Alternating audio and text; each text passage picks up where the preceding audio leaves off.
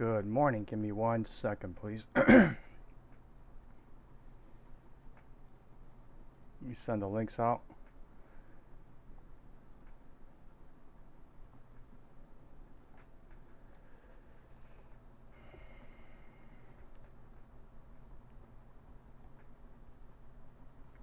Good morning, good morning, good morning. This is BESTSPY live trading. Today is September 3rd, 2025. We're live again from Princeton, New Jersey.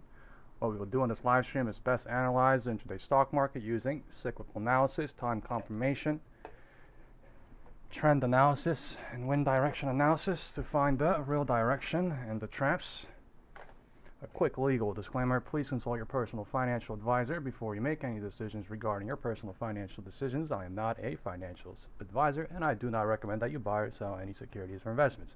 This video is for entertainment and educational purposes only. The news we have overnight is S&P 500 futures rise after Google avoids harsh antitrust penalties. At 10 a.m. today, we have job opening JOLTS data coming out, as well as President Trump coming live at 11:30 or 11:20 in the morning today. Good morning, everybody. It is very important to mark the previous day 9:30 close, as well as the 9:30 open, as well as the gap we have above today on SPY, which is 644.85, 640.5, as well as 637 down there. We are opening in between the gap above and the gap below. We are opening gapped up today because of Google. Google looks super bullish at open. We are at 226. We might see some sort of profit taking out open, or we might see a pop right out open. We will see. There was some sort of a bearish push on the pre-market, and then it was stopped and turned bullish right at 9 a.m. the MACD. So opening kind of mixed. Good morning, everybody. Good morning, ML. Good morning, Chris. Good morning, O'Reilly, Jonathan, Lewis, Don, people in the WhatsApp group. Let's get the like buttons up as we come in. Time is 9:27 on the board.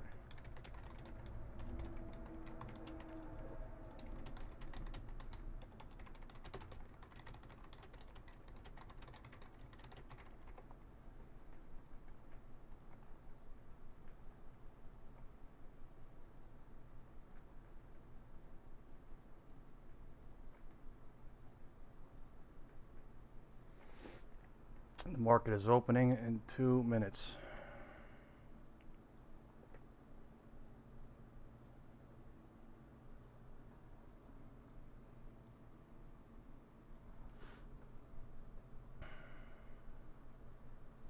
Jobs data coming out, JOLTS data coming out at 10. President Trump going live at 11.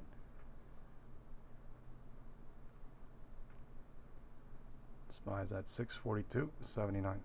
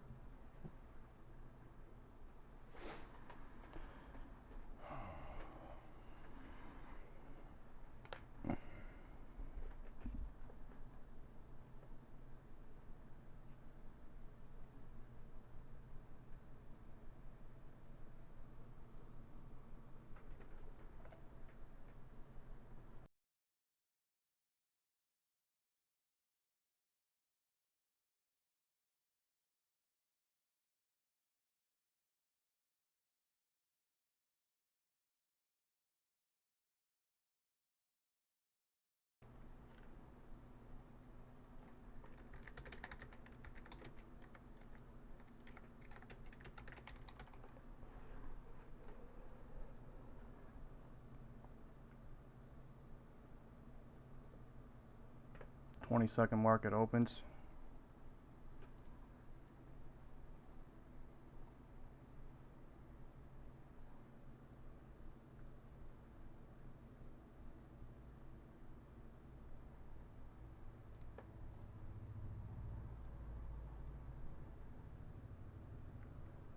Let's go. Good morning, everybody.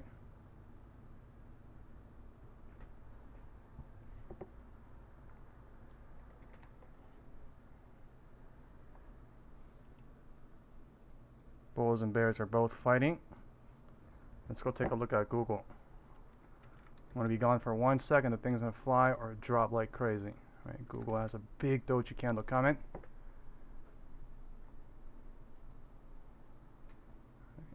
Bears and bulls are both fighting. Time is 9:30. QQQ. Showing green candle. Showing green candle. Looks like bulls are coming on SPY and QQQ. Google as well. Time is 9:30. HOD and LOD. They're going lower. QQQ is going lower. SPY is also trying lower. Time is only 9:30. Right. Candles are barely moving on SPY. Google is going to take profit and do some crazy stuff. Okay. Let's go take a look at Google real quick. Okay. Google is not doing anything. QQQ is dropping.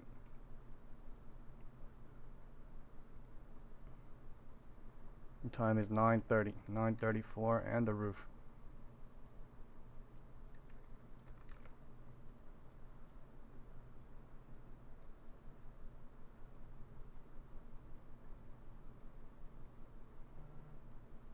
Time is 9:31 going into 9:33. So Google 1,400%. That's crazy work. Good stuff. Somebody got that move too. That's crazy work. Let's go take a look at Google real quick for 1 second. She's taking a big red candle after a big green candle coming. Let's see. I typed in QQQQQQ by accident. My bad. Time is 9:31. I am in a 1.5K SPY 642 puts. Most likely going to leave into 9:35. They might bounce it already. QQQ bouncing right now at 9:30 trying. I entered right at open.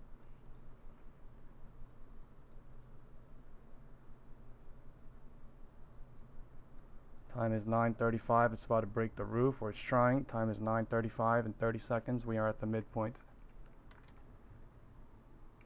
9:35 testing the roof, trying. In 25 seconds, still 9:30 candle. And whatever they're doing, it's going to be super fast and it's going to be super power.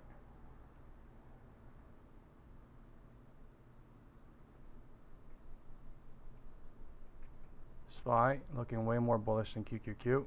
QQQ testing the midpoint. Time is 9:35. Now. Time is 9:35.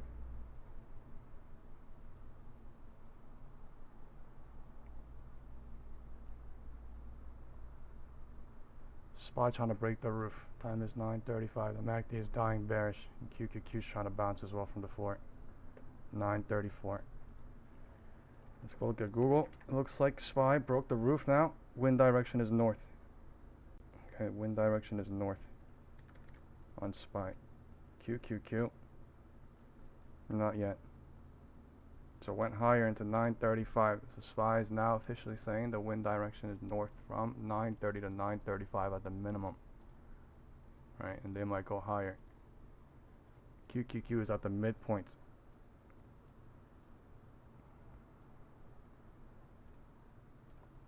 We have 98 people watching and more people coming in. Let's hit the like button, okay? I don't even have time to write this right now, but I'll draw it. Okay, HOD, LOD.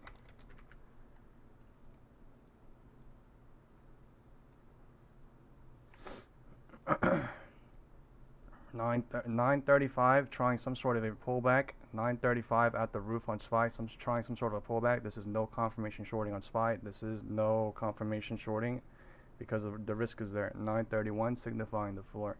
Until that breaks, all bears are trapped on QQQ as well. Right, SPY's already trapped into 9:35, so 9:35. We got to see if the floor holds or not at 9:32. Floor holds or not at 9:31. Testing the midpoint. Testing the floor, testing the midpoint. There's a divergence at the roof, at the floor.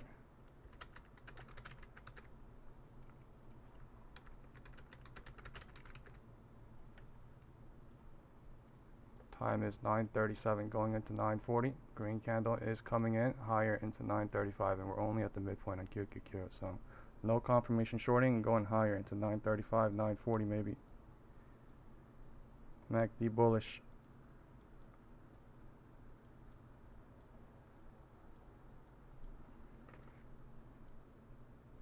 935 at the minimum we're going higher into, and there's no cycle, there's no confirmation to short, so they're going at least higher, showing QQQ candle looking crazy.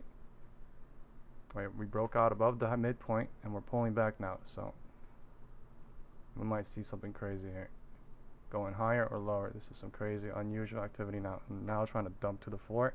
If the floor breaks off, it's going to pull back a little bit near the floor. Okay, it's a weird candle. This could be a huge bear trap to go higher as well. That is true on QQQ. It's a bit slow. Time is 9:40 and 50 seconds. 9:40. Evaluating the roof on QQQ or SPY. And QQQ evaluating the floor.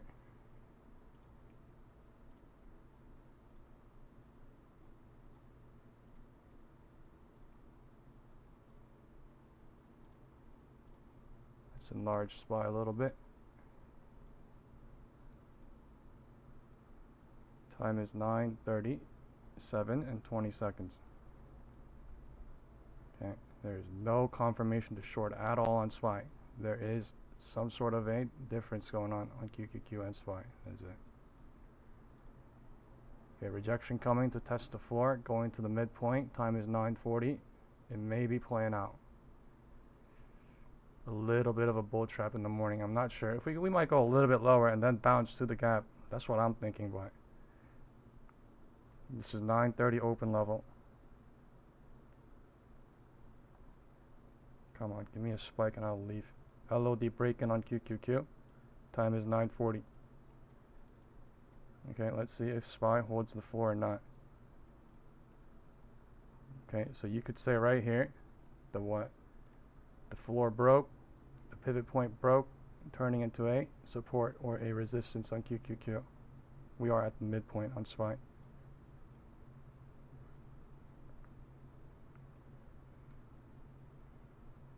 Man, it's stuck. Okay, now we have a previous floor turned into resistance or support right here. This is turning a little bit bearish than not. I'm not gonna lie. But evaluating the floor is all it is. This could bounce heavy here too. Time is 9:40. We're at the midpoint on SPY. One or two nice red candle, I'm leaving. Right, I'm not going to be greedy. This is morning cycle, so whatever they give me, I'm literally like, I'm in profit right now. It's just like I need a spike. I'm not gonna lie. I need a market order and a spike. And that shit needs to hold for like 20 seconds. But QQQ going. Time is 9:40. SPY is at the midpoint. Right, Google and QQQ might be pulling back. SPY and IWM might not be right now. We are at the midpoint fighting for our lives. Bouncing big time trying at 9:40. Bouncing at the floor trying 9:40. At 6,568. 642, 68. Green candle coming, bouncing at 9:38 into 9:40.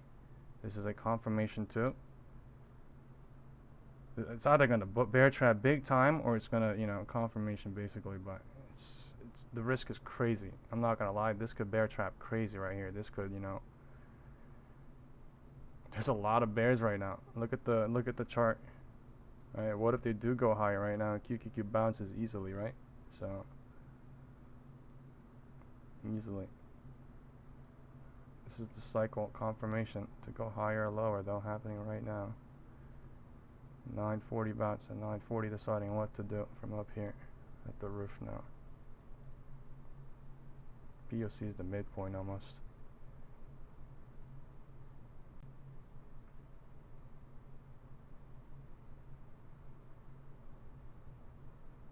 Okay, roof trying to break. QQQ bouncing strong, 9:40. Testing the midpoint again after setting the LOD on QQQ.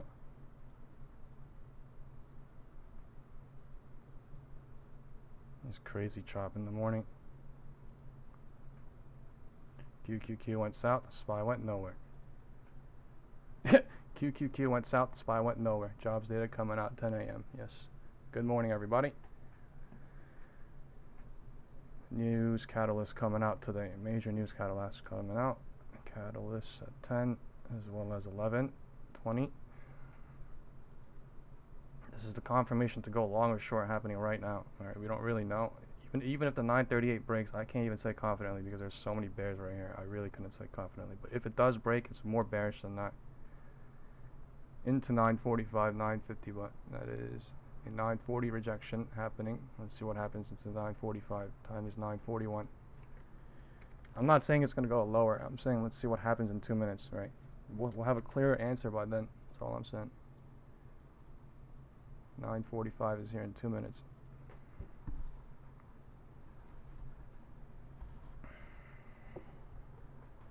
I think again I entered way too early, but I mean they fake out and they go, so now I'm in profit.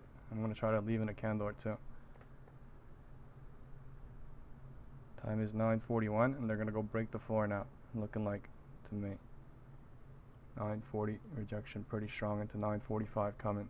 945 somewhere is most likely best safe exit, or this could even be best safe exit here because that's a 10-minute cycle to go lower and it could bounce from the floor. So this is floor hoping now. 940, right? Did not break the floor. 940 did not break the floor, and this is now floor hoping, right? And now it's deciding into 945, still at the midpoint. This could bear trap big time and go now too, right? This is near the floor, so I'm still in. Right? I think we're gonna go break the floor, but I mean, just because I think does not mean there's so many fucking bears they could easily trap and run up. So that's what they're doing, trying to show. Every single candle.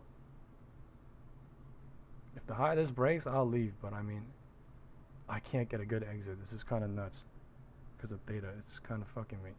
642s.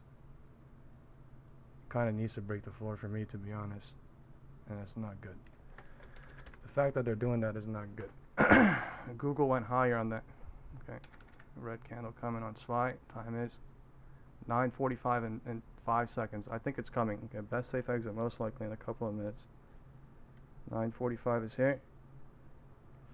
Bouncing again. We are at the previous LOD, turned into resistance or support on Q.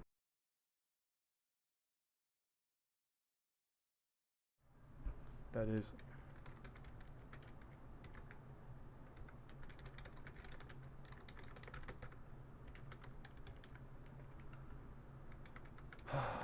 that is resistance and or support happening right now. Looks like to me. 9:30 LOD.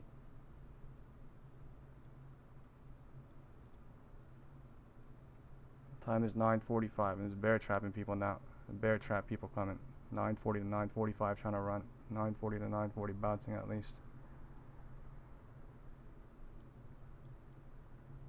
Man, now it's looking like it's trying to bear trap everybody and run. Right? Off the floor in QQQ too.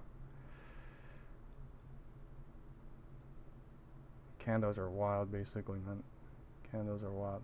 The MACD's coming in bullish. If they are to break the roof, it is rather now than later, I think.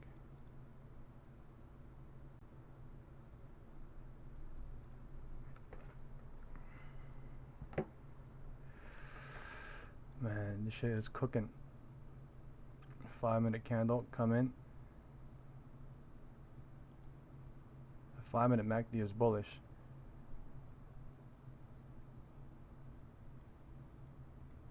$9.45.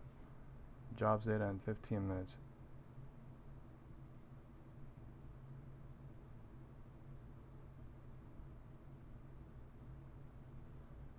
Man, I'm scared as hell. 642s. I feel like they're about to break this and go a little bit higher and then do some sort of cycle.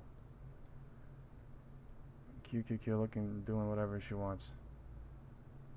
Alright, the floor held. The time is 9:45. 9:45. There's no confirmation shorting at all. The cycle was just crazy, basically at the floor on QQQ, and we're at the roof on SPY.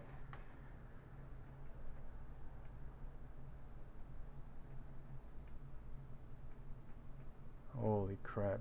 What is that shit? Testing the roof. Rejection coming at 9:45.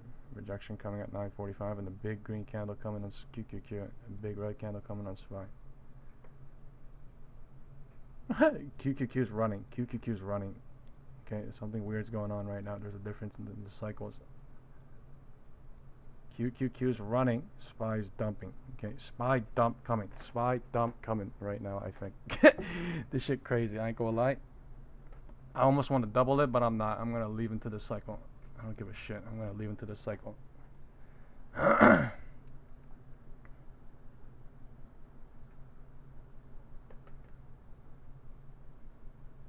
Just break the floor. Do it, man. SPY. Create a divergence.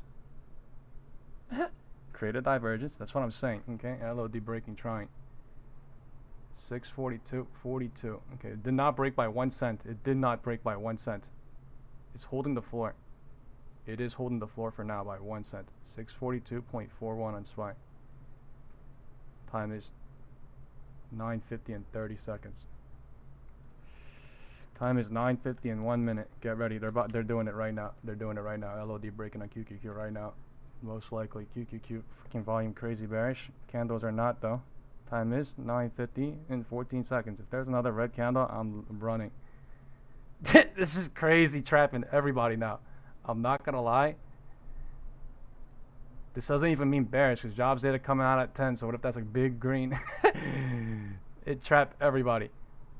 Man, time is 9:47, 9:50. This shit is wild. I'm not gonna lie, this is kind of wild. MACD was super bullish on the 5 minute, and then it's pulling back now. And the 1 minute looking weird. QQQ looking weird as well. Let's go look at Google. Google flying. Google pulled back in the morning and then flying. 9:50 bouncing. This is a 9:45 floor hold basically too for now. Nobody knows what's about to happen into 9:50. Time is already 9:50. Time is already 9:50. There's basically an algo range going on here. Okay, there's a big ass algo range at 9:45 to 9:45. That's what I'm gonna draw. That's what's going on. 9:45, 9:45. Time is still 9:50. Time is still 9:50. 9:45, 9:45. There's an algo range on QQQ and SPY at 9:45. I want to leave, man, before jobs data.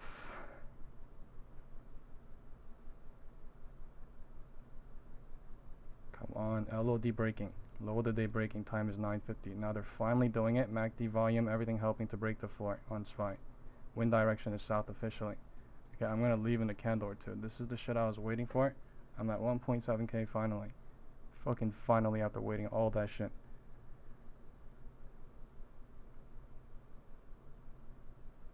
Super greed. I want it now. LOD breaking on QQQ. Come on.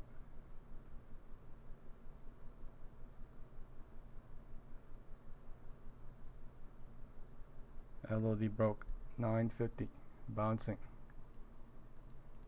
Man, I got in way too early, so not big money, but these people might have ran. These people might have ran. I'm not gonna lie, they might have ran on that. 9:50 LOD bouncing big time now. Below the algo range. Back at it.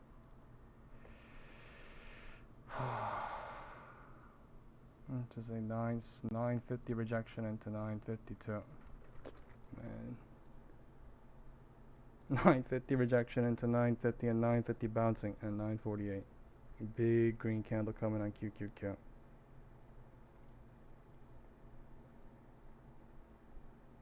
Okay, so the wind direction is now showing this officially, but it's crazy work. I was in $200 profit, but that is crazy work.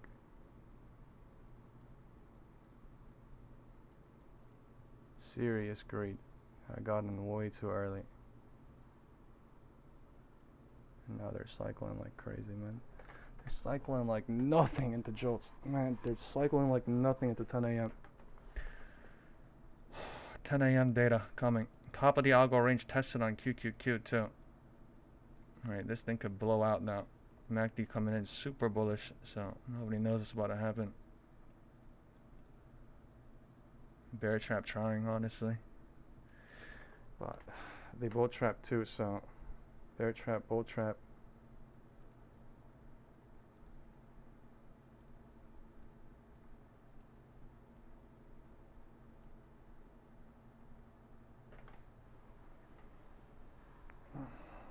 QQQ's going for the roof.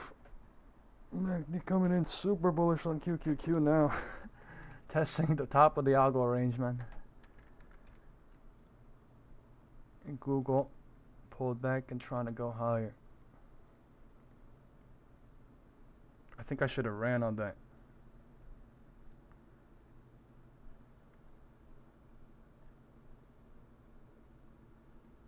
Now I'm in a huge cycle. I'm going higher to break the roof. Bear trapping everybody now. Wow. 950. This is, you know, it's the crazy part. This is the 950 rejection, 950, and this 955 coming, most likely. They're going crazy high now. Into 955 showing, but this is still 950. That's the crazy part.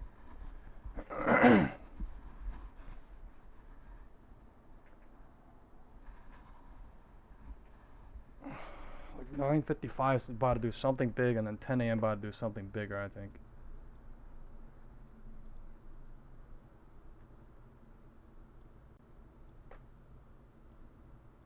Okay, I would take caution, short and long.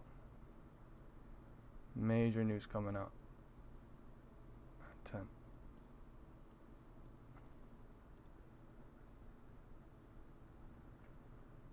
$9.55 coming in 21 seconds. 9.55 coming in 21 seconds. This is still 9.50. I'm telling you, this is still 9.50. 9.55 comes in 10 seconds. Hey, this could be the pullback to go long with QQQ and SPY looking way different.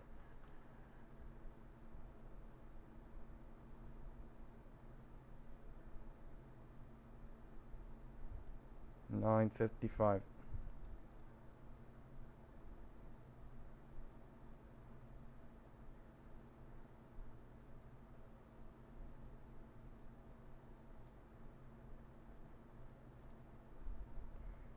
This is, where's 950? 950.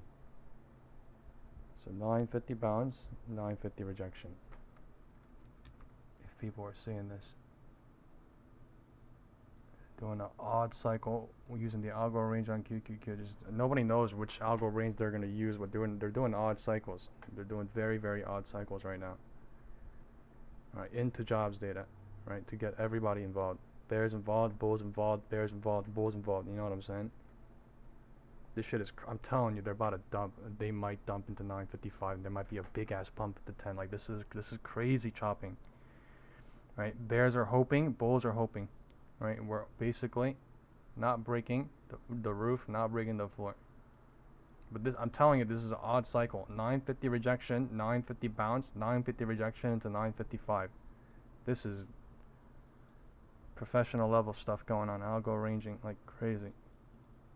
Algo ranging like crazy.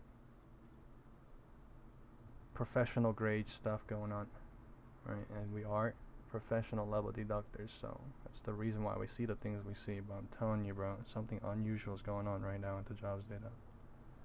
This is why I said be careful in short and long. You know what I mean?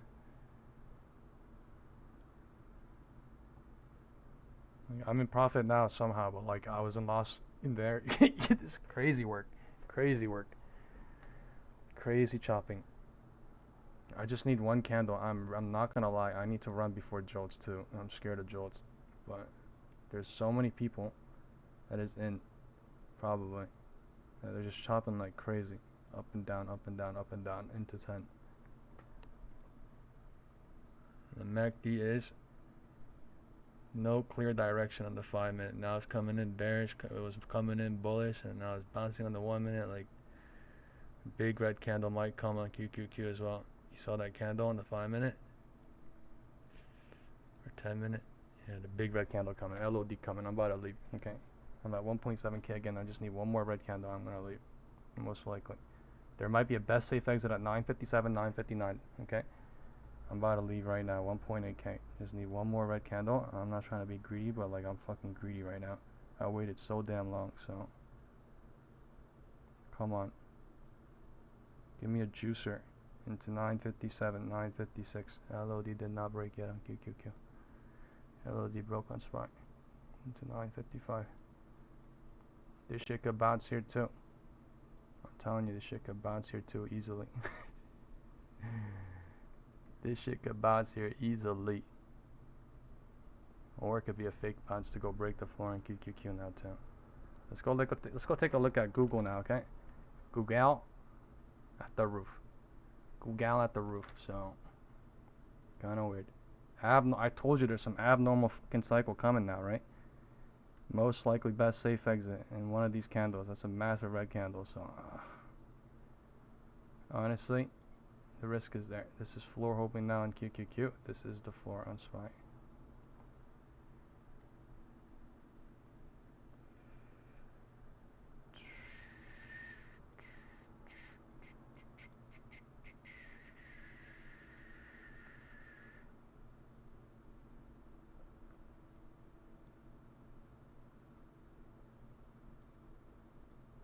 These are a lot of bears to trap to the gap fill above too. Right, we are nowhere near the gap below. Just because it's showing bearish now does not mean it's going to be more bearish. It literally just meant it was bearish from 935 to 955. But I mean, they're going lower. So come on, give me a fucking spike candle. Time is 9:57. This might be best safe exit, or 9:57.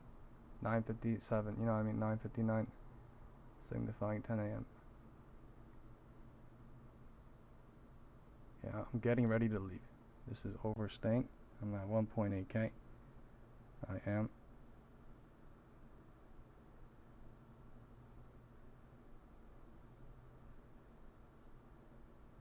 $10 a.m.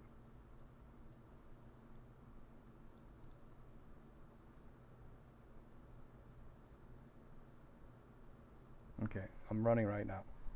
$1,815 out. $1,815. That took fucking so long. Oh my god. Bad entry, bro, but I got out. Bad entry, but I got out. Holy shit. Bad entry. But now they might go a little bit lower, but yeah, I don't care. I don't want to overstay. Right? I literally got in at the open. Time data was killing me. I should have got in at 9:35, 9:45, 9:50, right? You know how much patient would have paid? Patient paid big fucking time. I was calling that shit out right commentary too, but like I got in at the open. I did not want a DCA. I was thinking about DCAing, but like I'm not taking that risk. Like yeah, if I DCA'd, maybe I would have printed like a little bit more, but like yeah, it's whatever. Time is 9:58, signifying 10 a.m. This is 10 a.m. coming. This shit could bounce at 9:59. 9:59 could be a one red candle, and at 10 a.m. you could see a mother of all god green candles coming, like Godzilla. So we will see. Time is 9:58, 9:59, 9:58. Bounce trying into 10. 9:58. Bounce trying into 10. You could see another red candle too. This bounces a little bit sussy. If I saw a bounce at 9:59, or if I saw a red candle at 9:59, I'd be like, oh, best safe exit, best safe exit, best safe exit. And then you see a big green candle. But I mean, now this is prepping to go lower into 10. But I mean, we don't have to. It's 10 and 30 seconds. So take your precautions, close your positions, do whatever you want, make your deductions, you know, make your risk reward analysis because time is 10. Jolt's data is here. And presidential live stream is coming on as well in about an hour. So let's see. We are at the QQQ previous low of the day turned into resistance and or support. This means it is dangerous for puts. It is also dangerous for calls. These people, everybody is hoping into jobs data, and jobs data is about to do whatever the hell she wants. Big red candle showing. This thing could be a red candle to go higher. This thing could be make a LOD go like crazy and then bounce like crazy too. Nobody knows, you know what I mean? But we will see. We will see.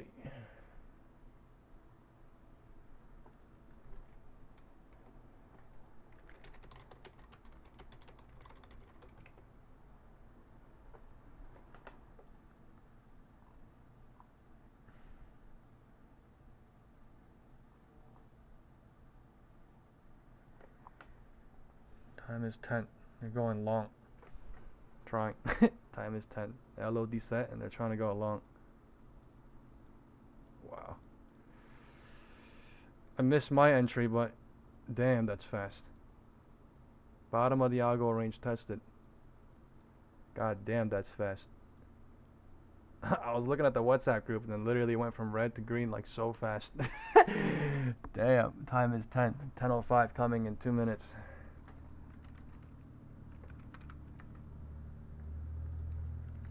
Look at that red candle spike and then big green candle, man. That is literally called overstaying and hoping for more. And then they get you in the 1/3, 2/3, 3/3 playing out for now as well. So this small cycle, right? I don't know if it's gonna go break the roof, but it's literally playing out 1/3, 2/3, 3/3 now, something like this. And we don't know how high this is gonna go, but this thing is going 1/3, 2/3, 3/3, using these bears to go higher for this move at least. QQQ did not break the floor, so 10 a.m. bouncing into 10:05. That does not mean we're gonna go break the roof. That just means we're at the midpoint on SPY now, and we're at the midpoint on QQQ. That means there's a lot of bulls trapped, there's a lot of bears trapped, and that means I will send the SPX put to call ratio in the group chat now. That's all it is. We have a good day. You know, we had a great day yesterday, right? Great day Friday. Great day Thursday. That's all it is. You calm down, right? Come in every single day, and we have a great day every single fucking day. Because why? Every single day is the same. Like I tell you guys, it doesn't matter if the market goes up a little bit, market goes up crazy, market goes down a little bit, market goes down crazy, right? All it matters is our mental mindset coming into the shit, you know, thinking about the systematic things that we do, and that is literally it every single day. So I'm sending the SPX put to call ratio now.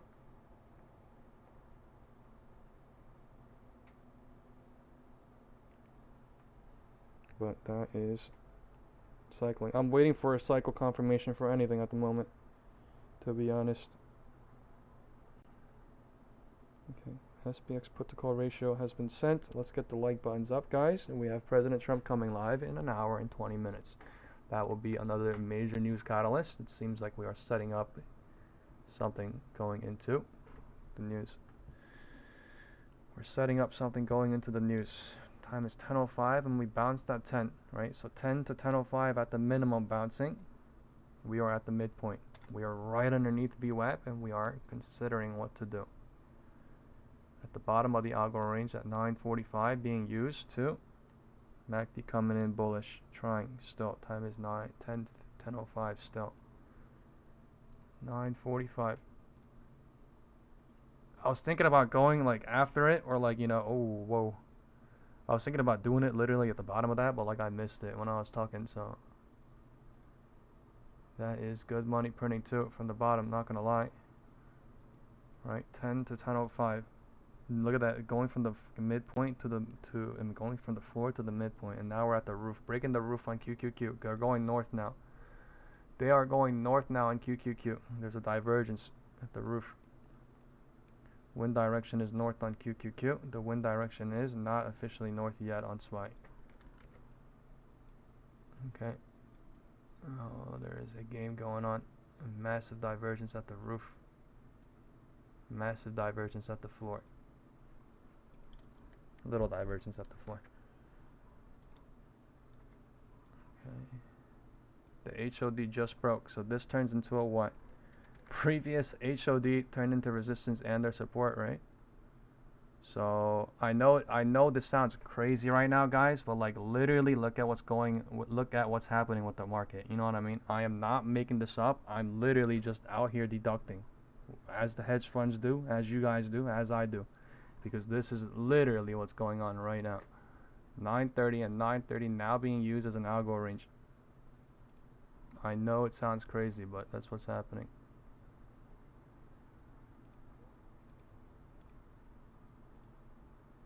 I know it sounds crazy, but that's literally what's happening. Right? 945 is also being used right now. So I know it sounds crazy, but that's literally what's being used right now.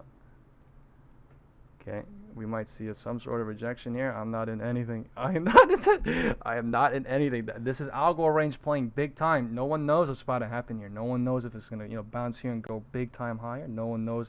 So I'm just chilling out. I need to wait. I need to let the thing cycle at least. That was a long at the minimum to 10 to 10:05 and 10:05 rejecting. Right? I don't know. This is no cycle confirmation shorting. We made a HOD on QQQ. This shit could bounce into 10:010 easily. This does not have to go lower into 10:010, right? No cycle confirmation shorting happening, and this is an algo range, so you get what I'm saying. The risk is there for long and short now. There was a good long opportunity from somewhere down here at 10 into 10:05. QQQ ran from the bottom LOD to the roof. This is called LOD, past the midpoint to the HOD in 5 minutes basically. Calls got printed out big time. New money calls or whoever went long. Time is 10:10 in 19 seconds. Right? Time is 10:10 in 19 seconds.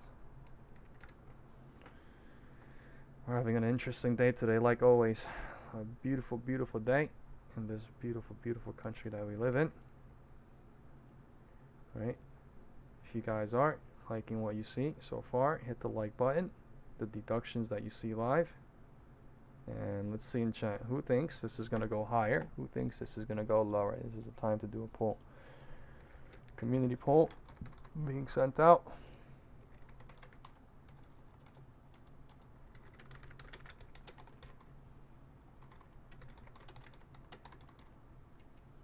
This is poll time.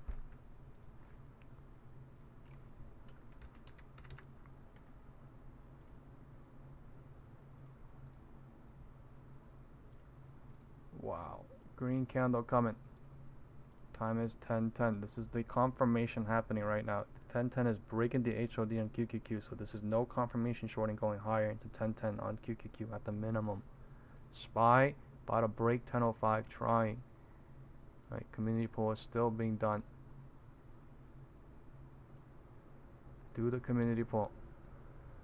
Do the community poll. Everybody type in chat. Time is 10:10. Broke the HOD. Time is 10:10. Broke 10:05 high as well. So now it's showing 10:05 rejection, 10:05 bounce into 10:10. Okay, we have 8 people that voted. We're going a little higher in the community poll. We had 1 person vote, a little lower. People in the YouTube chat said a little higher. Chop, Gmad, and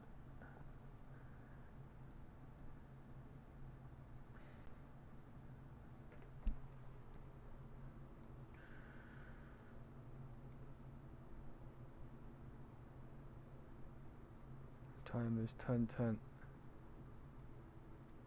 The wind direction is mixed right now.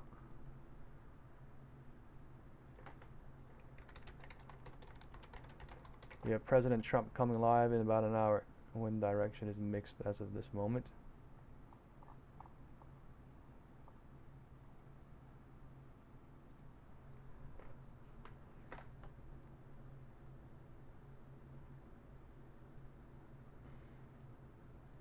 Let's see where POC is.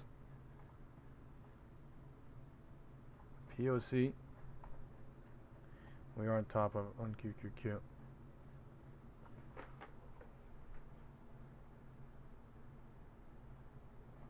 POC, we've reached that 10:10. We're below in spot.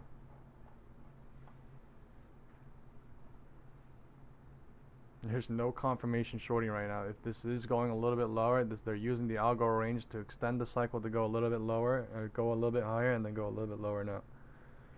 So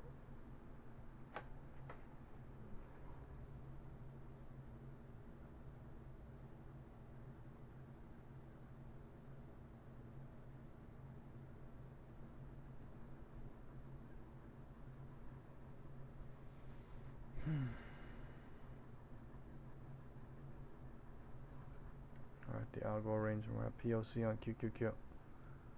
Previous high today turned into resistance and or support happening. This is a first time for me too. This is literally the first time it's making an LOD and a HOD and using it as resistance and the support within 5 minutes or 15 minutes of each other since December of last year. So whatever they're doing a real quick chop using the 930 and 930 open now. Bear trap big time. QQQ showing as well. Right, no confirmation to short. The candles are coming into bear trap showing as well. Time is 10:11, but this doesn't guarantee we run up. But yeah, something is now differently happening since 10. Differently happening since 10.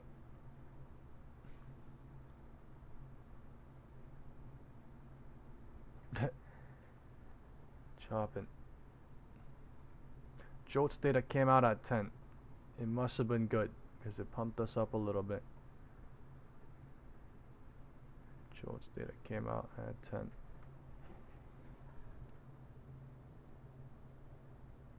Help me push the like button up, folks, for the algo so new people can find the video, the channel for the day.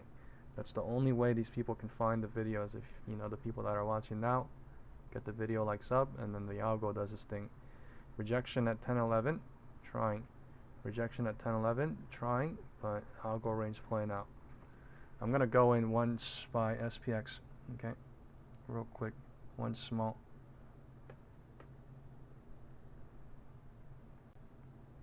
I'm in 1.2k.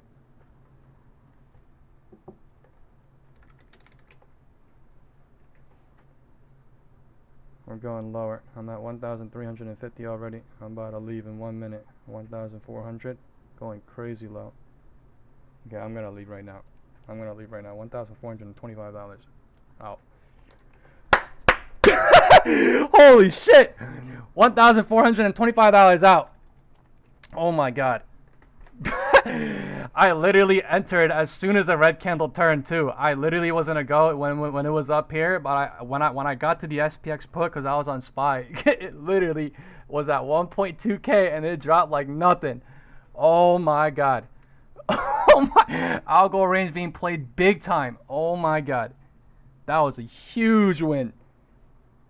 God damn, that's at 1.6k now. What the fuck?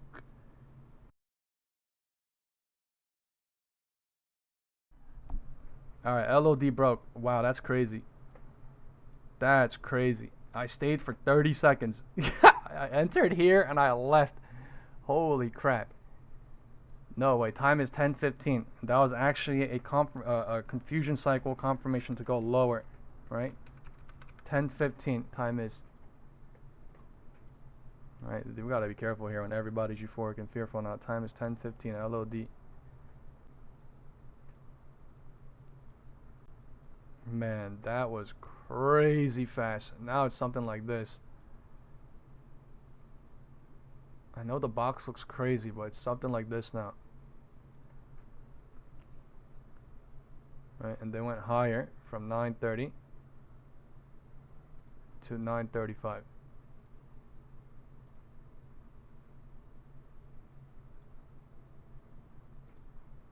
Okay, let's see what happens.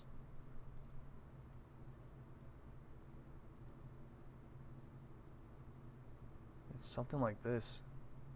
You know what I mean? Okay. Time is 10:14. The LOD did not break on QQQ. Time is 10:14. Dude, look at how fast they went up. 10 to 10:10, 10:10 to 10:15. That is crazy. That is crazy work. Look at all the algo range being broken at 10:10. Look at the POC dump. Algo range touch on everything. 9:45, 9:30, almost. But yeah, crazy. Time is 10:15.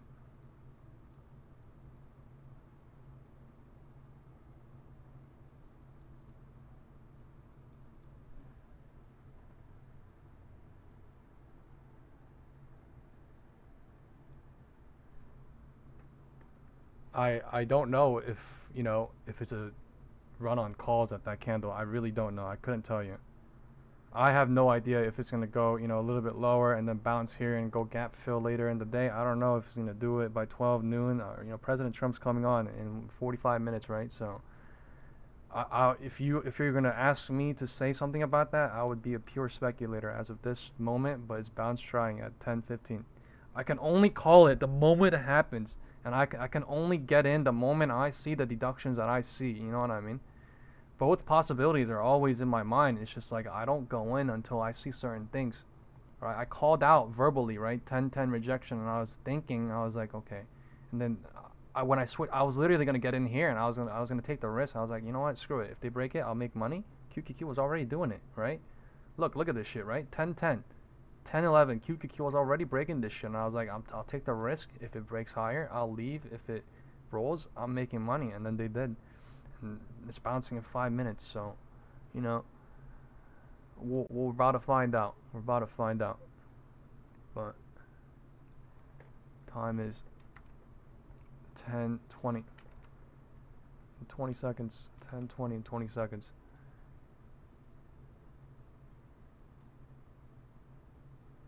Algo range is being used into news. We are not going higher or lower yet. SPY went a bit lower, but yeah. We're just a little bit lower than when we started for now. But this is technically. Let's send the SPX put to call ratio on the group now. Okay, SPX put to call ratio is being sent. There's a lot of calls now showing. Okay, there's a decent amount of calls still. I don't know why, right? Don't blame me. I have no idea why, but there's a lot of calls, and that's not my fault. You know what I'm saying? It's literally just the SPX put to call ratio showing it, and I sent it earlier in the day too, right? But we are bouncing at 10:15 into 10:20 on QQQ and SPY. We did not break the floor, but this is why it's always important to look at the SPX put to call ratio always.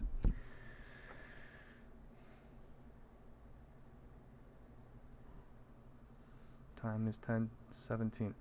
Deciding what to do.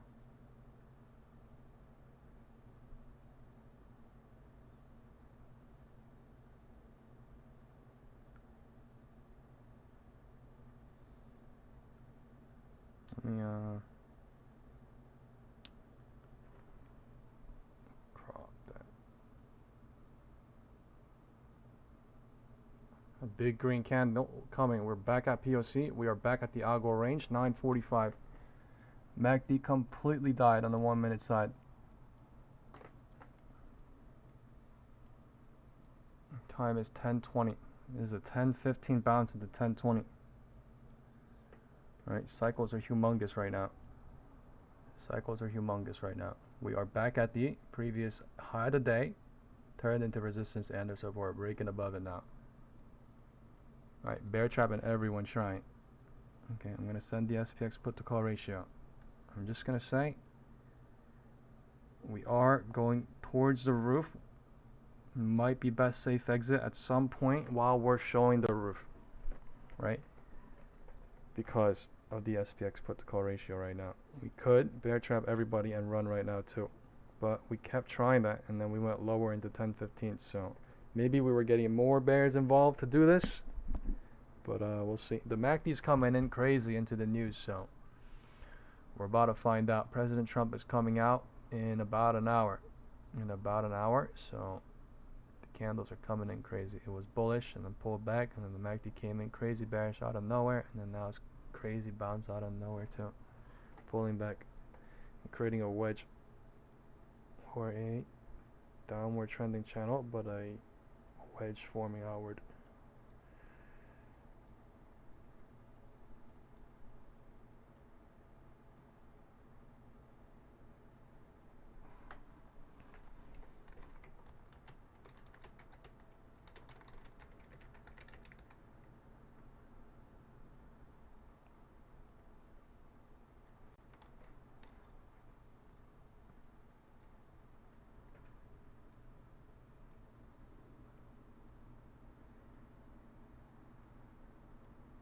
Time is 10:20. Testing the roof on QQQ.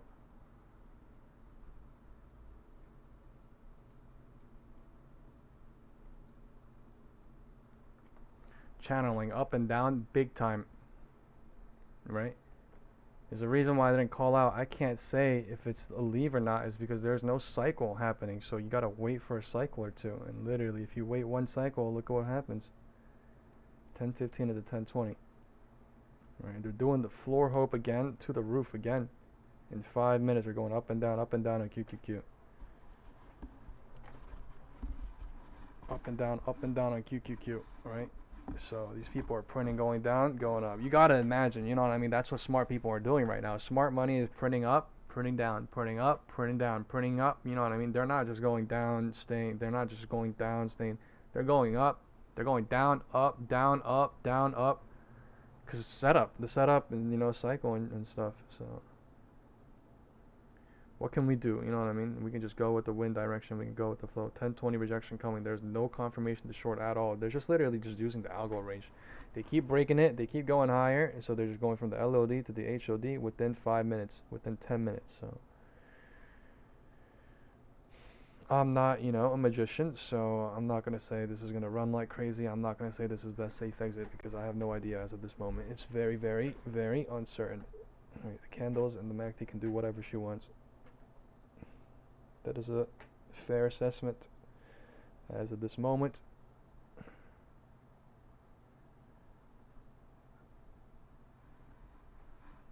Yeah, but the market is super volatile. The market is super volatile because we just had a flash dip and then we just had a flash up. So, it's basically to scare people out, whatever it is. But like, look at that 5-minute drop into 10. Look at that 5-minute drop into 10:15, and then we're back literally where we were. Right. Call these flash moves volatility. Time is 10:25. MACD is still bullish. Right, it is the most bullish it's been throughout the entire day. The 5-minute might even be bullish as well, a little bit. So we'll see how it does at the POC. It looks like that was a 5-minute POC. Okay, it is the POC. Time is 10:25, so 10:20 rejected into 10:20, and then 10:20 is trying to bounce small time into 10:25. The White House news or the live stream today will be the President Trump live with the Polish president. Small news, but while he talks, the market will be moving a bit, because it always does. Wind direction is north on QQQ. Okay, SPY is hovering at the roof, so we could break the roof in like a little bit. We could break the roof in an hour. We could break the roof coming into President Trump, right? But statistically speaking, I can't say right now, but like the setup looks different, right, than every other time. But when we set the bear trap big time, and then we run up into end of day, or we run up to midday, and we hover at the roof, like we just chop, chop, chop at the roof, then statistically speaking, we break the roof. But the setup right now is different, right? The setup right now says officially SPY says the wind is south, officially QQQ the wind is north. So one side or the other is about to get trapped into 11:30. Right. This is when we did the community poll, right? And people voted higher, and look what they did. Most people voted higher, and like 1 or 2 people voted lower, and they went lower to get the majority of the people, right? We're using this cycle. And then once everyone, right, leaves at the LOD, or when everyone, whatever goes puts, or when they don't take profit, they revert it to the median point, and then the community poll literally is right. But you see do you understand why I do the community poll? Like, we do it at uncertain moments. We do it before news catalysts or something coming out, so that we can see the market momentum, market thinking, consensus, because there must be a reason why we're thinking certain things rather than not at certain times, right? So it is good to have an understanding of each. Time is 10:25. Wow, HOD breaking on QQQ. HOD breaking on QQQ. Is this the run on SPY? Let's see. HOD breaking. See, this is what I mean by statistically talking, like they just wait and wait and wait, and they do break their roof. But like this is literally happening on QQQ. I don't know about SPY. They're going. Right, MACD coming in super bullish, and it has been super bullish on the 1 minute, but I don't know about the 5 minute. Right, it just turned green on the 5 minute. QQQ looking super bullish on the 5 minute. SPY looking. It was a little bit delayed, but like now it's coming. All right, on that green candle, it's coming. HOD breaking. So the roof actually trying to break. Time is 10:25, or this is the roof. Top of the algo range hit at the minimum on SPY. That's what I can say for sure. Right. Wind direction is officially north on QQQ. It is not officially north on SPY. It's about to flip right now. It's trying to. Or this is the ultimate roof test. But yeah, this is literally, even if it rejects, this is no cycle confirmation shorting. But yeah, I'm just saying. This is evaluating the roof. We did not break the roof by 1 cent. We did not break the roof by 1 cent, but we did on QQQ. So there's a divergence. 10:25 at the roof. There's a divergence on the floor as well. 10:15 LOD. Going into the presidential live stream today at 11:20 a.m. There is a lot of puts, a lot of calls somewhere up there, and they are chopping big time.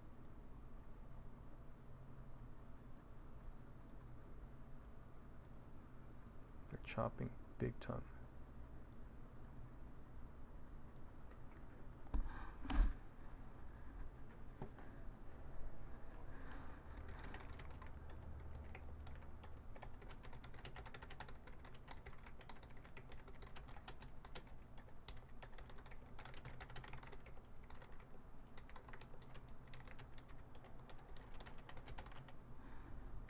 Holy crap.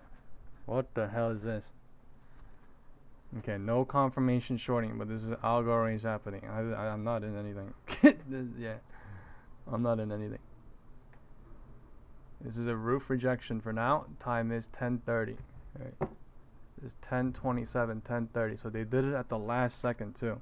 You see how these people hold it, and then at the last second at 10:27, signifying the first minute of 10:30, they drop it into 10:30, and then 10:28 bouncing. So this is no confirmation shorting. This could bounce up and go test the roof. This could bounce up and go break the roof. This could confirm to go lower. This is a cycle being created. That is all it is. It is a cycle being created.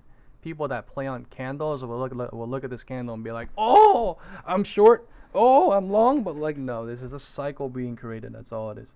Sometimes it does this, sometimes it does that, because you don't know. But it is a cycle being created. Look at this shit, right? Big green candle and then rejection. So. You know what I mean? Are you going to look at that candle and be like, oh, it's going to go break the roof? No, I'm literally going to sit there and, okay, rejection coming. I don't know. This thing could bounce again too. Right, we are at VWAP. So, you know what I mean? You know how dangerous it is when you do 100 contracts and you leave and you tell people, oh, it's going to go bullish, and then you get capped. So, you know what I mean? It's literally, you have no idea what it's going to do. You got to let the market be, and the market cycles. This is still 10:25 lower into 10:30. 10:30 or 10:35 might bounce. This might be confirmation lower into 10:35 low key though. This might be confirmation lower into 10:35 low key. There's a lot of bulls right now for some reason, and they're doing everything. Algo range, everything hitting. I wish I was in that 1 minute candle right now, low key. But no, I'm okay. I'm chilling. 10:30. Okay, they might, but the cycles right now are absolutely nuts, right? They made a floor. We made a floor. We made a HOD, and they're dumping now. Wow. We're at the midpoint. This is not dumping. We're at the midpoint. Okay? This is the midpoint. Wild. This is the midpoint of the entire intraday range. We have President Trump coming live in an hour, and they have a lot of bears and they have a lot of bulls right now, and they're basically doing everything they can to kill everyone with basically, cycles. This is a crazy cycle. Algo range being played big time right now. I can't even explain to you how big, but you guys see it, right? We've been looking at it all day. We've been printing out it, right? We've been deducting through it all day long, but yeah. Now we're about to make this yellow. We're about to make this yellow as well. And then we'll make this yellow. That's crazy work. And they're bouncing at 10:30. This is 10:30 rejection into 10:30 and 10:30 bouncing at the algo range too. Whatever they're doing, this is crazy work. They're just going up and down like nothing exists. Other than the algo range, which that's everything for them. That's everything for the cycle and for the time confirmation that it is, which is our primary factors. Damn, this is crazy. Time is 10:31. We have no idea if this is going to bounce into 10:35. We have no idea because, you know, I'm going to draw the bull cycle though, okay? The bull cycle is something like this, right? 1/3, 2/3, 3/3. If we reject, it's a bearish cycle. If we break this high, it's a bull cycle extended. So, you know what I mean? If this goes higher, it's something like this, right? And then we see what happens. But until it goes higher, I literally can't say it's higher. You know what I mean? Until it's higher, it's like this. So we'll see. Alright, somebody's printing in the 1/3, 2/3. Someone's getting trapped into 3/3. Someone's printing in the 1/3, 2/3. Someone's getting trapped into 3/3. Someone's printing in the 1/3, 2/3. Someone's getting trapped into 3/3. That's all it is. That's reality. Constantly going up or down. Just cycling. Intraday. Small cycles, medium cycles, to bigger cycles.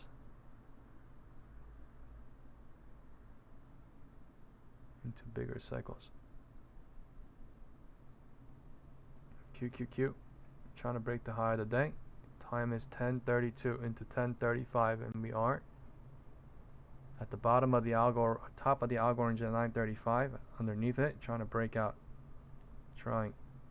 9:35 is here. Sorry, 10:35.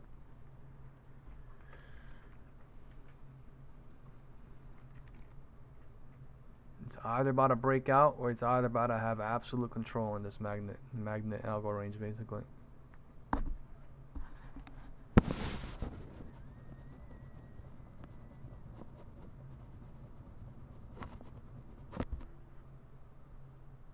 They do whatever they want, telling you to do whatever and that needs to be done. The MACD coming in, coming going, like whatever.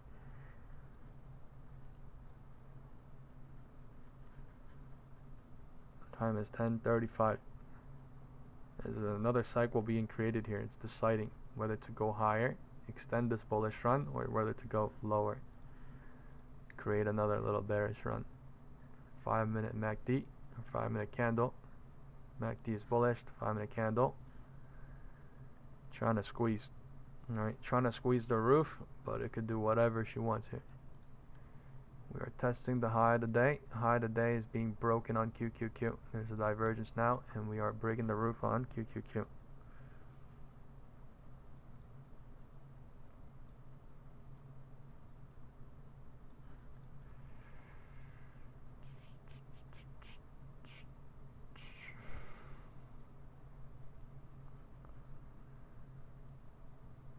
Time is 10:35. You have to understand the market does, right? Roof, roof, midpoint, midpoint, floor, midpoint, midpoint, floor, midpoint, roof, midpoint, roof. You know what I mean? They change in 5, 10, 15 minutes, 20 minutes, 30 minutes sometimes.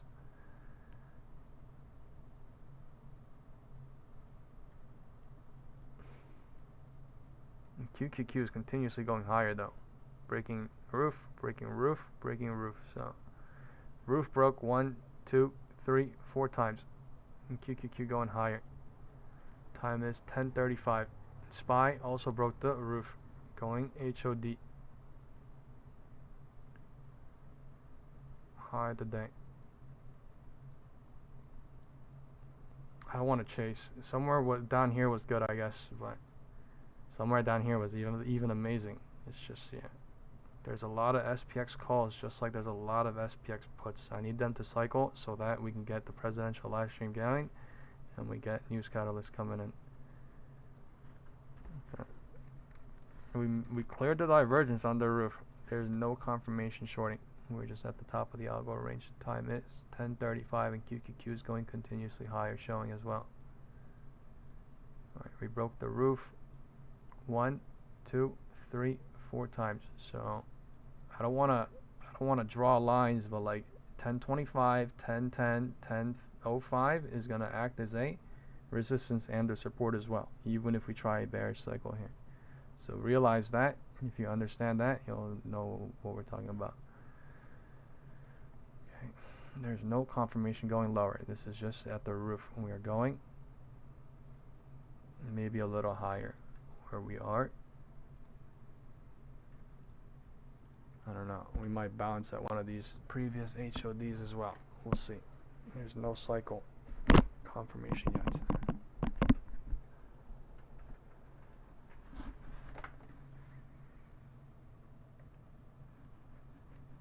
Alright, if somebody made a deduction to long here, that's good, but it's just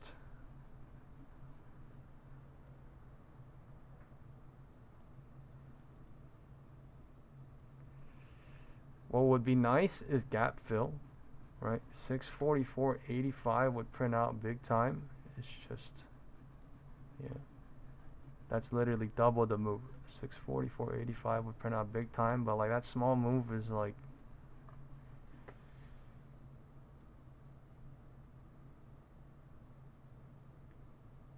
time is 10:40. We're breaking the roof still. They're going higher. 10:40.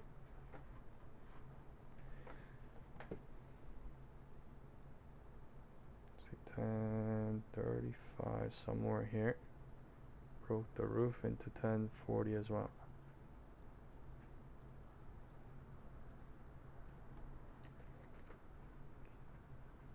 And 40.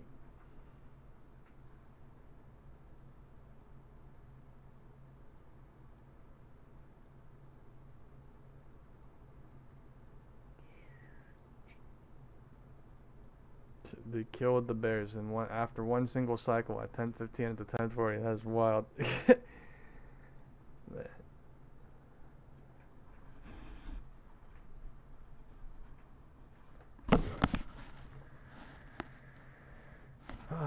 Nice. People are printing on SPX calls right now. It looks like Zach says out 110% on SPX calls like it never happened. The little flash down drop he's talking about. Someone said in our WhatsApp group, if you don't take profits on the way up or down, he's talking about, the market will take it on the way up or down. Best to scale out along the way while you're green. Yeah, absolutely true. I added the while you're green part, but yeah, that is absolutely the way you have to think in this type of market, because literally you have to think about the 1/3, 2/3, and then the 3/3. If you do not have that sort of mentality, then you are absolutely out here hoping. And we do not do that. I don't do that, so, you know, other communities might promote that, but I literally don't. So time is 10:40. We went higher from 10:15 into 10:40. This whole big bear cycle got used to be whole big bull cycle too, right? 1/3, 2/3, 3/3. But these people got hurt into here, right? 10:20, 10:25, and then 10:30, pull back in 10:40, 10. All these people that held from the morning got killed too, basically. All this cycle is being used now to go higher. If you draw a big cycle, it would basically, you know, overshadow this, but yeah, this is literally just the intraday cycle, so we'll leave like this, medium size.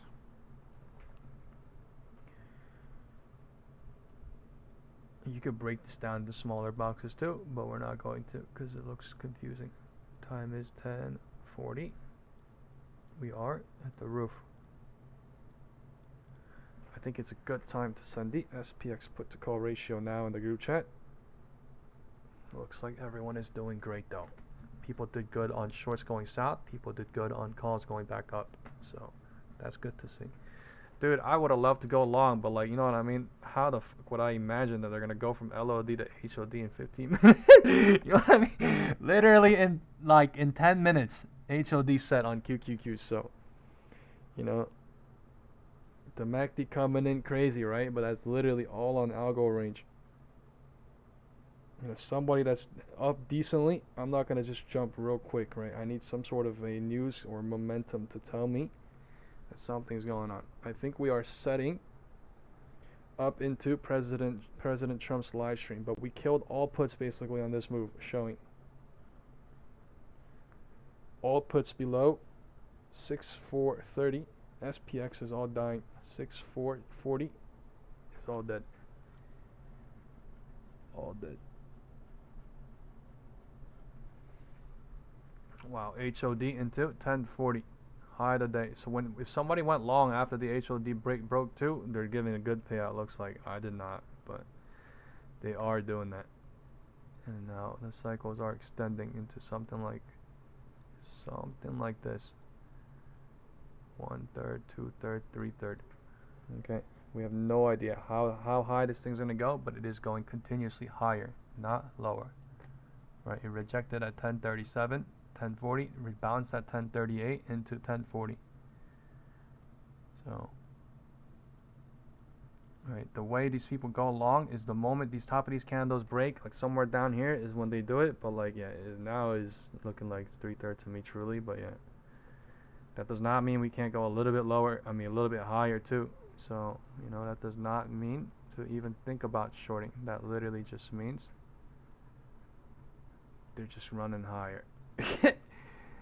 So we're about to find out. The 5-minute MACD looking nice and bullish though. Remember down here it was looking super tiny, right? And then it came in green and I was like, wow, now the MACD's coming in. And look at the MACD now.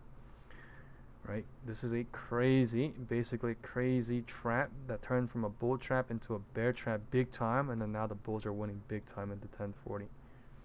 Right? President live stream coming in basically an hour or two. They're basically setting up. They're getting a lot of calls now and killing all puts. Right? Still going higher. No single cycle confirmation says we're gonna try even lower at all. We're just going parabolically higher into 1040. 1045 is here in 12 seconds. Right? 1045 here in 12 seconds. And they're breaking out. This is true bullishness. This is true bullishness. Like, are they really gonna go nah, man. Now I'm thinking about gap fill, but like now that I'm thinking gap fill, that has to be a hope, right? 935 rejection to 940, 940 bouncing into 1040 bouncing into 1045. Wow.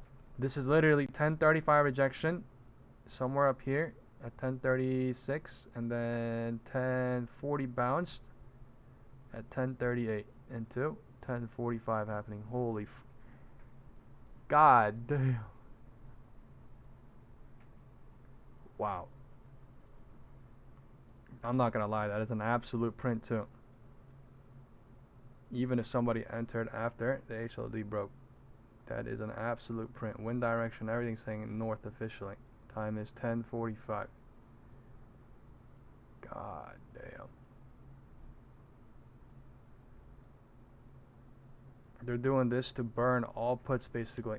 But like, yeah, this is how they do it, man. Super volatile, super fast one direction, and then just get it done.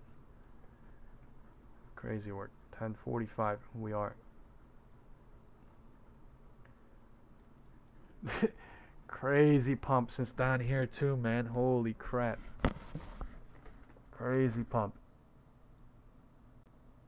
Alright, they broke this candle and was like, oh, it's a long, but like, man, I can't expect this shit. But that's literally just some time confirmation alone, but like, that's wild. To 10:45. 10:43. 10:43. This thing could go higher. There's no confirmation to go a little lower. This is just showing 10:43 as the biggest green candle high for now. We have 174 people watching. Let's hit the like button. President Trump is coming on in about 40 minutes. Alright, the White House live stream is going to start in about 40 minutes. So let's get that pulled up as well. Trump to greet the Polish president in a little bit.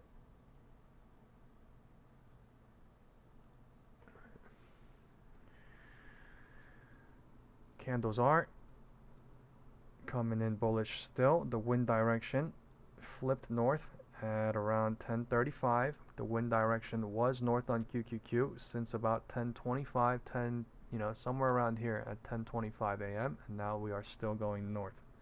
10:45 a.m. Eastern Standard Time. QQQ is at 571.40.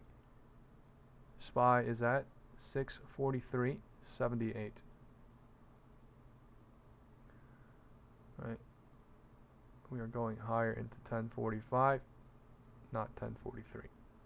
Signifying 10:45 still. Let's see. The gap is $1 away. The gap above is at 644.85. So we will leave a line here as well. I don't know if it's going to go gap fill today, but if it does go parabolically higher into news as well, that is what it is targeting. Okay. Make this line a straight line.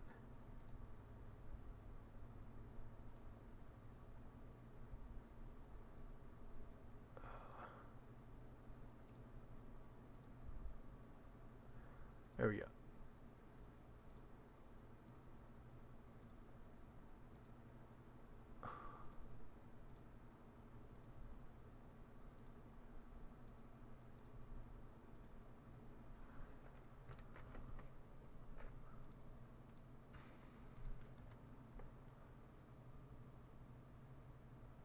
Time is 10:50. We're getting a cycle happening.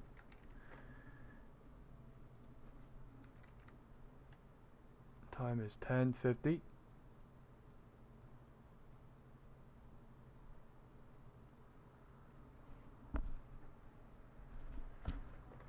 Still going higher, looks like. The bulls are still there on SPY. Broke higher into 10:50, not 10:45. Time is 10:47, so going higher into 10:50 still. High today. At least on SPY. I have no idea about QQQ. Alright, SPY is super bullish right now. Look at that big ass green candle coming into 10:50. We are at 644. 644 SPY. This could be 3/3 though, so just take caution, I think, because we are at the top. You have to think about this in terms of cycles. So someone got burned up here, right? Someone got burned down here. You have to realize that this is getting somewhere where things we're at the roof almost. So we are at the roof, but we're getting near the gap fill now, right? So let's see.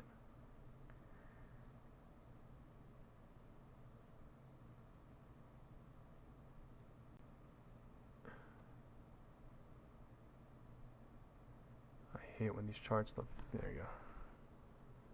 Little misaligned. I don't even want to show it because I don't want to make people hope on it, right? But yeah, time is 10:50.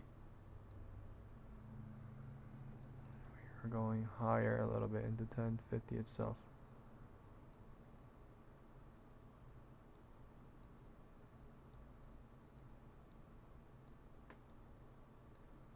Damn, this is getting annoying. Okay, here you go. I have to keep moving this little box to grab the circle.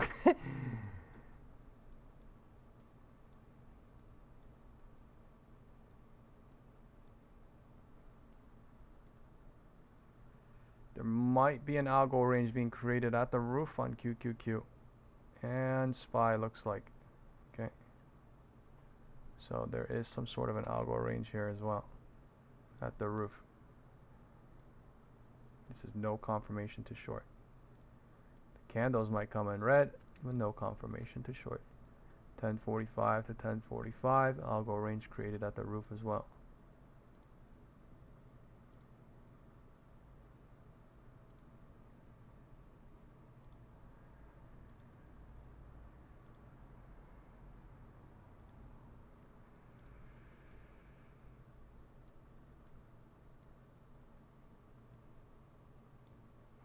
We'll delete this one.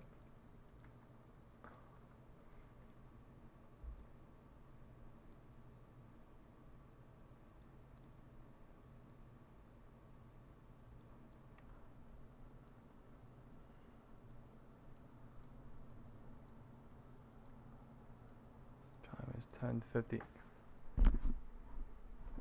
QQQ is pushing it. Let's go look at Google. Let's go look at Google, IWM. If you guys want to see some stocks, say the stock name in the chat. So Google had a pullback in the morning and they flew, and they had another pullback and they flew. So Google is bullish today. Tesla is also bullish. It went from 238 into 333, past 333 into 340. So today is a bullish day rather than not. More bullish into now rather than not. Google, everything looking bullish. Let's go look at Meta, Apple. Meta looking choppy bullish. Apple also looking bullish. Okay. IWM, Chris says 2 hour confirming. So let's go look at IWM. IWM, you could also say, is in the bull flag up right now, technically speaking. Okay. So we'll see. Time is 10:51 and we are at the roof, evaluating the roof. We broke out after we channeled here at the algo range and then boomed up like crazy, like nothing. We boomed up like nothing. Time is 10:50.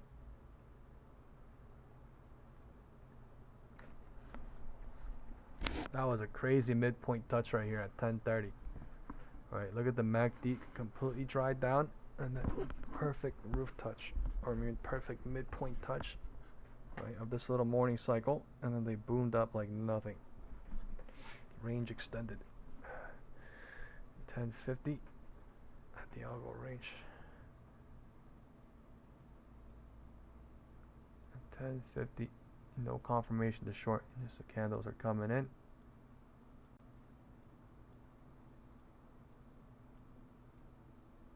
Red, but it's just going higher every single time it does that. So for now, it is showing higher into 10:50. It could reject into 10:55, and then we could have a cycle confirmation or something, but it is going higher, showing 10:55 in 2 seconds. 10:55 in 2 seconds. Let's do a community vote poll. Okay, who thinks gap fill is coming on SPY above? Who thinks gap fill is not coming above? Okay, is gap fill coming above on SPY? 644.85. Yes. No. Okay. Yes or no?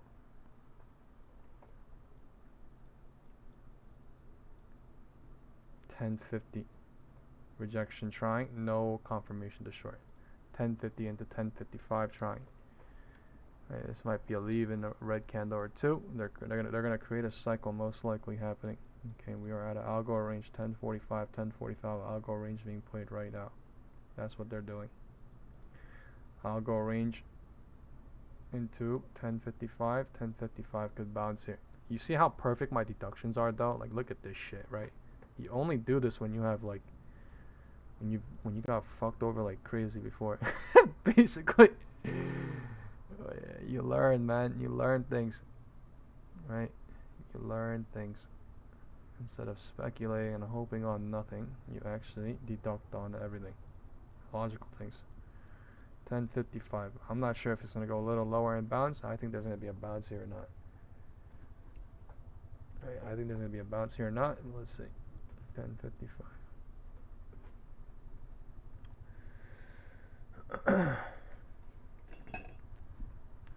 President Trump coming live in about 30 minutes.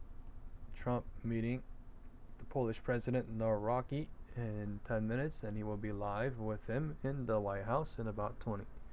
We are testing the top of the algo range now. So this is a bounce at 10:55, trying at 10:54 a.m. Let's see if it holds into 10:57, signifying a 10:30. Sorry, I can't even talk. Oh my god, I need water. I'll be back.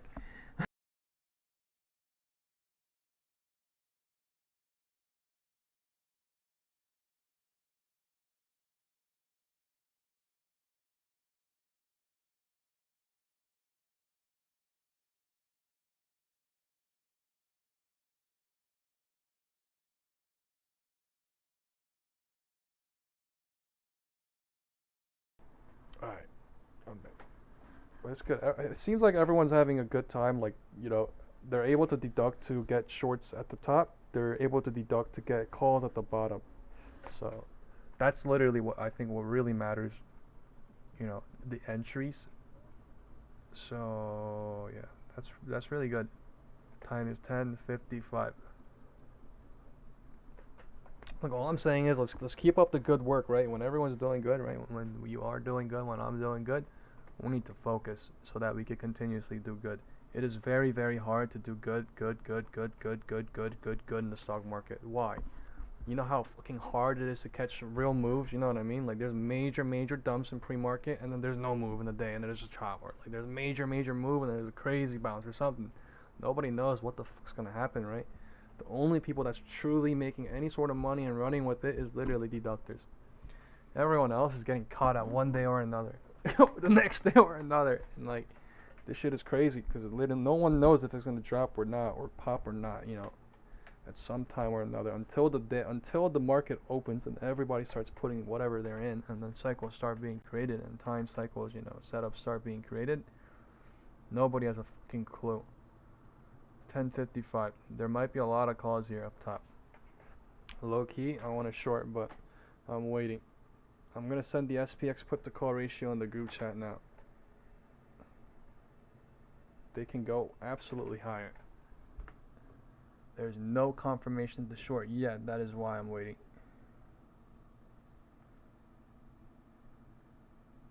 SPX put to call ratio has been sent. Here's how we do. SPX put to call ratio has been sent. We are looking at the algo range. Let's see what happens. 10:45 top is breaking into. Time is 10:57. So remember what we talked about down here, right? We were like, oh, it's bouncing at 10:47, 10:46, 10:54. Let's see if it holds into 10:57. That is what we said, and it did. And now it is 11, signifying 10:57:11. It is testing the roof. Let's see if the bounce that it happened 5 minutes ago holds or not. Right? It only happened for 1, 2, 3, 4 minutes, but it counts as a 5-minute bounce. Do you understand why? Because of the math, because of the number, you know, rounding to the 11-hour AM mark, right? Sometimes we see best safe exit at 10:14, 10:13. You don't know, right? You don't know what it's going to be exactly, right? But look at this, 10:13 best safe exit on QQQ, right? Went one more candle lower. SPY held the low at 10:14 or 10, yeah. SPY went lower into 10:14 and QQQ did not at 10:13. So do you understand the difference? And do you realize, right, how this one single 1 minute candle might make people hope? One single 1 minute candle might make people hope, but it literally deducts into a 5-minute cycle, which deducts into a 15-minute cycle, which deducts into a 30-minute cycle, which deducts into a 1 hour, which deducts into a 4 hours. So the market will cycle constantly, whether people do it or not, the whether, you know, they like it or not. So, you know, whether they do it or not, you know, you shouldn't really care. You shouldn't care if they talk crap about you either, because what you should care about is, are you, you know, do you understand what is going on? That's all that matters, you know what I mean? Like, it doesn't matter what else is going on. It literally matters about, do you understand what is going on, how it's cycling, and blah blah blah blah blah blah, is literally what is going on. SPY is at 644. Do you think it's going to go to 644.46 soon, or okay? There's no confirmation to short at all. Even though this looks like a confirmation to short, there is no confirmation short because 10:54 never broke. It doesn't even have to break. There's probably people shorting like crazy up here just because we're at the HOD. We could ride them up. We could chop, ride them up, and then do it later too. So, you know, just because it does this does not mean, right? Until the 10:54 low breaks, it literally does not confirm the confirmation, right? There is no confirmation. It's just in the head. So, we'll see what happens. Time is 11. They're trying to break the HOD now. Right. All these bears might be trapped a little bit higher, and they might do something later. Don't know.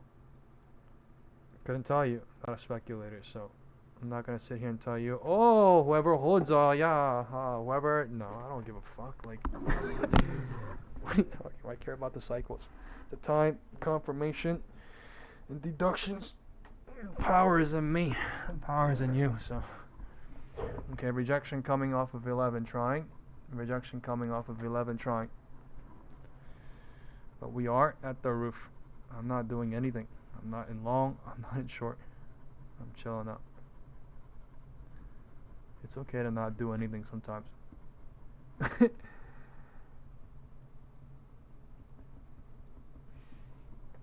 But I'm eyeing something.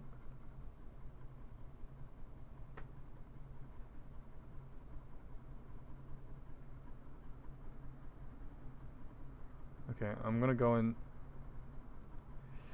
I'm scared as fuck. Nah, the data could kill. The thing is, though, right? People think President Trump's gonna come out at 11:20, and he doesn't have to. So the cycle could be extended. QQQ is going lower though. SPY.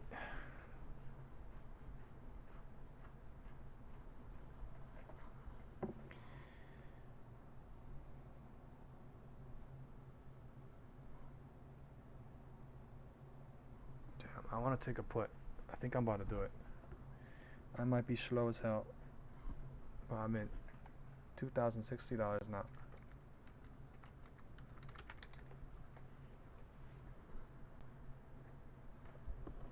I'm going in on a spike.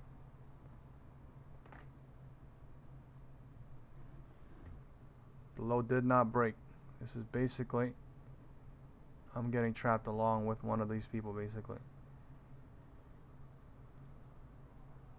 Right.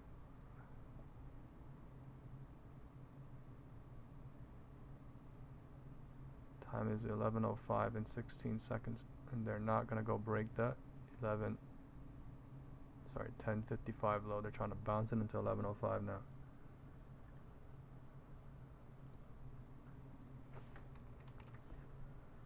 We are bouncing at the top of the algo range on SPY.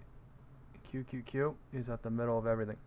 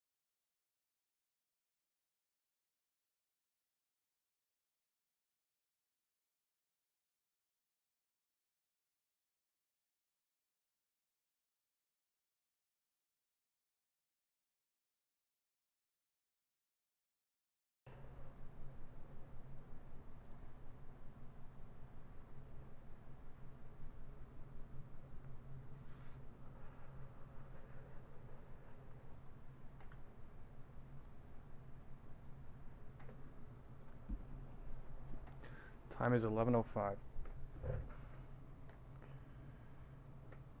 I am sending the SPX put to call ratio in the group chat.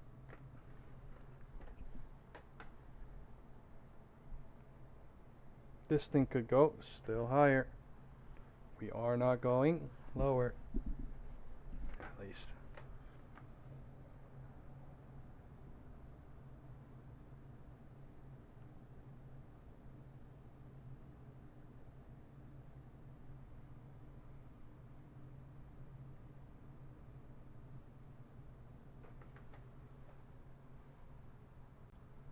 No pullback, but just going higher. There doesn't even have to be a pullback here. They could just go higher on this, but still. I'm thinking there's gonna be a pullback and then go higher, but yeah, I don't know. Time is 11:05. Cycles are extending. This is not even a guaranteed drop. This is literally just, guaranteed hold too. This is nothing. Okay, in about 25 minutes, the president coming live.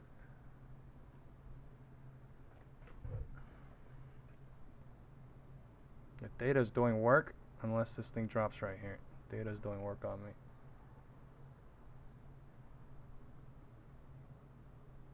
Candles are coming in spiky to bear trap. Literally.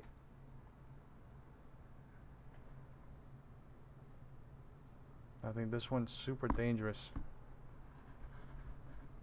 Time is 11:05. This shit is super. This one's super. That's why I grabbed it in SPX though, cause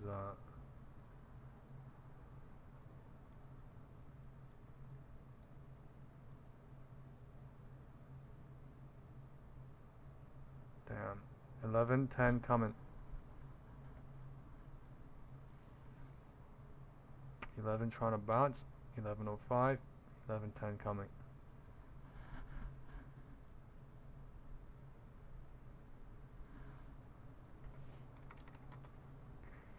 11:10 here in 25 seconds.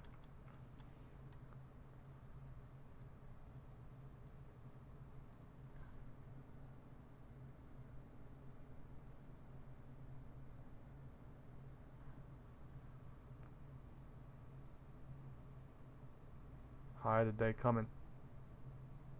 Time is 11:05.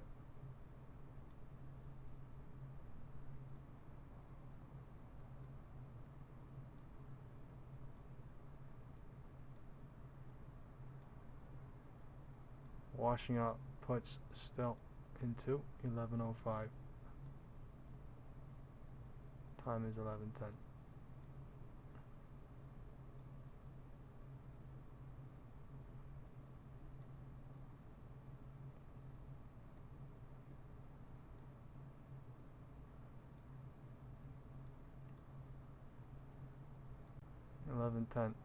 Not doing anything.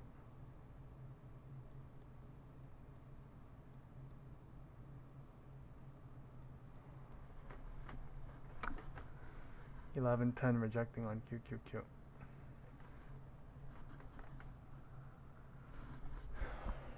I'm gonna add 2 contracts right here. I'm at 3.8K.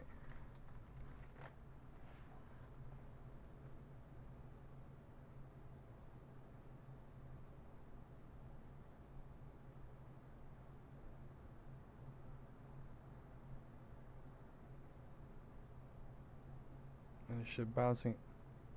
Time is 11:10.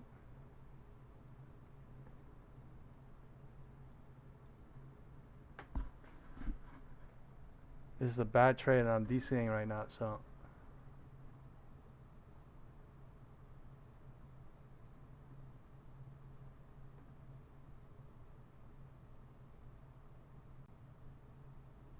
one red candle and I'm gonna leave. Here we go. Bottom of the algo range, best safe exit, okay? I'm at 4.1K right now, 4.2.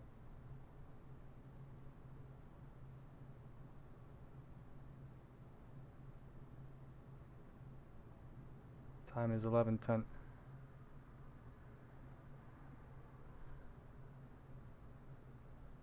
Should I leave at 4.2K right now? Fuck. I want more. One more. It's too much. 11:10 bounce trying.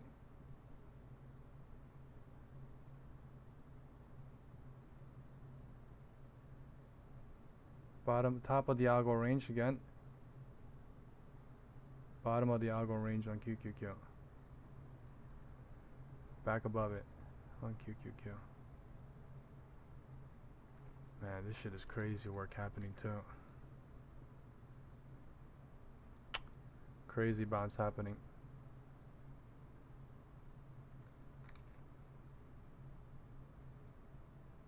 Look at this algo range being played right now.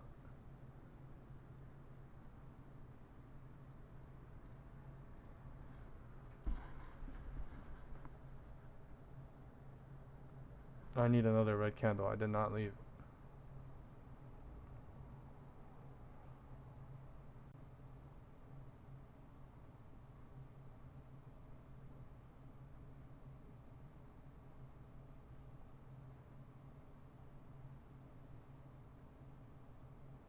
This shit is so risky. At 3.8K, 3.9 almost for this. Any candle about to make it or ruin it basically. ruining it. 11:10 bounce.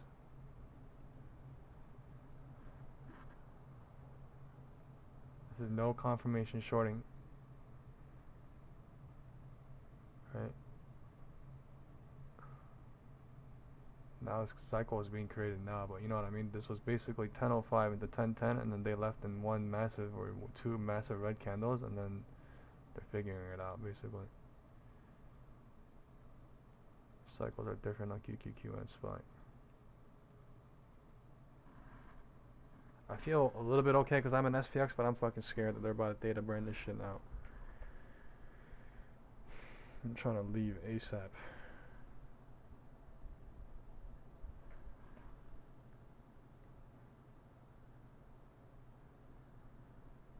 I have a limit order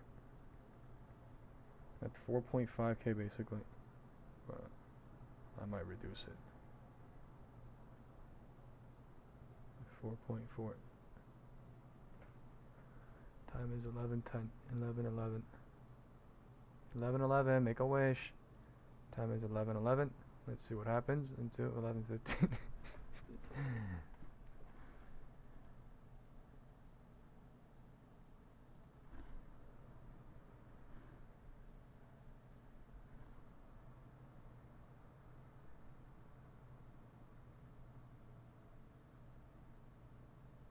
The MACD coming in bearish, but it's so slow.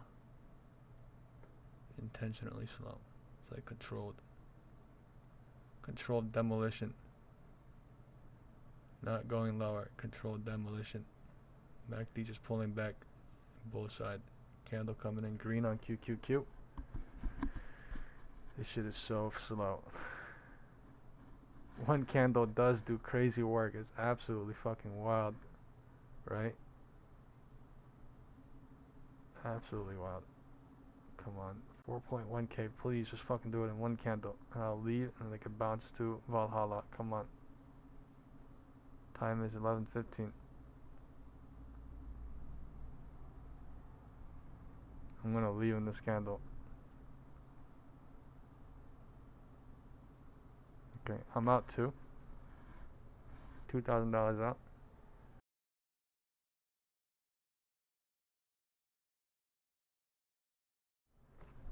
I'm holding the other two.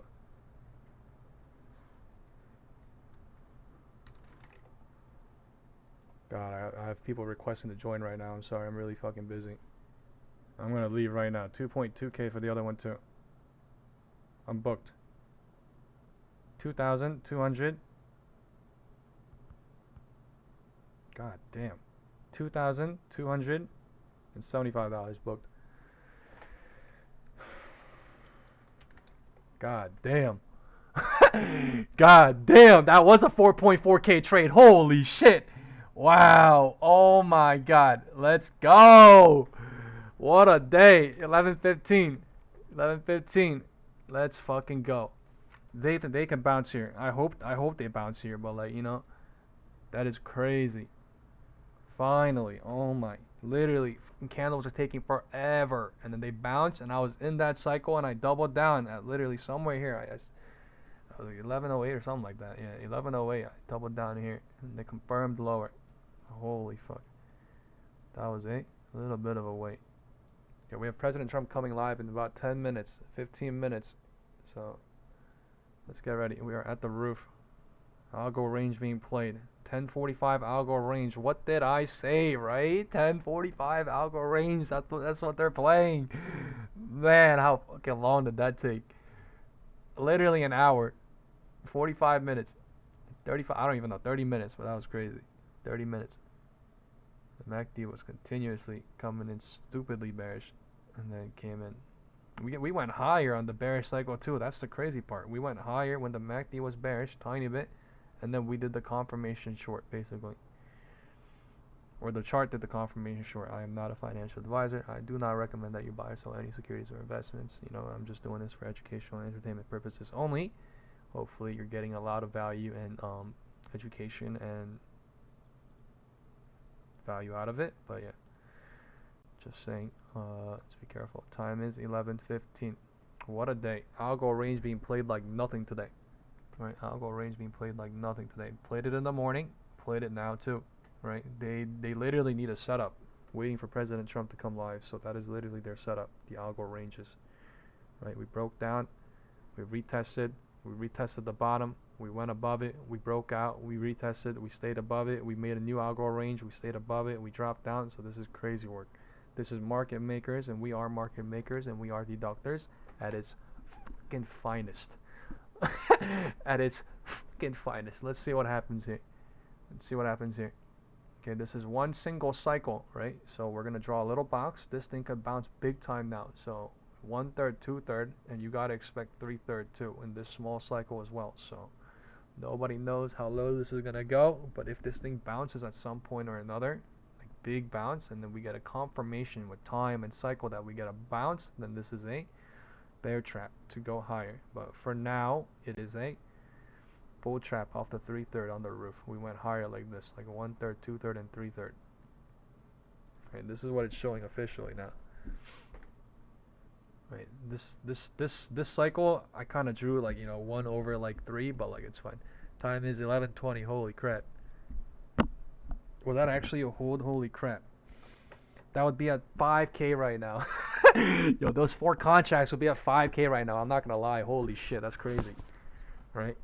It was at 4.4K here. It's at 5K here. That's wild. I don't have anything.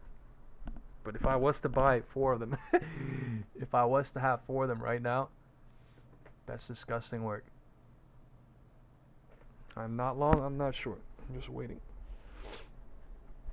I'm not gonna play the 3/3, so I'm chilling. I don't really care where they go. I don't care if they go a little bit lower. I don't care if they bounce right now. All I care is about time cycle confirmation. So we were at the roof, and now we are going somewhere to the midpoint, trying to show. That does not mean we have to go to the midpoint. We're just trying to show that we're going to the midpoint. If we go to VWAP, that would be the midpoint. But they're dropping like nothing now. Right. Let's see. Who thinks this is, let's do a vote. Who thinks this is the 3/3? Who thinks this is the 1/3, 2/3? Okay? That is a new type of vote we're doing, okay? If anyone cares about that, right? I care about that a lot, so I don't know. I find shit like that interesting. People might find me nerdy about that, but yeah, I love that. Cycles are cycling.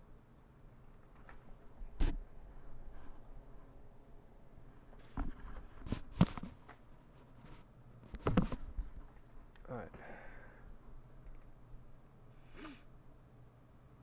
SPX put to call ratio sending. I'm up hefty today, so I don't think I need to go big or anything into news or lotto, to be honest with you. I literally made 4 trades today, about 4 or 5 trades today, and every single one of them has been basically up. I got trapped maybe once for like a quick little bit, but still got the real direction. So SPX put to call ratio chart has been sent. We're bouncing at the bottom of the algo range, and we are ranging or whatever. We're doing something, some sort of game. We are bouncing at 11:15 into 11:20. The candles and the time confirmation shows. This is 11:17. So actually, we went lower into 11:20. We went lower into 11:20, and then now we're bouncing at 11:20. The time is showing, and then we rejected at 11:13. The candles are saying, yeah, we rejected somewhere here. We rejected officially at 11:10, but like we expedited that rejection that we started at 11:10 at 11:13, 11:15 into 11:20. If that ever makes sense. But yeah, this is what I mean by the cycles are so different every time. The time does different things at each different cycles, so you should literally get experience and you just see and learn, and then that's how they, super different, right? Super different.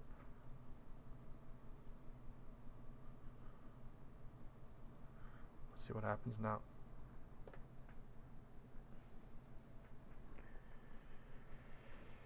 Okay, this is the official time of the President Trump coming live. He should be live in about 20 minutes.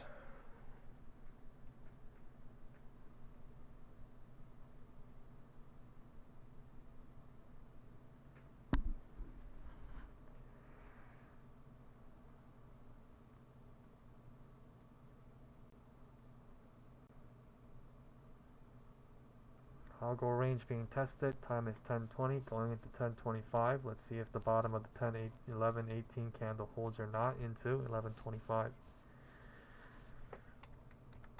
It's looking more bearish than not. I'm not gonna lie. It's looking more bearish than not, but I don't want to go in. This is, I don't know where the 3/3 is, but maybe VWAP coming. I have no idea. Time is 11:21. 11:23 would signify 11:25. So just because it looks bearish does not mean they have to go right now. They could. This could be a 11:20 rejection into 11:25, but still, yeah. Why is this? This is technically showing a 11:20 rejection into 11:25. Things are expediting faster southward, showing, but I'm not going in. Time is 11:21. So 11:20, 11:21, 11:22, and 11:23 coming in basically 2 minutes. 11:23 coming in 54 seconds. Okay, so the cycles are going lower on QQQ as well. It's showing something like this: 1/3, 2/3, 3/3 south since the top at 10:50, since the top at 11:05 on SPY. Okay, different cycles happening. Time is 11:23 in 30 seconds. If this thing does drop to VWAP, I'm gonna call best safe exit out. Okay, it's coming. Red candle coming. Best safe exit. Best safe exit. Most likely coming soon. Time is 11:25 and things are going south like crazy, man. I wish I was in. I'm not gonna fucking lie. I wish I was in. That thing's probably at like fucking 7 or 8K right now. Crazy shit. It's at fucking dude. It's at 5.6K right now. What in the fuck? God damn. And they're destroying the calls on this too. What? Wow. The calls went up crazy high and they're killing it all. What in the is this? 11:25. That is disgusting.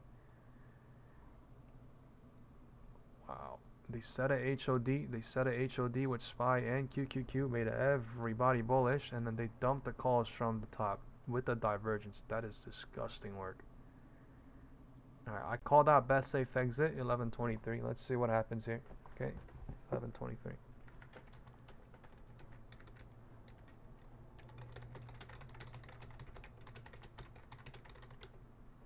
That is crazy. 11:23 hypothetical best safe exit if it bounces here. We are right above VWAP. Man, that is. I wasn't looking at how badly the calls are going down. I'm not gonna lie. If I was looking at that, I might have held, right. That might have been a good trade to hold, but like literally, that is wild. Look at how badly the calls went down. It was spiked like crazy. It was spiked like crazy into 11. It was spiked like crazy into 10:50, and then in literally 20 minutes, going into the presidential live stream with the Polish president. Man, let's see what happens here. 11:25 might bounce at 11:23. 11:25 might bounce at 11:23. Alright, puts might get shredded on this bounce too. So let's see what happens, okay? 11:25 is bouncing at 11:23. We did not touch VWAP, and we are bouncing, technically speaking, where I called out best safe exit. That does not mean best safe exit. That literally means the market is cycling right now. So hypothetically speaking, if somebody was in 0DT puts, they would get bounced into 11:25, and right now time is 11:25, and they would be like, oh shit, why is my contract losing, right? Because it bounced at 11:25 2 minutes ago at 11:23. That is why. If you understand what I'm saying, then you start to understand the system of what is going on emotionally. You start to understand what is going on with your contract systematically. You start to understand and appreciate what is going on more and more. This is, I don't know what's gonna happen here. Crazy work. 11:25 and they're trying to break 11:23. VWAP. MACD crazy bearish still. I want to burn more calls still. So manufactured, but I mean, what can you do? This is great. Manufactured by the market together is what I'm trying to say. 5-minute candle coming in crazy bearish. Okay, time is 11:25.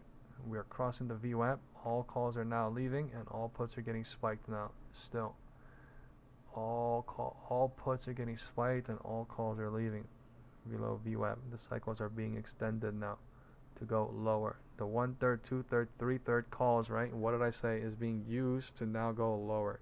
You see what I'm saying with the cycle shit, right? You see what I'm saying about we gotta watch out when everyone's max euphoric, when everyone's blah blah blah, because they are cycling.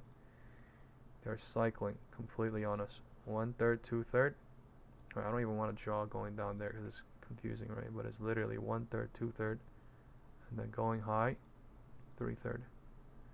3/3 going high, being used to go lower into 1/3, 2/3, 3/3.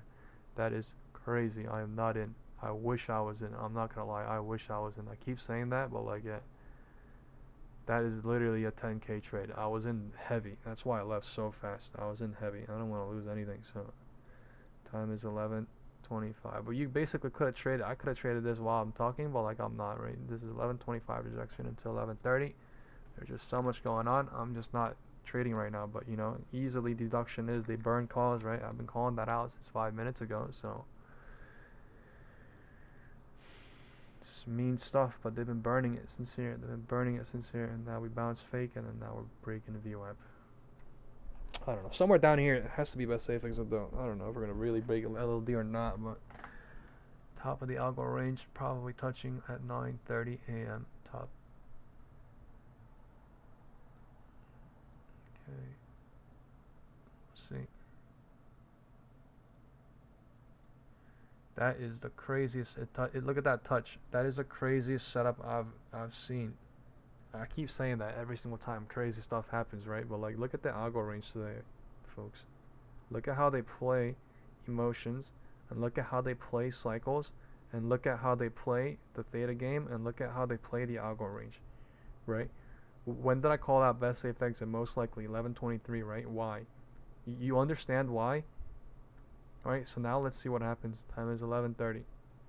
This thing could go lower, sure, but I'm just saying, you know, there's a reason why I call out certain things, because it's logical. It's things that I see logically live, right? So, holy crap, time is 11:30.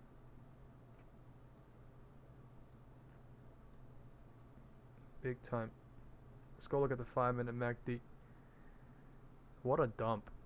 Somebody called out dump in the YouTube chat, but like, yeah, straight up dump, right? Somebody called out dump right here like 5 minutes ago in the YouTube chat. I saw it, but I just didn't call it out. I think it was like, let me go look. Someone called out dump, but that was crazy. Zach was like dump. Well, like, yeah, that is crazy dump, bro. I'm not gonna lie, that is a crazy dump. That is complete dump. Complete dump. Why? Because the wind direction for the whole entire week is not that bullish. It's literally neutral or something. So this is crazy. Time is 11:30. Crazy push down. Bottom of the algo range touched on everything. So that was not best safe exit here. It was somewhere down here now showing. Crazy bearishness. Look at the cycles being played right now. Time is 11:30. I think the president.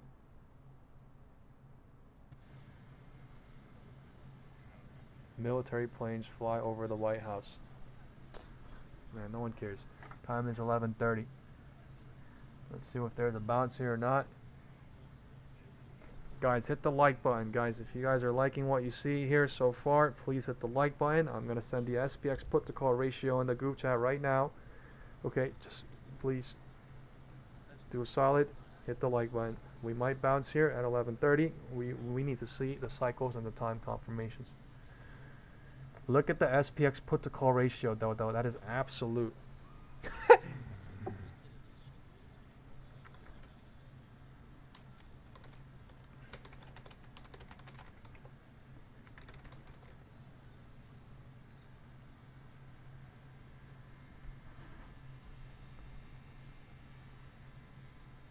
Man, look at the shit I send, man. That is crazy.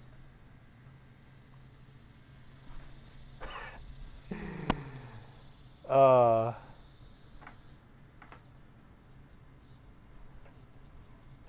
Time is 11:30. I'm waiting for a cycle or time confirmation to go long or short. Archetim says, wow, I went down from $500 and now I'm up $150. Nice. I hope you get out in $450 or $500, and then you know, next time you just play cycle down and then up, because this is wild. Now they're straight up dumping. I'm not gonna lie, this is straight up. You know, puts are at max profit most likely. Bottom of the algo range touching, right? 945, 945. Oh, sorry, 945 touching. Right, it is so bearish right now. Look at the MACD coming in crazy bearish on the 1 minute too, and the 5 minute coming in crazy. Well, 5 minute not really, but the 1 minute coming in crazy. The 1 minute MACD looks absolutely wild right now. Just going lower and lower and lower and lower. Every single candle literally just growing, growing, growing, growing, growing. We're hitting 945 now. Absolute. Man, I called out best safe exit somewhere here. That was not it. It was not it either here. That is crazy wild. It was 10, 11, 30. Look at that fucking rejection at 11:25 into 11:30. Right? Every single candle. 11:25, 11:26, 11:27, 11:28, 11:29, 11:30, 11:31. Oh my lord. That is big, big money. Man. That is big, big money, man. I wish I held two. I'd be up basically 2K. I don't even know. I'd be up crazy right now. Let me go look. Oh my fuck. That's a crazy hold. I ain't go front. But if I held everything, I would be at 8.8K.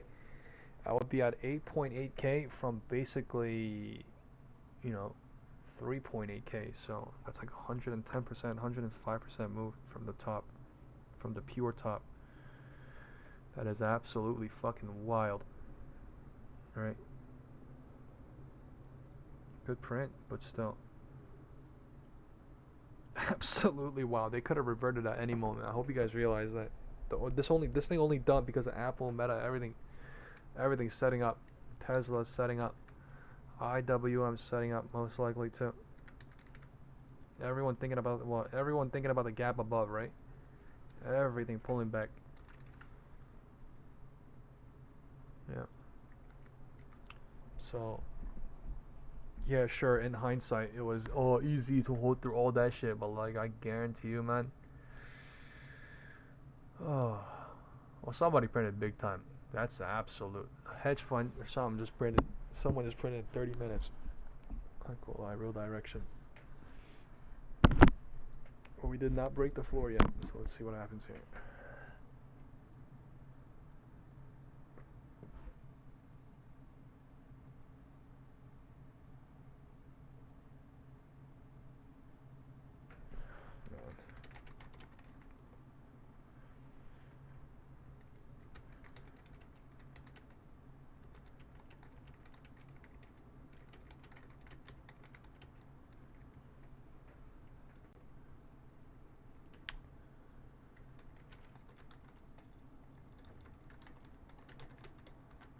That is absolute.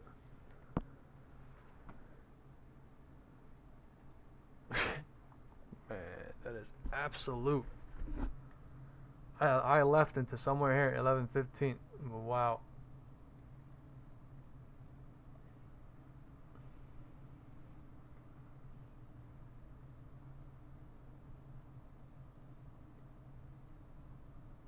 Bounce trying.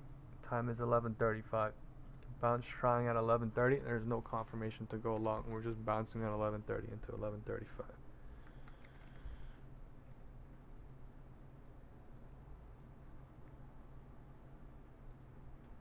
What a day. What a day. Made everything look bearish, popped up like crazy. Made everything look bullish, popped down like crazy. Make everything look bearish, we pop up a little bit, and then we do a hella work. Hella work. Man, that is crazy. Holy shit. Wow.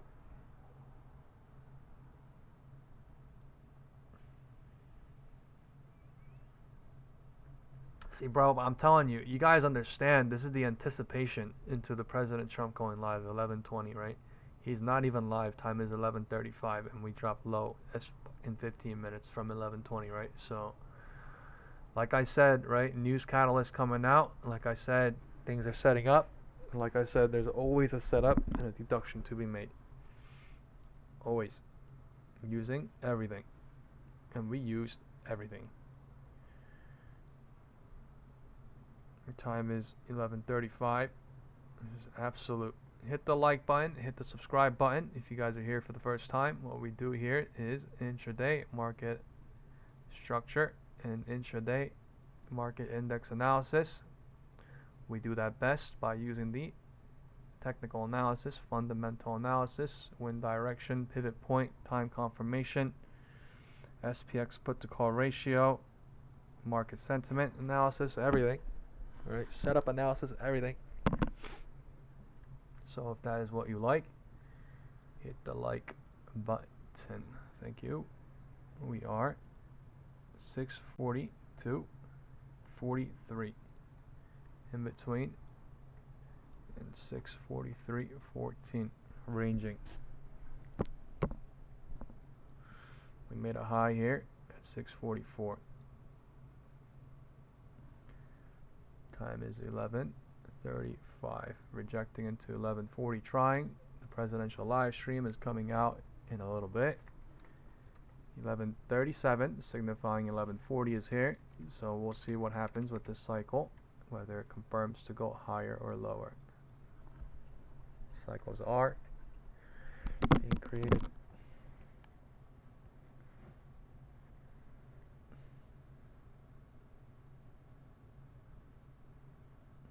We are barcoding here for now, looks like.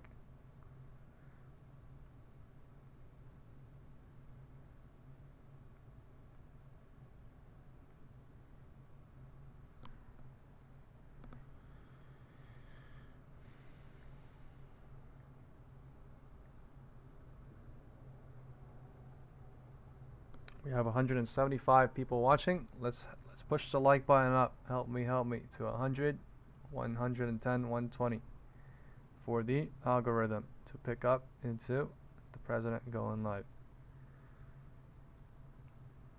Time is 11:40. We are not going anywhere. We are confirming to do something. The MACD is coming in, trying to be bullish. The MACD is dying bear side. This might be the confirmation to go higher into 11:40, 11:45. We will see. But remember what we talked about? The 9:30 previous HOD turned into blah blah blah. Look at where we came back to. That is disgusting. I'm not gonna lie. That's completely disgusting. Like perfect. Finding support here too. MACD volume coming in bullish still. It is growing. The candles are breaking the 11:35 high, trying to go higher into 11:40. SPY is a little bit slower than QQQ. SPY is a little bit slower than QQQ.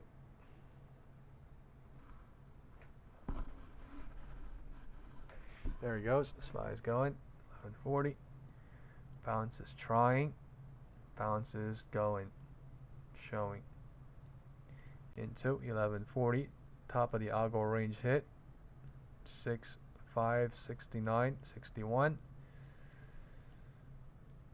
Now, I have to call out most likely they might go a little bit higher than this, but somewhere up there is most likely going to be another cycle trap to go cycle tests or something. So they might go test the VWAP, they might go break the VWAP and go hit 643.14, but somewhere here is most likely one single cycle best profit from 11:30 into 11:40. Most likely, I don't know.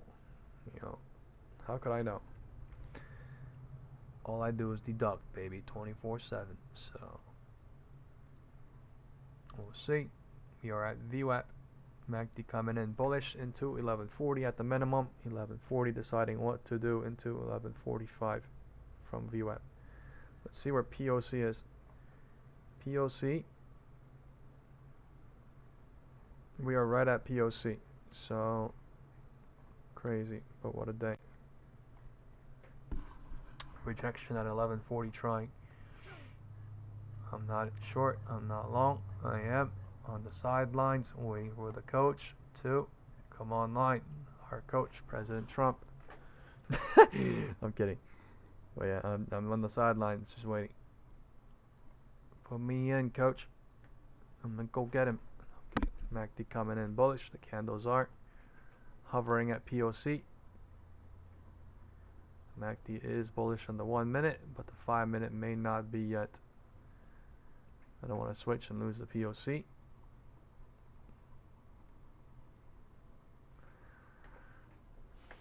Are we forming a big W, or are we forming an inverted U shape, or are we forming an inverted cup, or are we forming a cup? Like, the shape is pretty wild. We are basically where we opened. 642.86 literally is like we never went lower to 641. It's literally like we never went higher to 644, and then it's like we never went lower to 642. We were bearish in the open into 1015, right? We did really good. We were bearish from the open into 950 LOD, right? And I called out the divergence. We did hella good, right? People did hella good going to the HLD too. People did hella good going to the HLD too, right? I did hella good going from the roof to the midpoint. I don't know where people printed, right? Whether it's the roof to the midpoint or the midpoint to the floor or whatever it is. We called out all this, right? 1/3, 2/3, 3/3. We called out this 1/3, 2/3, 3/3. We also called out 1/3, 2/3, 3/3 down here too. So at the end of the day, appreciate what the market's doing. At the end of the day, be okay with what the market is doing, and you'll get them next time. You know what I mean? If you haven't gotten it today, you'll get them next time. Just think like that. Have a positive attitude. Focus when it truly matters, and so green, so green.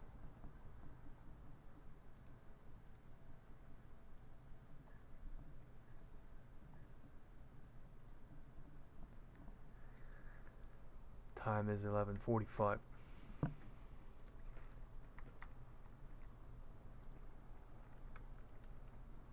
Time is 11:45. Okay, let's see. Let's going into the presidential live stream. Let's do a poll. Who is green so far? Who is red for the day? It doesn't even matter. It's okay if you're red or green. I'm just saying. Let's just see. I just want to see.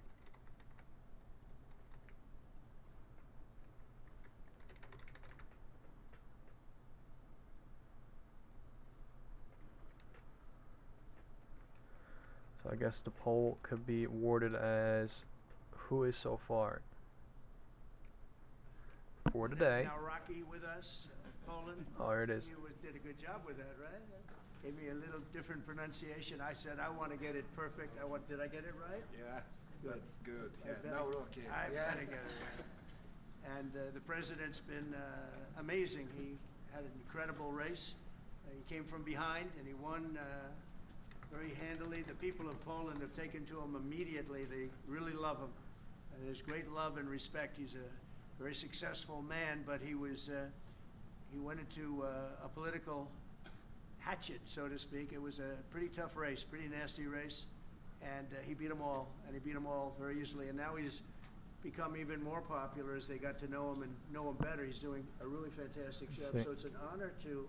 I Good. Also people are real green in the WhatsApp group. People are real green in the YouTube chat. That's crazy work. Nice. 8 people green, 3 people red in the WhatsApp group, which is okay.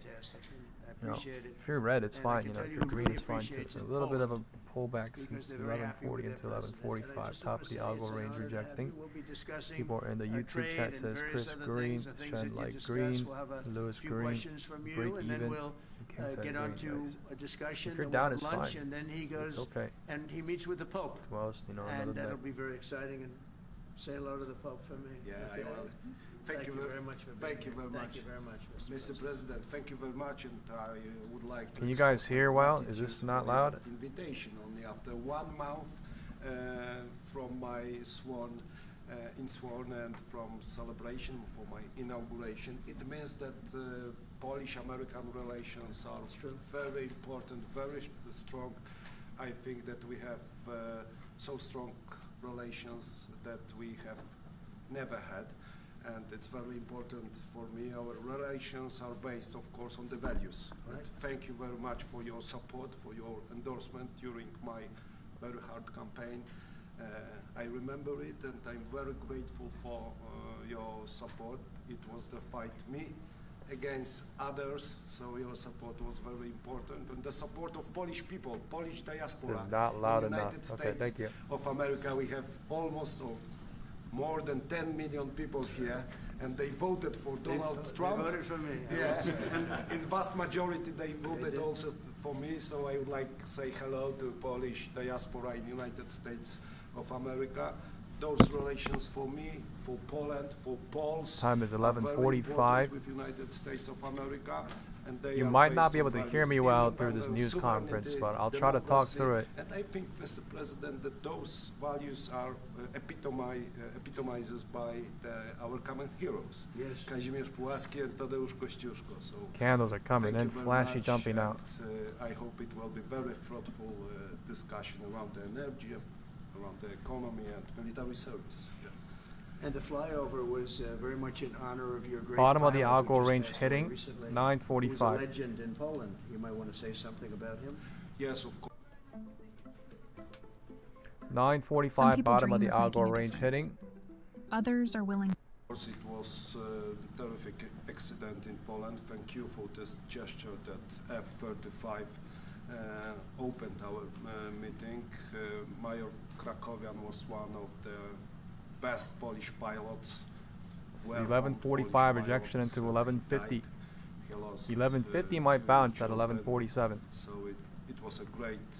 Cycles are super tight, so you're going to see very fast He was a cycles legend happening. in Poland, actually. He A was legend legend. as a pilot. He was an incredible pilot. How about a And I Polish think he pilot? went to the Air Force and Jet Academy, Force? actually. But he was a fantastic pilot, and it was a big setback. The people of Poland are very, very sad. So we thought we'd do that. That was the single plane that swooped up. And Great. machines, American machines, Yeah. opened our meeting. It was great, and we are waiting for 32 F-35s in Poland. So it also shows that we have great relations according to the best military equipment on the world, American equipment, which It's will looking more bearish. Polish security too. Well, Poland, we've had a tremendous Maxi is coming relationship. in I think bearish. now it's better than ever because of this relationship, and it's a little special because we fought together. But we've always been very good, and we have some wonderful people, as you know. Duda, my friend, he's a good man, and still a big fan of yours, very much so. So it's a great honor, and we're going to talk about trade. We'll talk about some other things. We'll take I'm a not couple in of anything. questions from the media. Will American soldiers remain in Poland? Will American soldiers remain in Poland? Yeah, I think so. I mean, do you know something I don't? I don't know. Yeah, we're very happy. If anything, we'll put more there if they want. But they've long wanted to have a larger presence. We have some countries that have more, not too many, but no, they'll be staying in Poland. I'll go We're very much ranging like aligned with crazy. Poland. Sir, on Russia and China, I'll go you ranging certainly like have crazy on and we saw a QQQ right dramatic now. picture where we saw the leaders of Russia and North Korea and China together. The first time the leaders of those three countries have been together in this sort of show of solidarity. You said that they're conspiring against the United States. What do you think they're conspiring to do? And given this, is it reason why you should slap or would consider slapping secondary sanctions on Russia if they're conspiring against the MACD U.S.? coming in, bullish Well, trying I've now already off done of that with 1150. regard to India, and we're doing it with regard to other things. And I put out a truth last night. You saw that, and I was the one that brought it up. I'm I said, scared to go long, I ain't they're gonna only lie. doing this. They're looking to when they did what they did. I thought it was a beautiful ceremony. I thought it was very, very impressive. But I understood the reason they were doing it, and they were hoping I was watching, and I was I want watching. to. My relationship with all of them is very good. We're going to find out how good it is over the next week or two. I think that we helped China very much, as you know, when they talk about freedom. And I don't believe that, and maybe I'm wrong, I hope I'm wrong, but I don't believe that America, that the United States was acknowledged for helping China to get to gain its freedom. But perhaps that was just That is that true. was a sleight of hand. Either I direction was is very, very I was scary very right now. surprised. I watched the speech last night. We are at President POC Xi's on a friend of QQQ. mine. but I thought that the United States should have been mentioned last night during that speech because we helped China very, very much. What was the reason? They should have been invited, Mr. President. What was the reason? Mr. President, do you think they should have been invited? Yes, go ahead. You've expressed many times your frustration and disappointment with Putin, but there's no action since you took your office. How do you know there's no? How do you know there's no action? But Really? don't you worry- Wait. Who are you with? Who are you with? I'm with Polish radio. Okay. How do you know there's no action? Would you say that putting secondary sanctions on India, the largest purchaser outside of China, they're almost equal, would you say there was no action? That cost hundreds of billions of dollars to Russia. You call that no action? And I haven't done phase 2 yet or phase 3.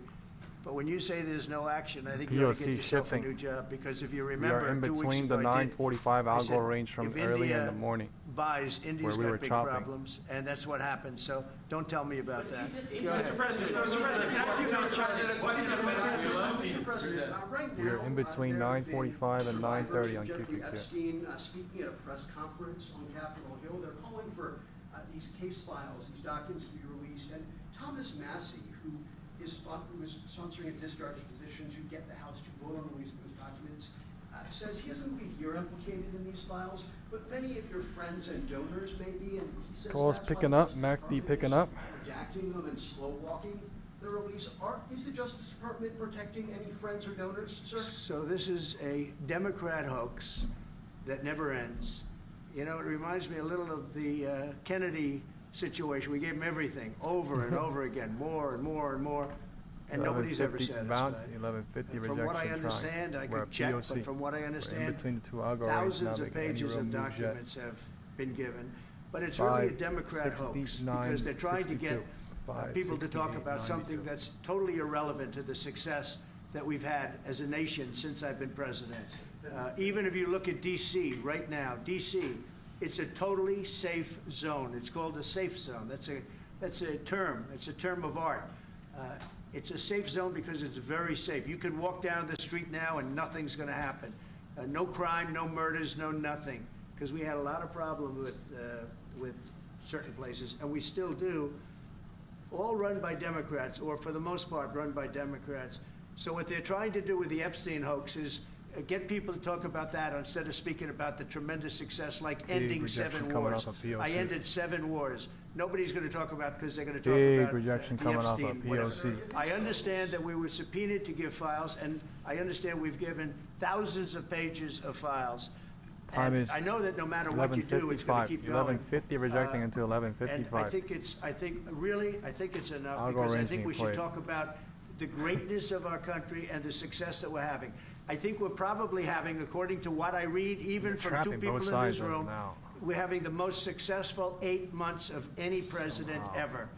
And that's what I want to talk about. That's what we should be talking about, not the Epstein hoax. When are you going to make a decision on Ukraine, Mr. President? Mr. President, I have no message to President Putin. He knows where I stand, and he'll make a decision one way or the other. Whatever his decision is, we'll either be happy about it or unhappy. And if we're unhappy about it, you'll see things happen. Venezuela, can you give us a sense of what the U.S. policy, or what you're trying to achieve with the aircraft carriers, or the boats, I should say, in near Venezuela, and also the boat that you mentioned yesterday where 11 Trapping people were both killed. sides. What was found on that boat, and why were the One men single killed candle. instead of taken into On the boat, custody? you had massive amounts of drugs. We have tapes of them speaking. It was massive amounts of drugs coming into our 11:55 country bouncing to kill too. a lot of people.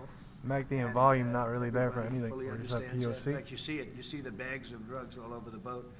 And they were hit, obviously. They won't be doing it again. And I think a lot of other people won't be doing it again when they watch that tape. They're going to say, let's not do this. We have to protect our country, and we're going to. Venezuela's been a very bad actor. They've been, as you know, they've been sending millions of people into our country, many of them Tren de Aragua, some of the worst gangs, some of the worst people anywhere in the world in terms of gangs. And we had some in Washington, D.C. We took care of them very quickly, but they're out of here. They've gone. Is that really the But bounce to Venezuela's short? been very bad, both in terms of drugs and sending some of the worst criminals anywhere in the world into our country. Look at that They candle just emptied out, you dropping don't like know nothing, this, but like they what the emptied out their fuck? prisons in Venezuela. and they emptied them out into the United States of America, and that's I'm gonna go part in of the one problem put we have. small. We're getting them out. We're getting them out rapidly, Wanna but bounce it's caused though. a I'm not tremendous in. problem. And Pete and all of the people that are working very hard to rectify the stupidity of the Biden administration, allowing these people to pour into our country with open borders. We are paying a big price Time as a is country 12 for the incompetence in of the 35 Biden seconds. administration. But think of it, opened up prisons, drug dealers, drug lords, Yankees everything coming coming out of crazy. Venezuela. They said, and we said, we're not going to put up with it anymore. So Venezuela has been one of the worst He's crashing actors out. in the whole group, and we have a group of pretty bad actors. Are you wanting to force withdrawal? Mr. President, Go ahead. yeah, thank you, Mr. President. At the end of this month, the government or the Congress has to pass a budget. Do you think we can avoid a government Time is shutdown? 12 and 7 Yeah, I do. seconds. I think the Republicans will vote for an extension. We won't have any Democrat votes. We could give the greatest budget ever. Tax cut of 50%, everybody taken care of, perfect for women, perfect for men, perfect They're for just showing bearish, minorities, but I mean, they perfect could for kill the everything, puts and we too. wouldn't get one vote for the Democrats because they've lost their mind. They are so deranged. They have Trump derangement syndrome, and I don't want to burden the Republican Party with it, but they really are. They've become almost sick. They actually think there is a disease. It's called Trump derangement syndrome. They've got it. No matter what we did, no matter how They're just good, going a little bit lower. you I'm not could going give short. them 'Cause everything I that don't they've know. ever I dreamed feel like, of, you know, it and could you do the wouldn't same get thing one as vote. yesterday and then pump These are up sick something. people, and I after. think we're going to have a tremendous midterm. It's just looking bearish, We just but approved the largest tax decrease in the history of our country. We have things, if you think of it, no tax on tips, no tax on Social Candles are just Security for going our seniors, no abnormally while he tax on talks. overtime. Just going lower, Deductions abnormally when while you he buy a talks. car and you borrow money to buy a car. First time they've ever seen anything like this. Middle income people get deductions. You get a Wow, deduction I have when you no buy idea. a car. Nobody's ever seen. And by the way, they're selling She looks cars like a like bait. crazy. Cars are pouring back because of the fact that we have tariffs.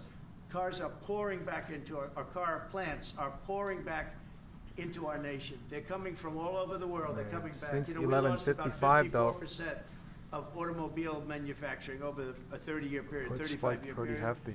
They're all coming back. I think they're coming back higher than ever before. We have AI going up. What we've done is amazing, and what we've passed is amazing. But the I'll go Democrats, ranging. I don't believe, will get one vote. It's very anti-crime. We want anti-crime. They're in favor of crime.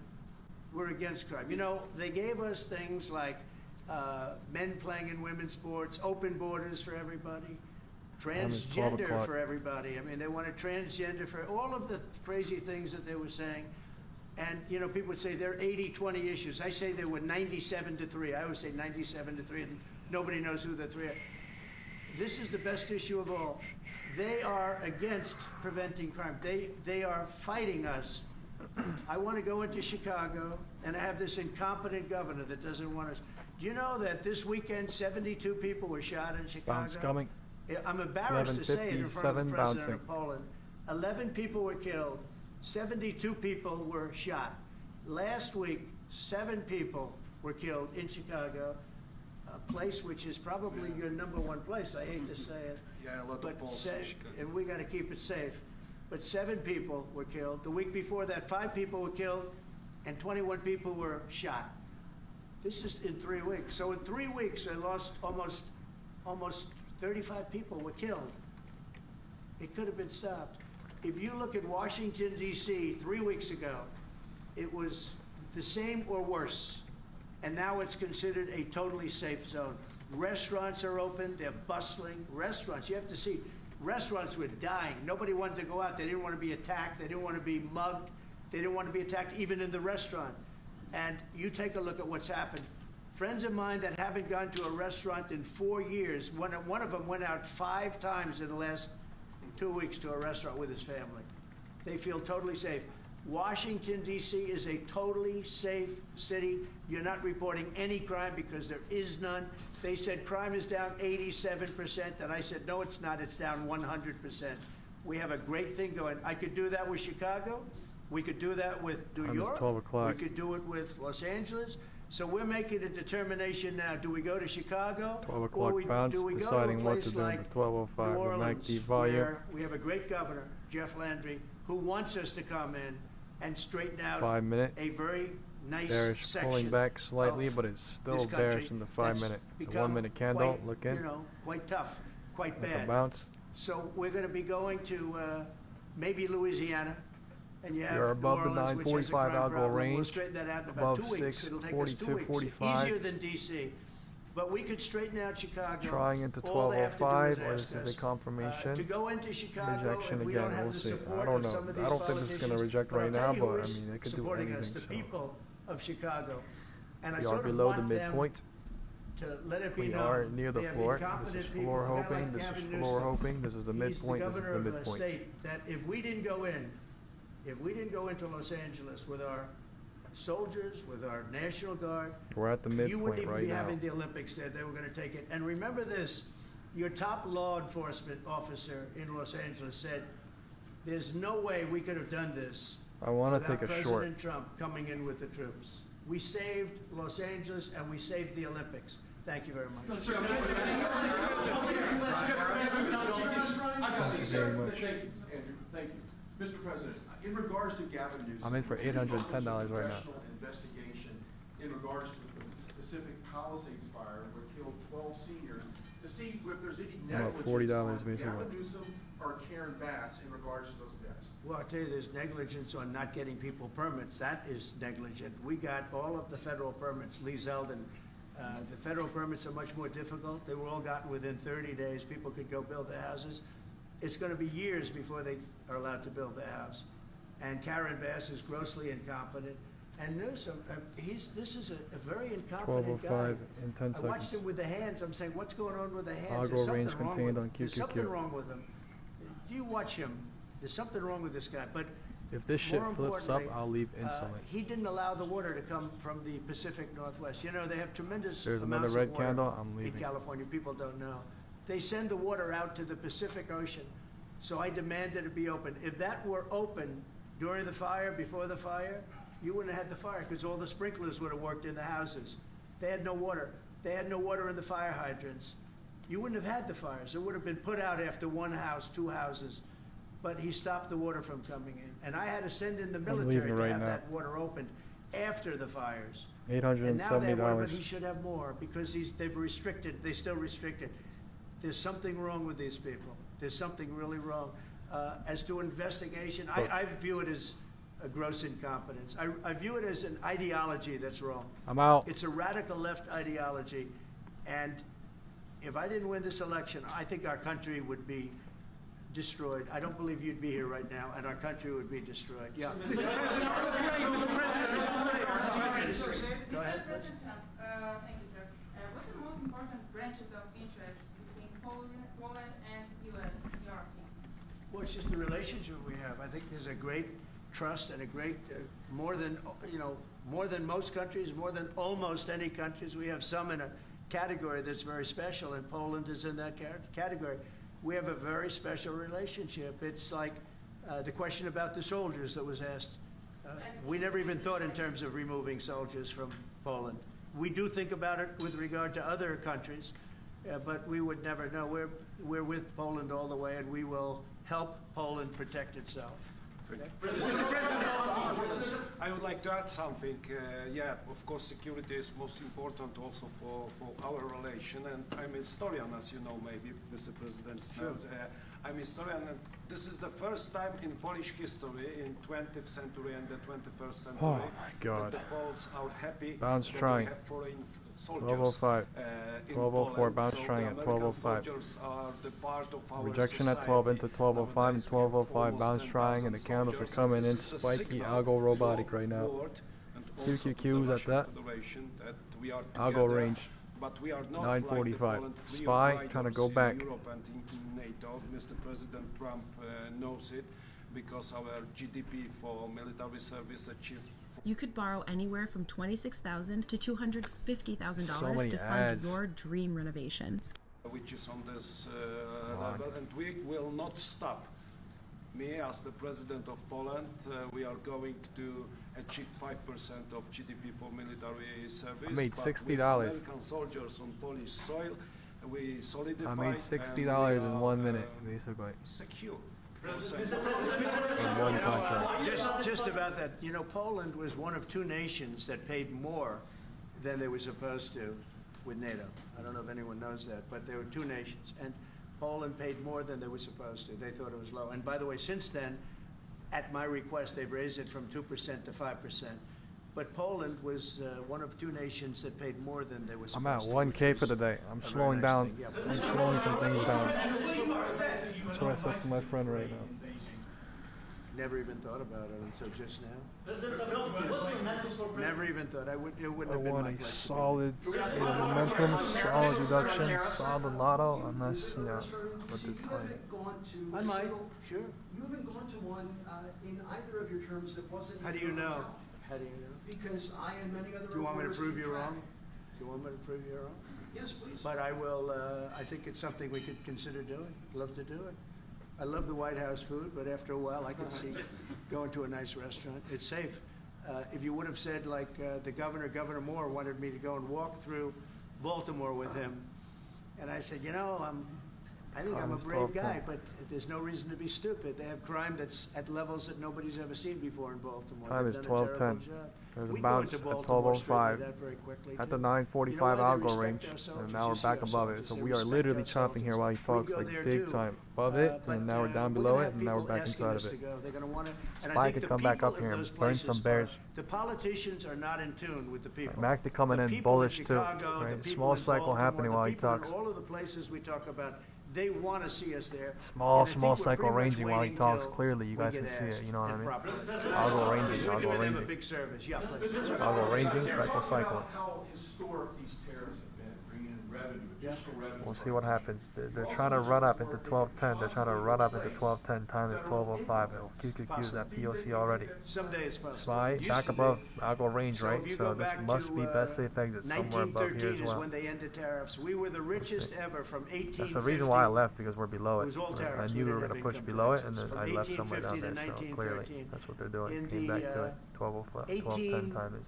87, about 1887. Cycling, burning. Had the I have my great shirt National over my Tariff mic. Act. My bad. If I'm muffling. And it was a group of people that got together because our country was so rich, they didn't know what to do with the money.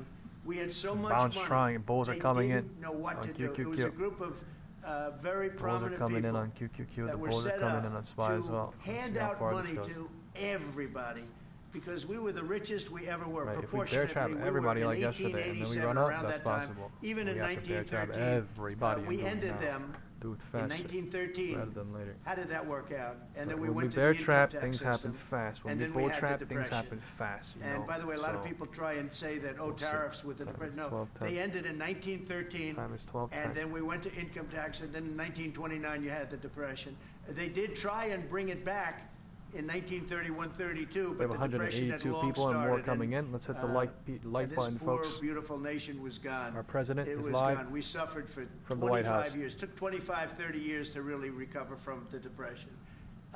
And we don't ever want to see that happen again. The tariffs are vital to the success of this country. When I say I ended 7 wars, at least half of those wars were ended because of the power of tariffs. I was able to say, well, we're not doing any business with you, or if you're going to war, we're putting a big tariff on you.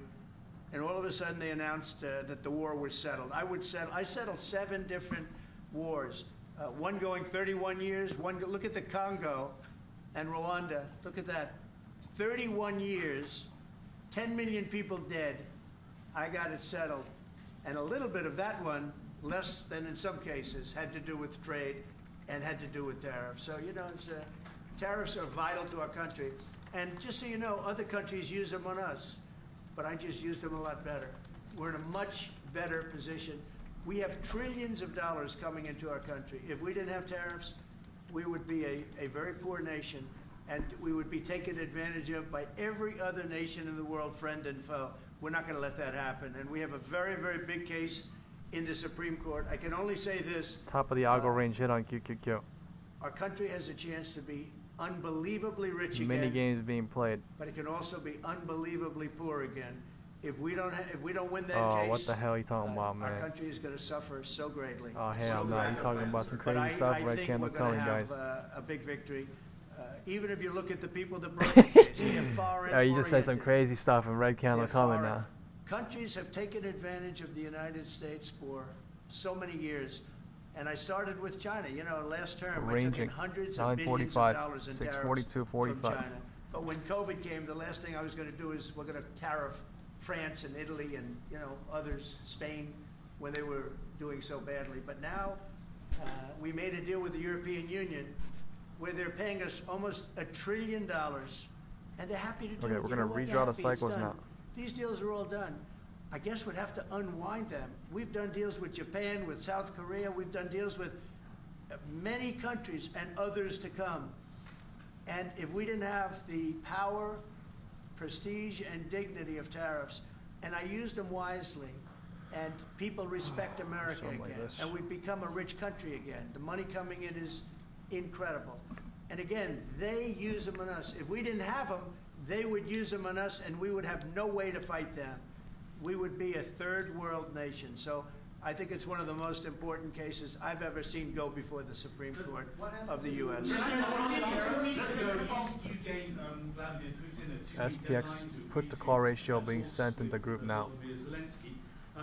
That deadline is now nearly approached. Can you give us any indication when you will make a decision? Well, I'm having a conversation with him very shortly, and I'll know pretty much what we're going to be doing. We've taken very strong action, as you know, and in other ways we've taken very strong action. But I'll be speaking to him over the next few days, and we're going to see. With who, sir? I'm going to know exactly what's happening. Who's but I'm not happy with all the people. You got 7,819 people killed last week. Russian soldiers and Ukraine soldiers, right?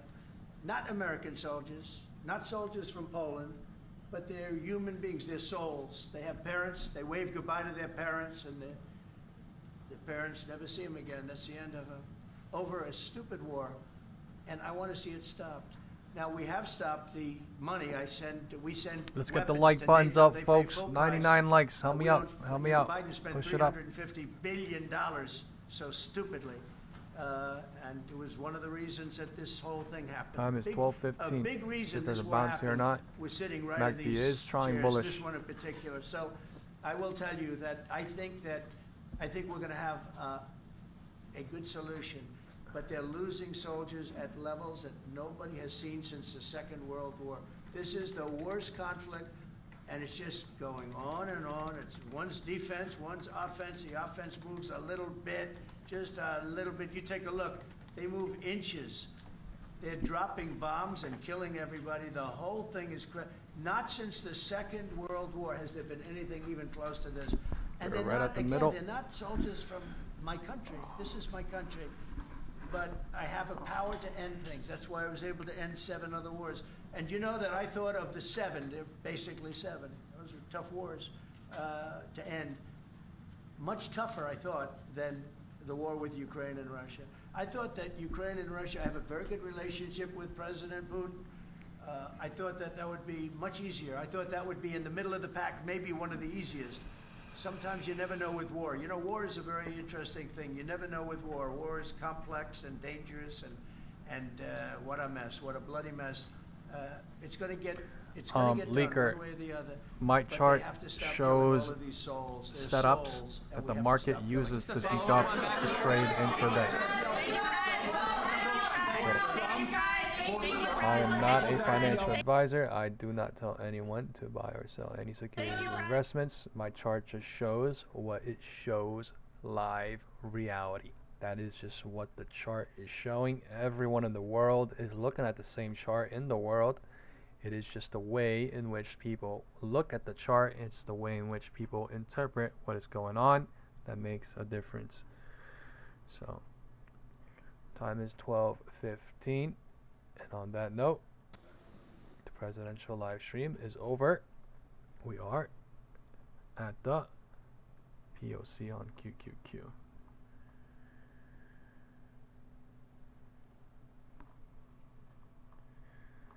$642.22. Time is 12:15, and they're trying to go lower off of 12:10. The MACD looking horrible to go south or long, but we will see what happens. This is a small cycle happening. There has been a small cycle happening while he has been live. Right, small cycle happening since it has been live. It's a little bit bearish, but it's not like bearish. Oh, you're gonna print. You know what I mean? But it's it's a little bit bearish. No, I'm joking. Time is 12:16. We'll see. It's very small cycles happening. We are contained within the 945, 945, 930 on QQQ. Not much.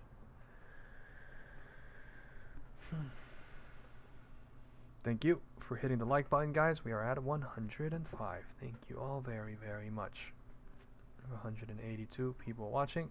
Thank you all for supporting the channel. Hope everyone is doing okay so far. There is a bounce. The 5-minute candle showing us a mountain. The MACD on the bear side is dying. We are chopping up, or we are chopping down. Sideways, no direction yet. The wind was south from pre-market 9:30 into, right, 10:15. The wind was north from 10:15 to 11:05. The wind was south from 11:05. The wind is south or neutral. It is not officially south. The wind is south or neutral since 11:05.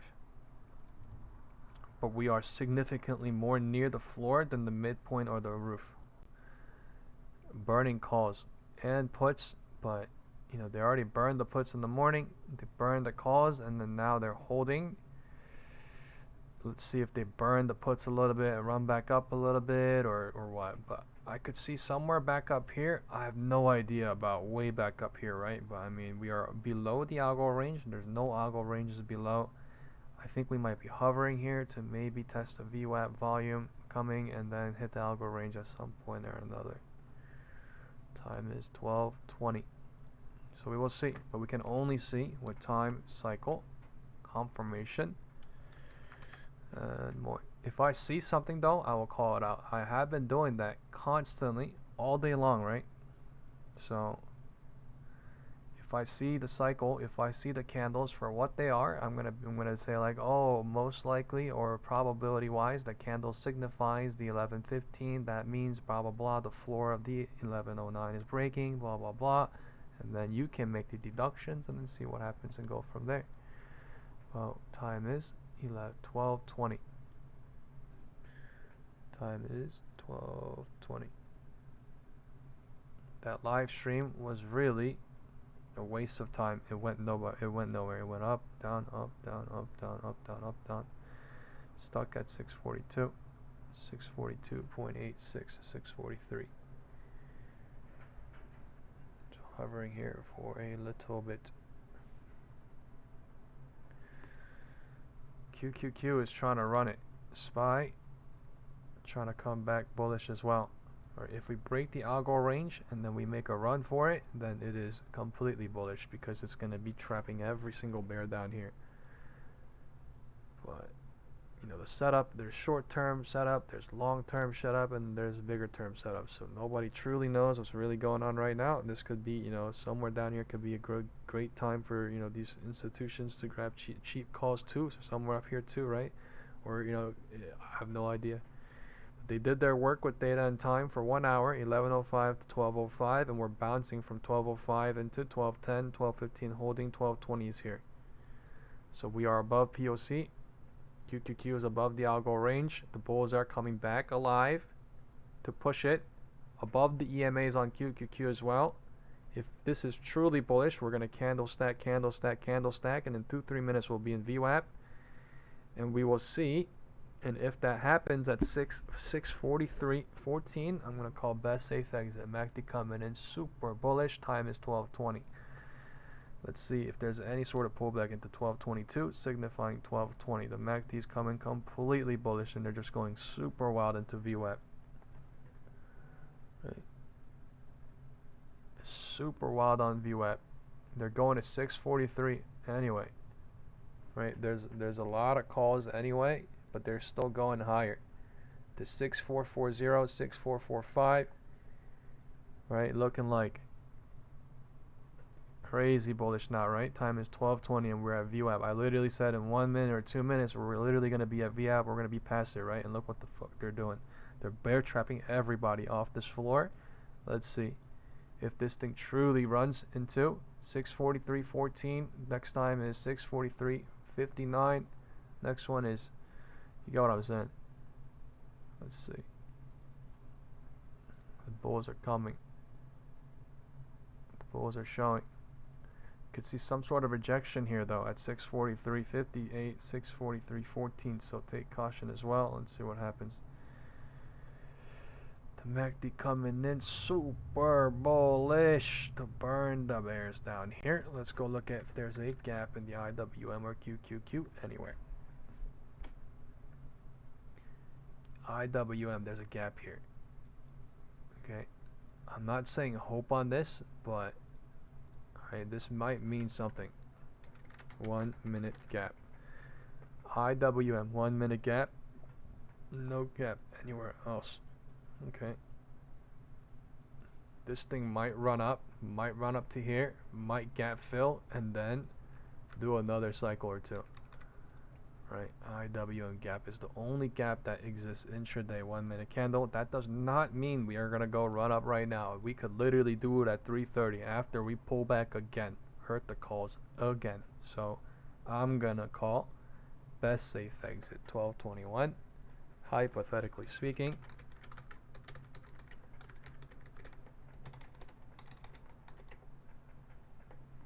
Until the high of the 12:21 candle breaks.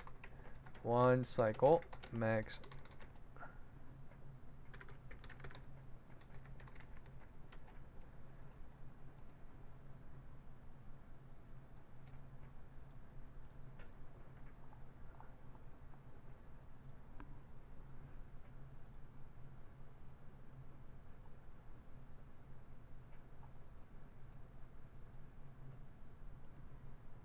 $12.20 rejecting at 12:21 trying, right?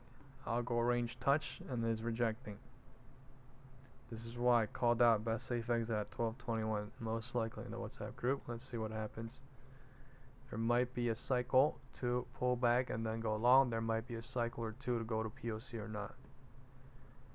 Alright, but I don't think they're going to go run up easily like that. There is an IWM gap. There is an IWM gap, but this thing could fill literally at the end of the day. This thing does not have to fill right now. So we'll see. See, it's rejecting on IWM, rejecting on SPY as well. So they're not filling it right now, even though it looks like they were. Right, all they did was hit the top of the algo range at 12:20. God damn, I need water today. I'm on fire. I'm not gonna lie, I'm on fire today. Right, I wasn't long, I wasn't short, but I'm on fucking fire. With the way I'm deducting right now, man, we're at POC all day long. All day long. POC.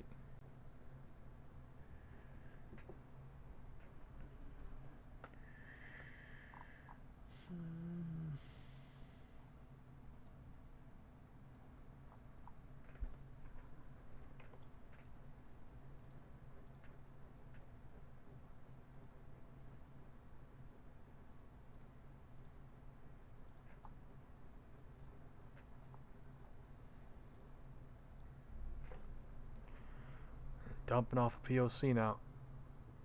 Wow. Hurting the calls. Time is 12:25.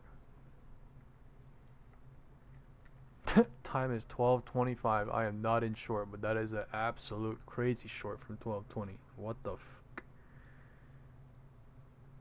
That was an absolute crazy long too, real quick, right? And an absolute crazy short off at 12:21. That's literally why I call out best safe exit at 12:21. When the fuck did I call that out? At the tippy top, right? I called that out literally here at 12:22. Go look at the WhatsApp group. I literally called that out at 12:22. I said 12:21 best safe exit, hypothetically speaking, until the high of the 12:21 candle breaks. One cycle max safe exit profit, hypothetically speaking. And look at that effing dump into 12:25. What the f? This is retarded now, right? But like this, the only reason why I called that out was because I was looking at the call contracts and I was looking at the IWM gap, and that is literally what they would make us think, and that is the setup and the play. The thing could bounce here somewhere too, but they're algo ranging like big time. This is the Trump pump, Trump dump happening, presidential Trump dump, Trump pump happening after he gets off. Everything else before was set up. Everything else before was to get people involved, and now the market is cycling super fast within 5 minutes. 12:15 to 12:20, 12:20 to 12:25, playing the algo range. Big bump down. Big bump up, big bump down. So this is some crazy shit, basically. 12:25. MACD was completely bullish into 12:22, right? Look at the MACD, completely bullish into 12:22. And I called out best safe exit at 12:22 for that reason, because everything looks too fucking easy and everything looks super bullish. And then they pull back because they're ass people. But I mean, we are part of the system in a way, so can't hate on them. But that is crazy work. Crazy 5-minute cycles happening now. Chopping still. We're still chopping actually. We're not even going lower. We're burning puts, we're burning calls, and just chopping at the algo range.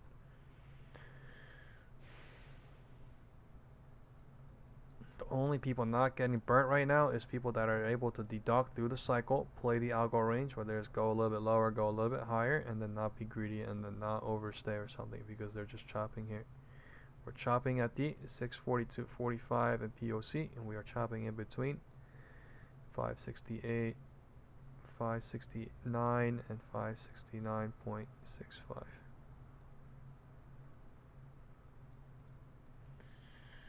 Time is 1 p.m. We have some news coming out, I think at 1 or 2 as well. So we'll see what happens with this.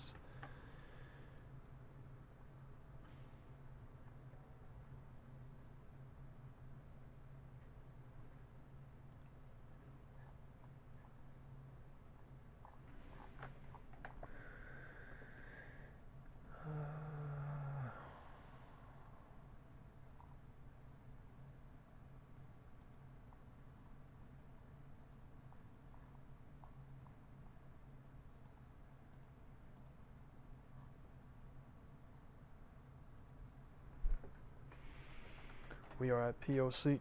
We're at the middle of everything.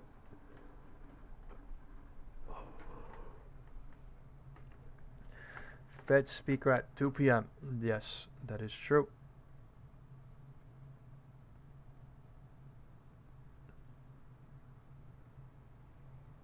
We will get another update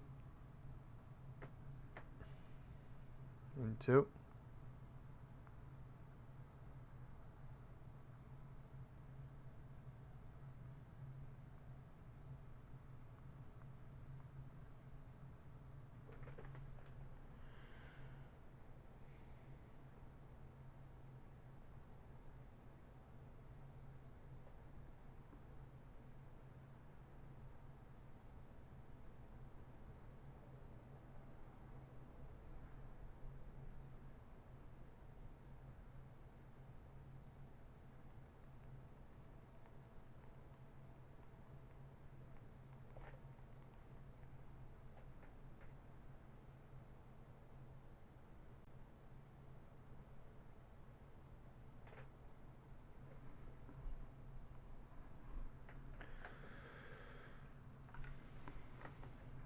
Time is 12:30.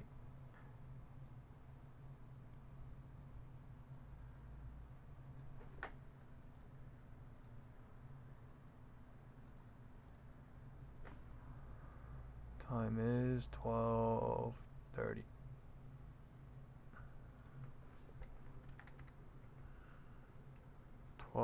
Rejected, and is deciding what to do. Bottom of the algo range, 642.45 now.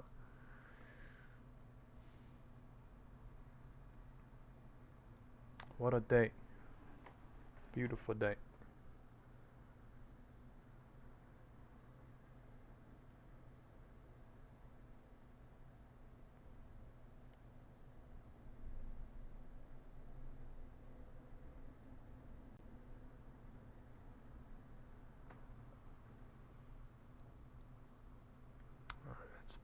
trend line.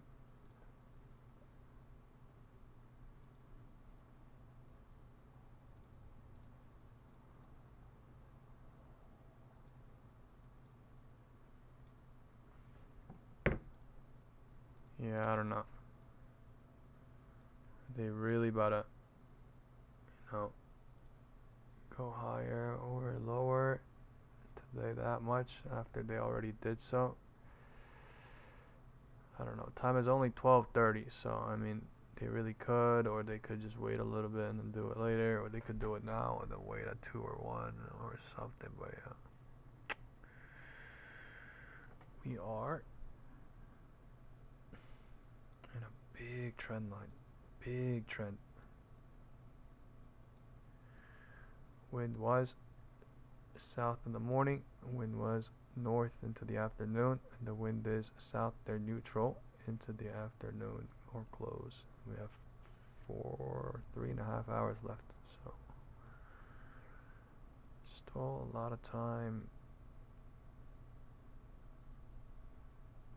12:30, still bounce trying. The MACD volume looking unsure. MACD in volume looking unsure. 5-minute candle looking crazy.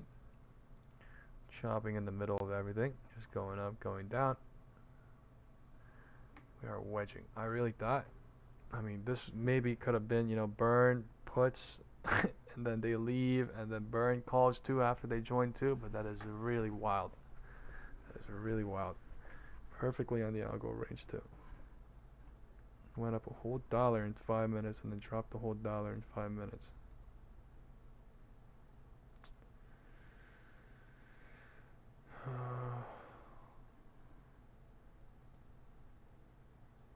QQQ is stuck in between the 9:30 range, right? What happened in the morning? We dropped below it. What happened in the afternoon? We went above it and made another algo range up there, and then we dumped on everything. Basically, we dumped, hit every single algo range, created some sort of a wedge pattern or a trend line here, horizontal support, and then we're stuck in between 9:30 and 9:45 for the last 1 hour. Exactly 1 hour. So, do we see something here at 12:30, or is it a continuous wedge or continuous algo play? Breakout or breakdown? Okay, QQQ trying to bounce, SPY trying to break down.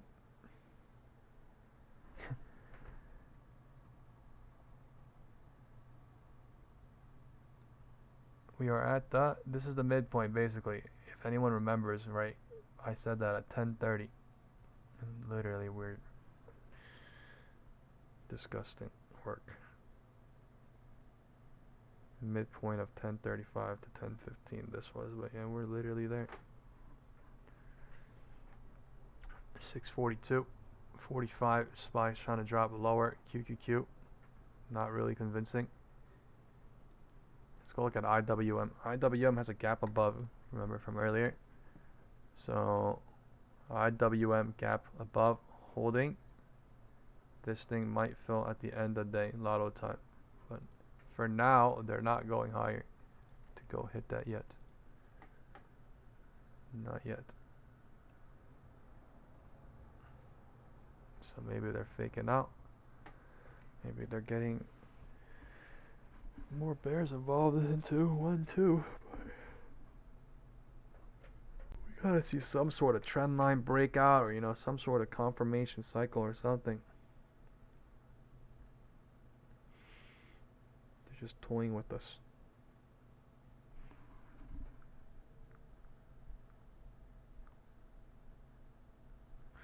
That quick move play though, right?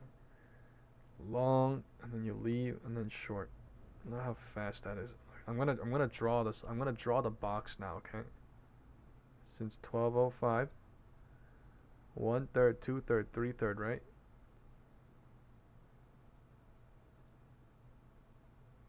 And look who got used.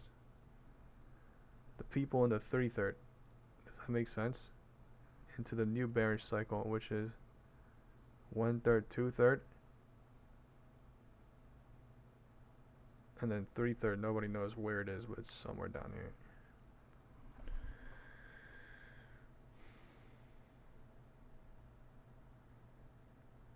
Time is 12:35. So they did go lower into 12:35, looks like. Or they are going lower into 12:35, looks like. They're going lower into 12:40. I'm not in anything. It looks like an easy short, but I'm not doing it. I'm just chilling. Time is 12:35. It's 12:30. Sorry. 12:30 rejected here. 12:40. Sorry, 12:30 rejected at 12:30. You get what I'm saying? Okay, this bounced at 12:30 actually. This rejected at 12:35 into 12:35, and 12:35 is bouncing. Risk is absolute for shorts. It's just looking bearish. Alright, calls. I don't see a confirmation long yet. Unless this is the confirmation long, then we break out of this, and then we break this somehow. And we break out of this, we hold this algo range, and we break this trend line, then it's a confirmation long with the MACD volume then for me. But we're at the bottom of the wedge rather than the top of the wedge. We are at the bottom of the wedge rather than the top of the wedge. For now. For now.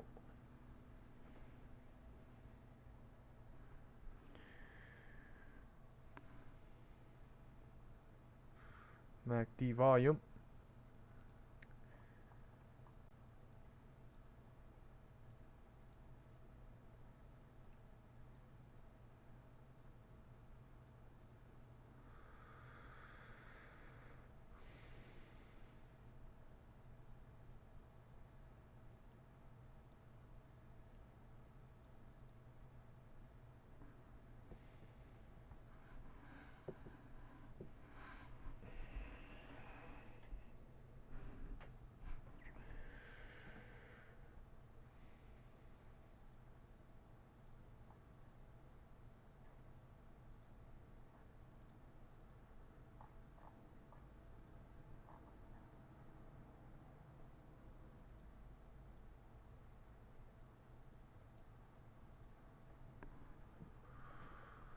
Time is 12:40.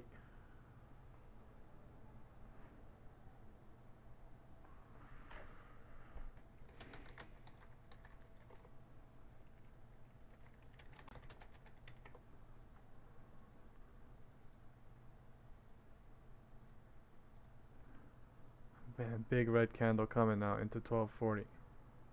The bearish cycles are extending to go lower into the lower trend line, or break the horizontal support, whatever this is. This is a bearish cycle from 12:20 into 12:40 playing out live in front of our faces right now. These people were just playing and doing it so goddamn slow that I don't want to do it. Time is 12:40. I need to go eat. Okay. Time is 12:40. We have 183 people. Let's get the like buttons up, guys. I love you guys all. We are making great deductions right now using every single setup that is possible. I'm gonna go grab a snack. I'm starving, so I'm gonna go grab a snack. Give me 2 minutes.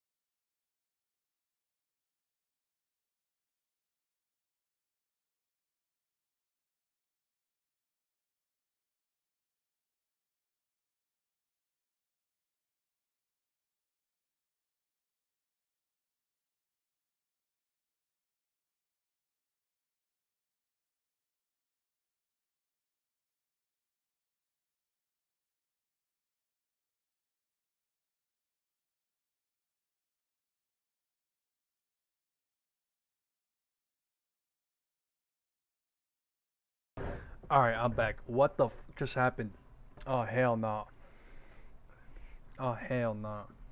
What just happened? MACD coming in crazy bearish to close it off. Man. I kept calling out the 5 minutes still bearish earlier, but man. I did not trade that. God damn. We're near the floor now. Wow. So it's something like this: 1/3, 2/3, 3/3 going bearish cycle since 12:20 into 12:40 in 20 minutes. Somebody printed fucking huge. somebody printed absolutely huge after they printed absolutely going long, man. That's what's going on right now. Man, what the f that is a crazy, that's a ghost candle basically going southward to break the wedge. Right? Now we're gonna draw this cycle as well in QQQ. 1/3, 2/3, right? And then 3/3. Who got trapped? 3/3. 1/3, 2/3. Who printed? Who's getting trapped? 3/3. So we'll see what happens here. This is a yin and yang cycle happening. Real quick up, real quick down. What the f They're playing out. They're playing around big time with the wedge. They're playing around big time with the, you know, algo range. They're playing around big time with everything right now. Right? Look at this QQQ chop. Look at this crazy ass QQQ chop coming in. And they're bouncing, right? So they're killing the chasers too, but they're allowing the deductors to print, basically happening again. Right on POC, the 5 minute candle. Man, that actually printed. That would have printed big. I'm not gonna lie, that would have printed big. But yeah, whatever. Time is 12:40. That's wild. Okay, we got 190 people watching. Let's get the like buttons up, guys. Thank you all so much for hitting the like button. This is the reason why we have 190 people, watching and more people coming in. This is intraday live market index strategy and analysis using pivot point time confirmation to find the real direction, the trend direction, and the traps to deduct through the intraday cycle without speculating way too much.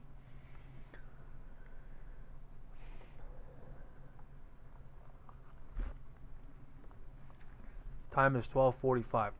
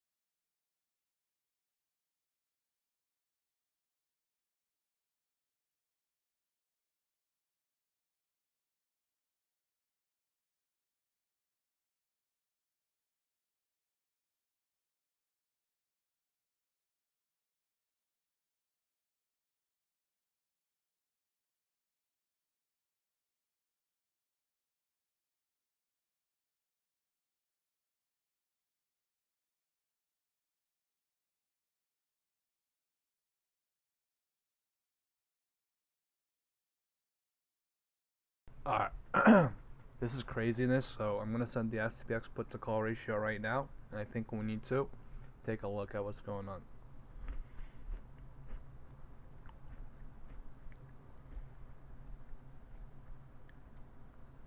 This is crazy work, right? Now they're burning all calls, right? Something flipped after that little pump at 12:20. Since then, at 12:21, they've been burning all calls. That's what the SPX chart shows as well. Something flipped. This is what I mean by the market's so goddamn volatile, bro. Like, you know how crazy this thing is? When people don't have setups, when people don't have algo ranges, and they literally look at the candle and they just see it go and go, and they're like, boop. Like, that is absolutely nuts. Like, mentally, it would completely, like, with you too, to the point that you want to basically stop this shit. But seriously, this is cycle time confirmationing, and they're trying for the floor on SPY. Man, I don't know if the LOD is gonna break, but I mean, SPY might do it, QQQ might not. QQQ is pretty far away. This is pretty wild. Pretty wild. Alright, and we're basically above the previous 4 p.m. gap, and we did not gap fill above, so we're still in between the entire gaps. Gap above, gap below the entire day. If we drop big time to 640. If we go up, we go big time to 644. We'll see. Time is 12:45. And that is it. Time is 12:45.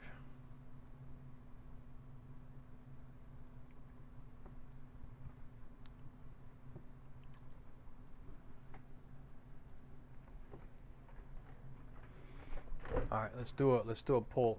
Who thinks this is gonna go gap fill above? Who thinks this is gonna go gap fill below by end of the day? Who thinks this is not gonna gap fill anything? Alright, poll coming. Answer it as above, below, or neither. The question is gap fill today, question mark. Above, below, neither. Time is 12:45. It's about time. This is basically the perfect time to do a poll. Everybody's confused. We are at the floor on SPY. We are at the midpoint on QQQ. Anything can happen. Is why we're doing the poll too. We are below the wedge. We can go back up. We could break out. We could hit every single algo range. We could go IW and gap fill and go run it to the north. Or we could not, and we could just close it with the IW and gap below too. So, you know, that's the reason why we're doing this poll, because nobody knows right now. So everybody's gonna vote, and we're gonna go over the answers in about a minute. Okay, 2 people voted above, 4 people voted below, and 3 people voted neither in the WhatsApp group. Charlotte says above.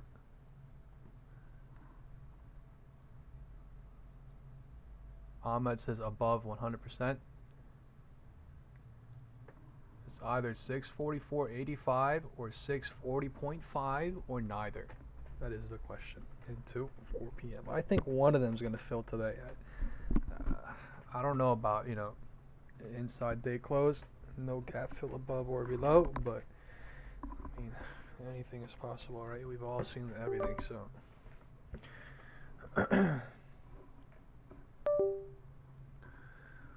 Time is 12:50. Time is 12:50. 12:45 is rejecting into 12:50 on QQQ, and 12:45 is bouncing into 12:50 on SPY. So the cycles are different here, and we need to pay attention here. 12:45 bounce, 12:45 rejection into 12:50. So we gotta see.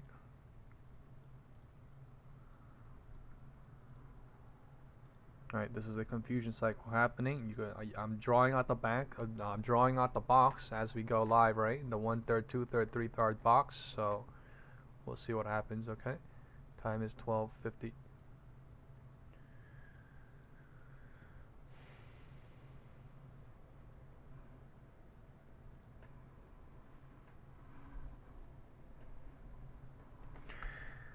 Man, it's looking more and more like below.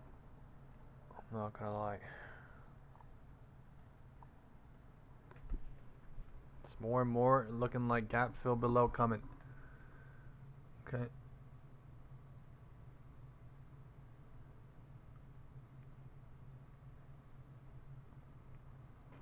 Bears are pushing it crazy strong now. Into 12:50.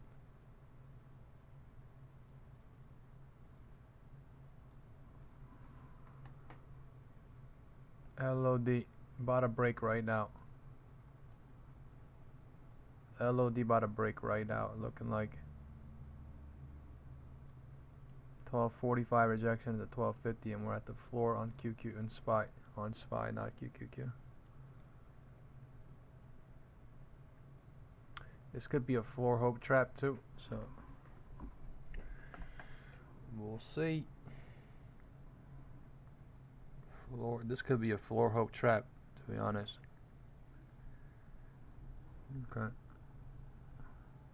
They're playing with the 945, 569.03 like crazy right now. 568.95. It's almost turning into a push down now. This is almost turning into a, I don't even want to say the word, But it's looking so goddamn easy to go break the LOD. It's looking so easy, meaning I can trap everybody here. Wow. Man, I don't know. I don't want to do anything. QQQ going. SPY going. LOD broken. Okay. I'm going to do it. I'm scared. I'm not going to do it. 1250 bouncing after it broke the LOD. So the wind direction is now showing south. Right? I'm not in. I'm just going to move the chart. I'm not. I think this degen trading at the moment, so unless it clearly goes south,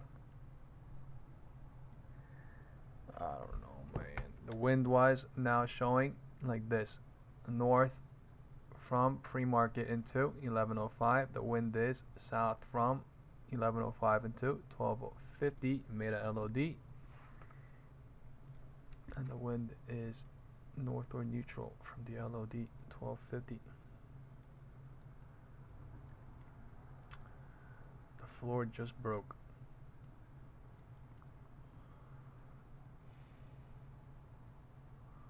So this, oh man, is turning into a previous LOD, turning into a resistance or support. Resistance or support. Right? Previous LOD turned into resistance and the support.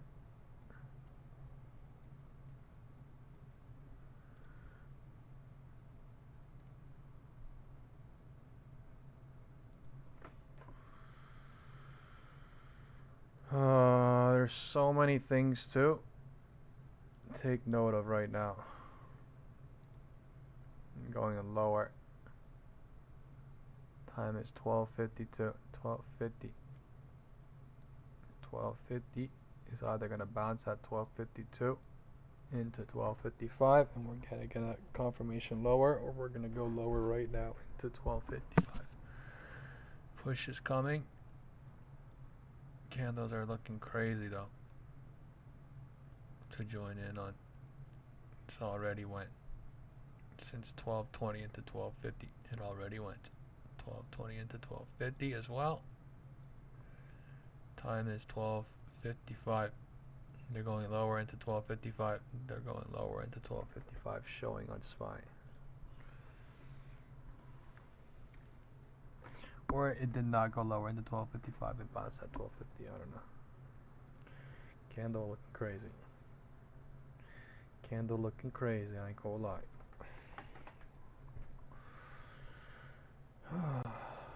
This is now turning into a 1/3, 2/3, 3/3. Cycles could be extended to go lower more. If it does not, and if it bounces, it will be something like this. It will be something like this. Time is 12:55.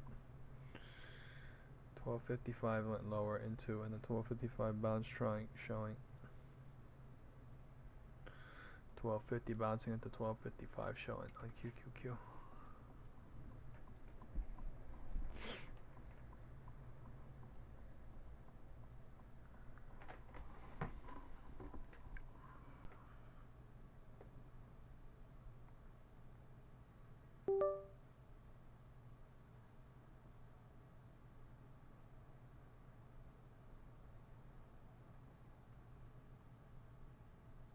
Slow move at the floor.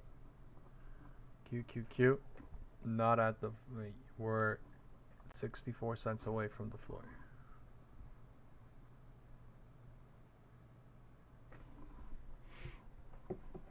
Time is 12:55.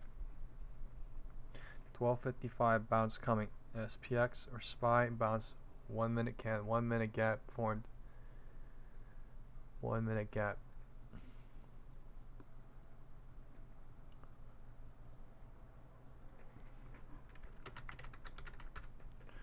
SPY 1 minute gap.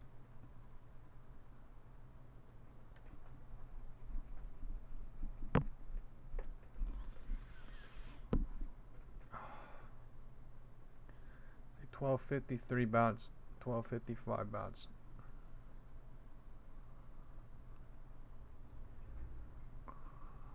Everything's crazy fast.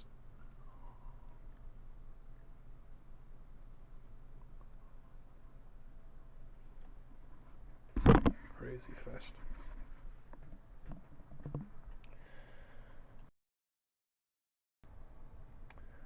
What should I get, guys? Ribs? Or like chilies, like TGI Fridays? Like, what should I get?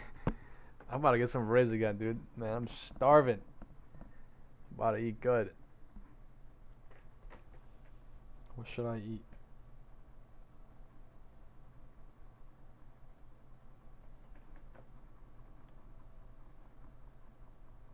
New subscribers, thank you for hitting the subscribe button. Time is 12:56. We are holding the SPY 1 minute gap and we are bounce trying off of 12:55. There is a lot of bears here, so maybe we could try something. I could send the SPX put to call ratio if people would like now in the group chat, or we could wait a little bit, but we are at QQQ 945, bottom of the algo range for now. Alright, there's a lot of puts down here too, so they do not have to go down easily right now.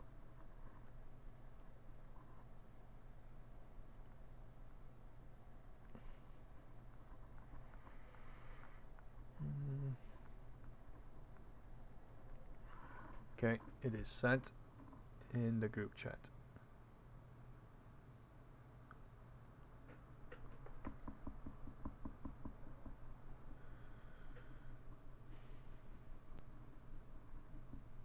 Time is 1 p.m. So they bounced it into 1 from 12:55. Time is 1 now. They bounced it at 12:50 into 12:55 into now 1. Right. Into now 1.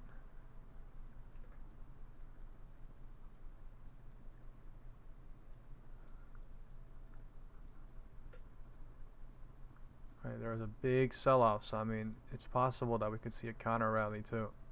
It's reasonable. It's fairly reasonable.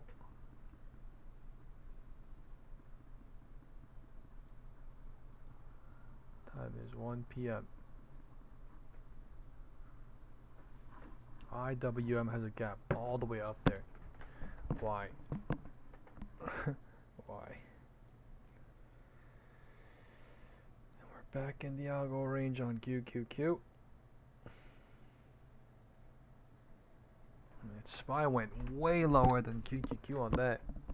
Right? Why? Was that on Apple? Was that on IWM? What was that?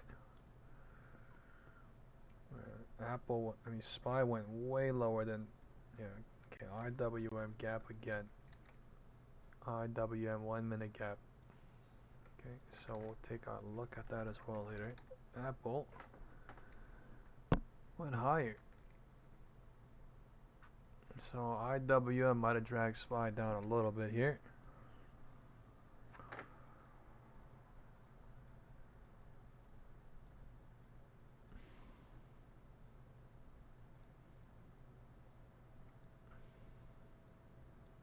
Time is 1.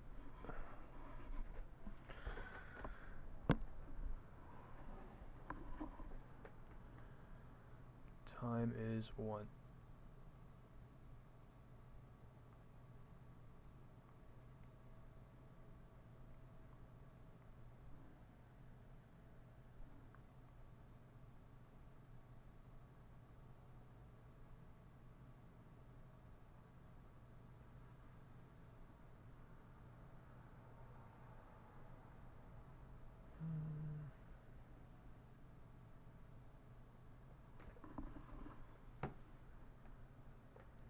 $9.45 algo range bouncing on QQQ.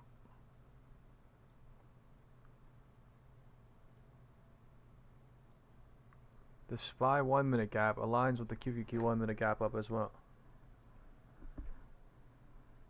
Yeah, I removed that comment because I don't know what happened, but yeah, Your previous comments were good, but I'm not gonna take any negativity. I don't know what happened, you know what I mean? I don't know if a trade went bad or something happened, but I want no negativity here, you know what I mean? I promote positivity no matter what happens, even if I'm in massive loss or if someone's printing big time, so you know what I'm saying?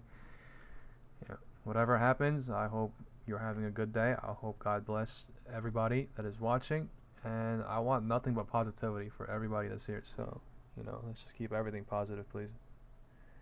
Time is 1 p.m. 101. MACD coming in bullish.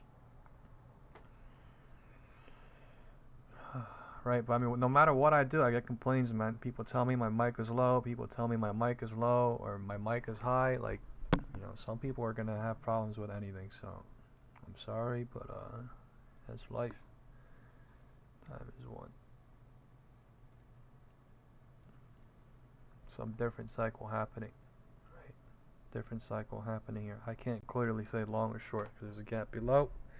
QQQ looks bullish. That's what I'll say, but SPY might be setting up a confirmation, and then it could extend to hit the trend line and then pull back to gap fill. So the risk is there for both sides, is what I'll say. Risk is there.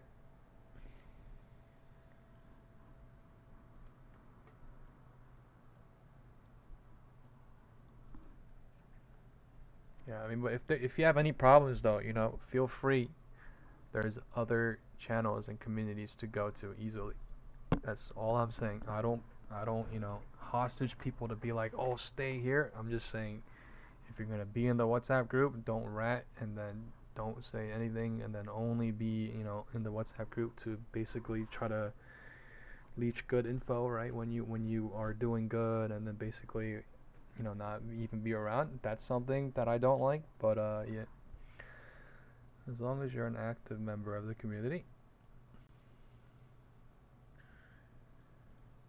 you're good with that. Time is 1:05.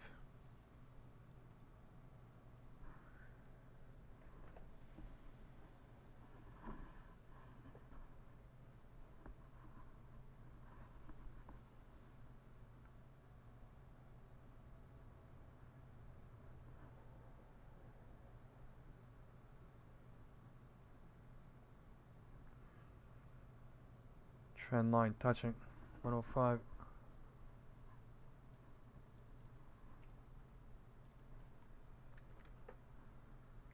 There's a lot happening right now. 105. QQQ.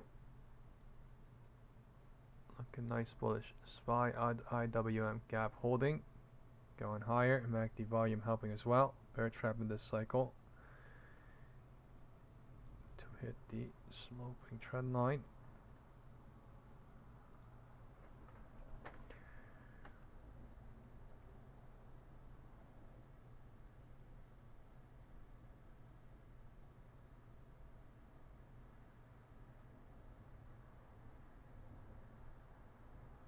$105 deciding what to do into 110. At the horizontal trend line sloping.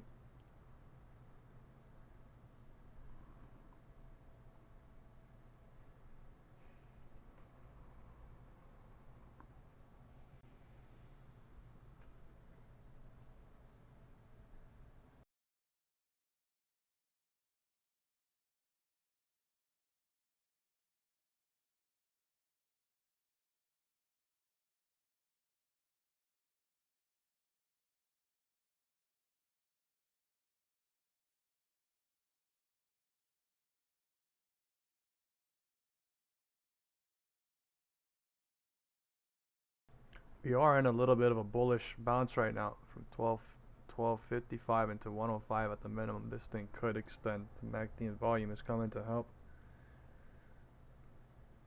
There is a lot of bears at the bottom too. The SPX put to call ratio that I sent shows as well from 5 minutes ago. But there are bigger things at play.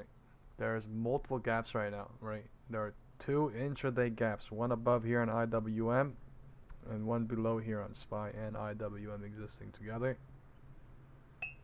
And one of them is holding. And one of them is about to go fill, or they might not fill for a little bit, and then they might fill later too. But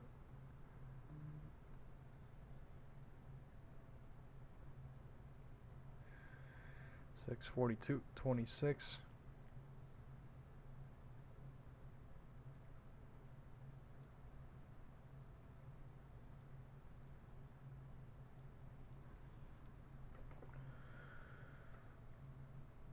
Right, since 1250 at the minimum, they're bear burned into 105. 1255 into 105. But they went lower from 1220 into 1240, 1250, 1255 at the minimum. Okay, 105 rejection trying, no confirmation shorting. This is just professional level stuff going on at the sloping support trend line.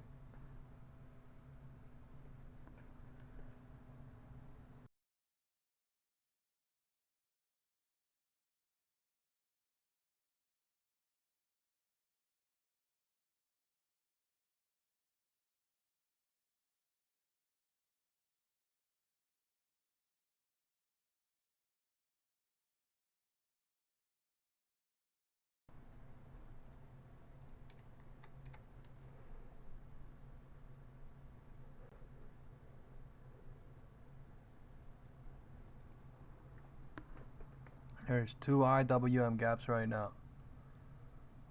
One minuscule one at 234. One big one at 233.14.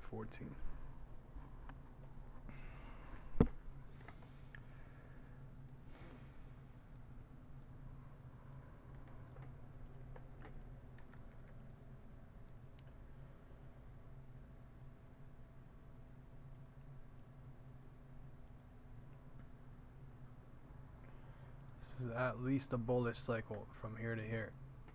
Right, at least.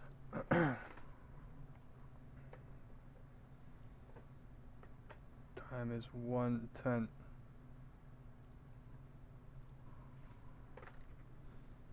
Things are consolidating at the top of this little cycle. Candles are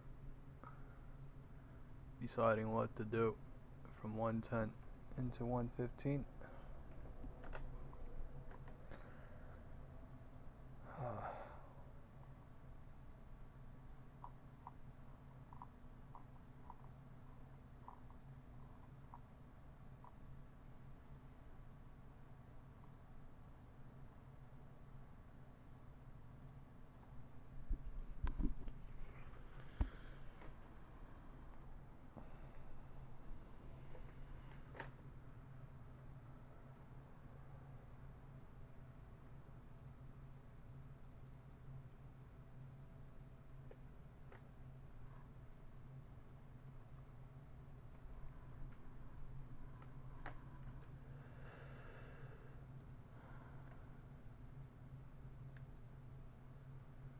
110.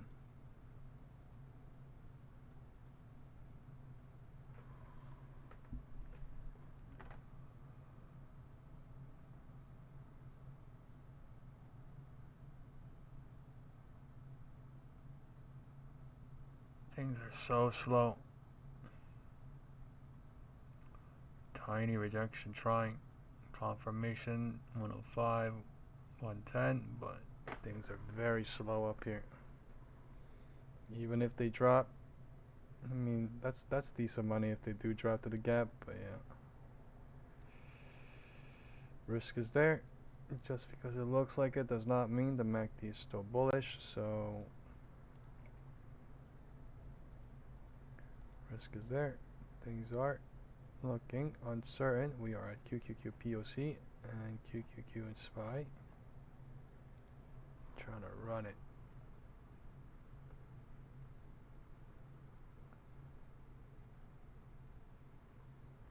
POC shifting like nothing.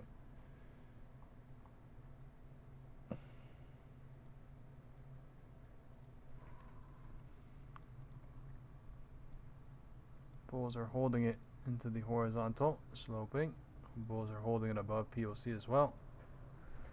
That's what it's showing.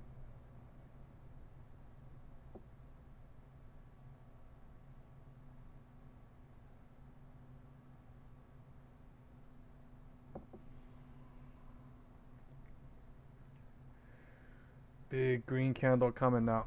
Trying to go to POC.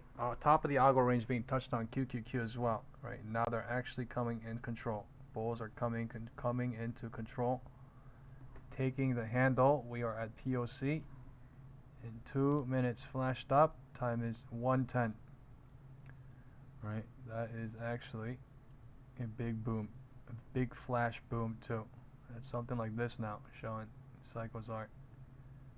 And it's burning the bears down there, right? It's burning the bears down there, and time is 1:10.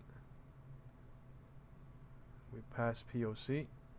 We passed the algo range in one single candle, right? Flew off of POC and top of the algo range, and now the bulls are coming in crazy. Bulls are coming in crazy too, trying to VWAP. We are at VWAP already in two single candles. Time is 1:10 only. Still. Wow. That is a crazy boom. Right after a crazy spike down, crazy boom too. Look at that crazy spike down, crazy boom on QQQ too. Right?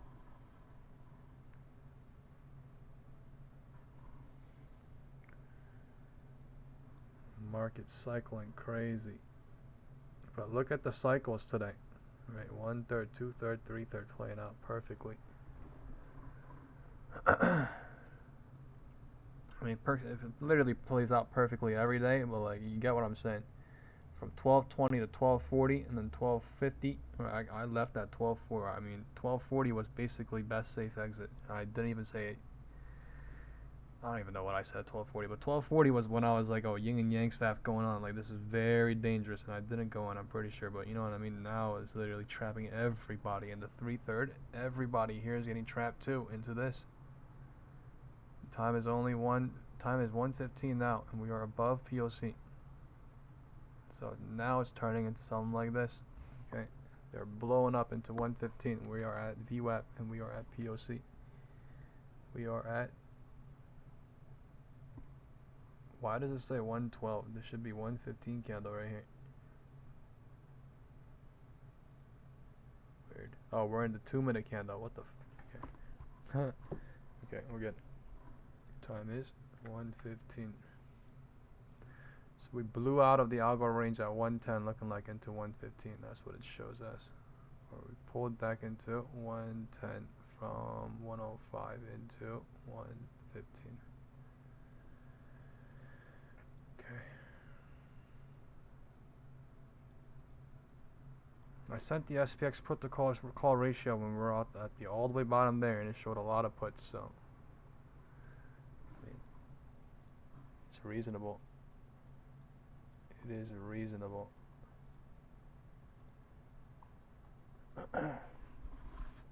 And note, in our group, everyone was saying the gap below. So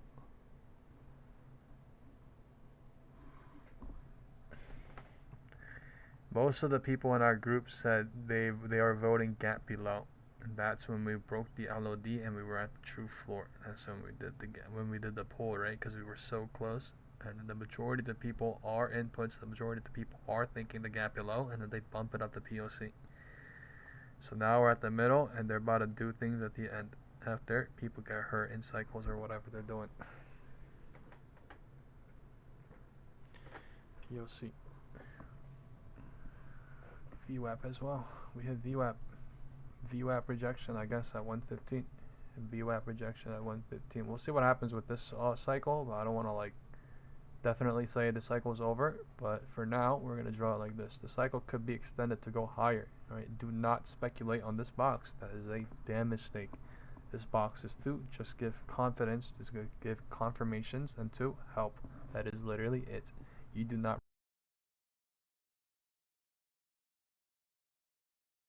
If you rely on the box like a indicator, then you're going to get crushed, because it is not an indicator. It is a tool to help deduct constantly. It is a tool to help see the cycles. It is a tool to help see what is going on live. It is not an indicator. Life is not easy enough for things to be automated and just things can be easily done just like that. People have to make the deductions. People have to do things themselves to be able to see things themselves. They need to learn things to be able to see things themselves. So all I'm saying is it is not a indicator. It is a tool to help do what they do best. Time is 12. So time is 1:20 in 40 seconds. Time is 1:20 in 40 seconds. Right, the cycles are getting tight. The cycles were getting tight, but we are at least cycling. We were in a bearish cycle, right, from here to here. We were in a bullish cycle from 12:05 to 12:20. We were in a bearish cycle from 12:20 to 12:50. We were in a bullish cycle from 12:50 to 1:15. That's what the chart says. That's what the cycle says. 105 to 12:05, 12:05 to 12:20, 12:20 to 12:40, 12:55, right? And then 12:55 to 1:15. Time is 1:20.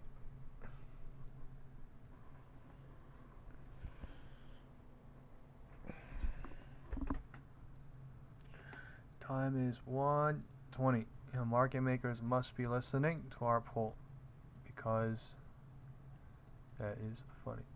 Market makers, listen to me. Thank you.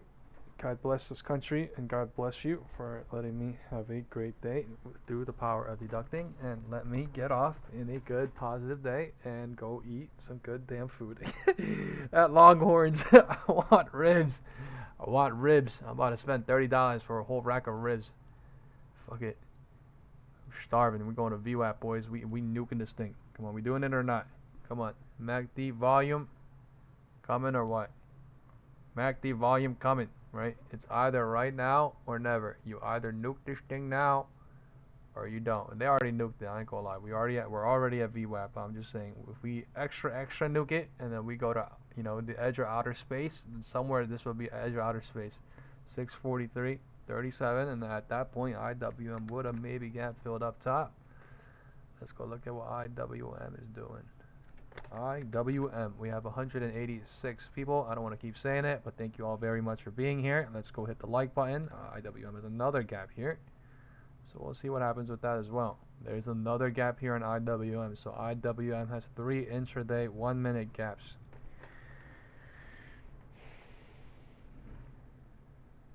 Three intraday 1-minute gaps, and SPY has 1 intraday 1-minute gap. Time is 1:20. They're just showing super bullish to maybe pull back, maybe off of VWAP or not. They're showing super bullish.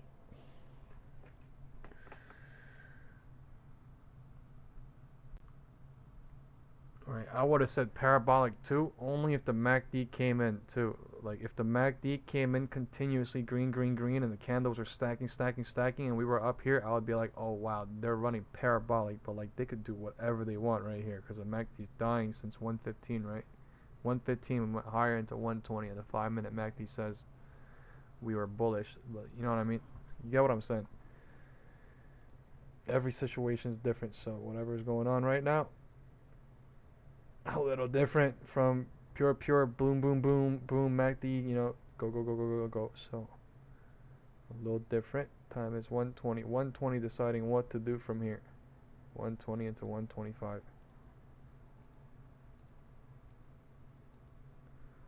1:25 coming. 1:25 coming. Come on, let's see what happens. Alright, people did absolutely great today.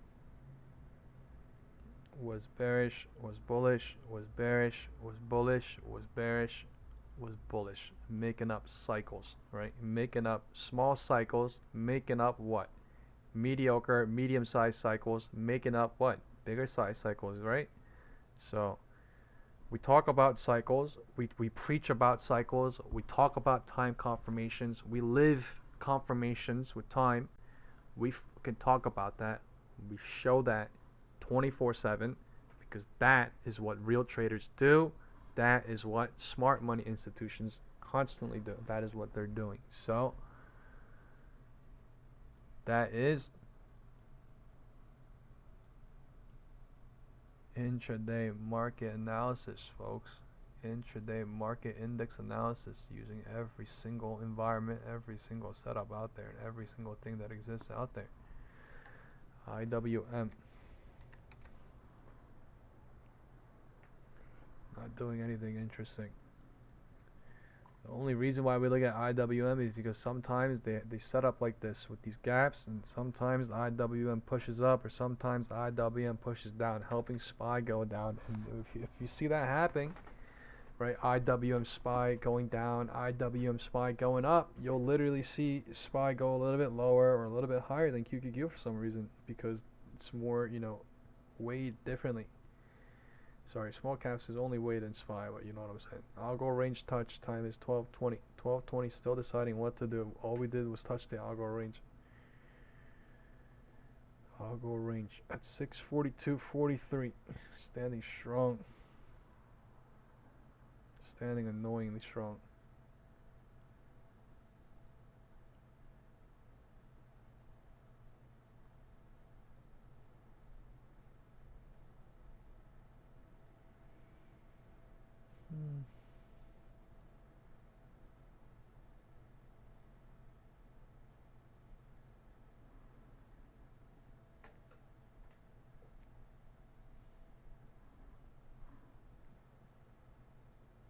We're having an inside day, or not an inside day today, but we're having a in between gap day today so far. So it's not a big day. We haven't went up so far. We haven't went down so far. We're basically where we are. We basically are where we opened. We basically are where we opened. So for now, massive moves happened yesterday. Massive moves happened the day before. It's okay that today is not a big massive move. It was just hard to know until now, right? I mean, but at the end of the day, we could run it. At the end of the day, we could go a little bit lower or something. But for now, that's what I'm saying. Like until now, literally went lower, it went higher, it went lower, it went higher. So that's what I'm saying.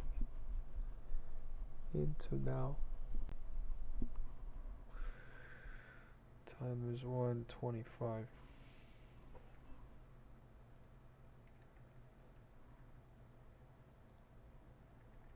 Time is 1:25 as well. QQQ. Touching the top of the algo range possibly.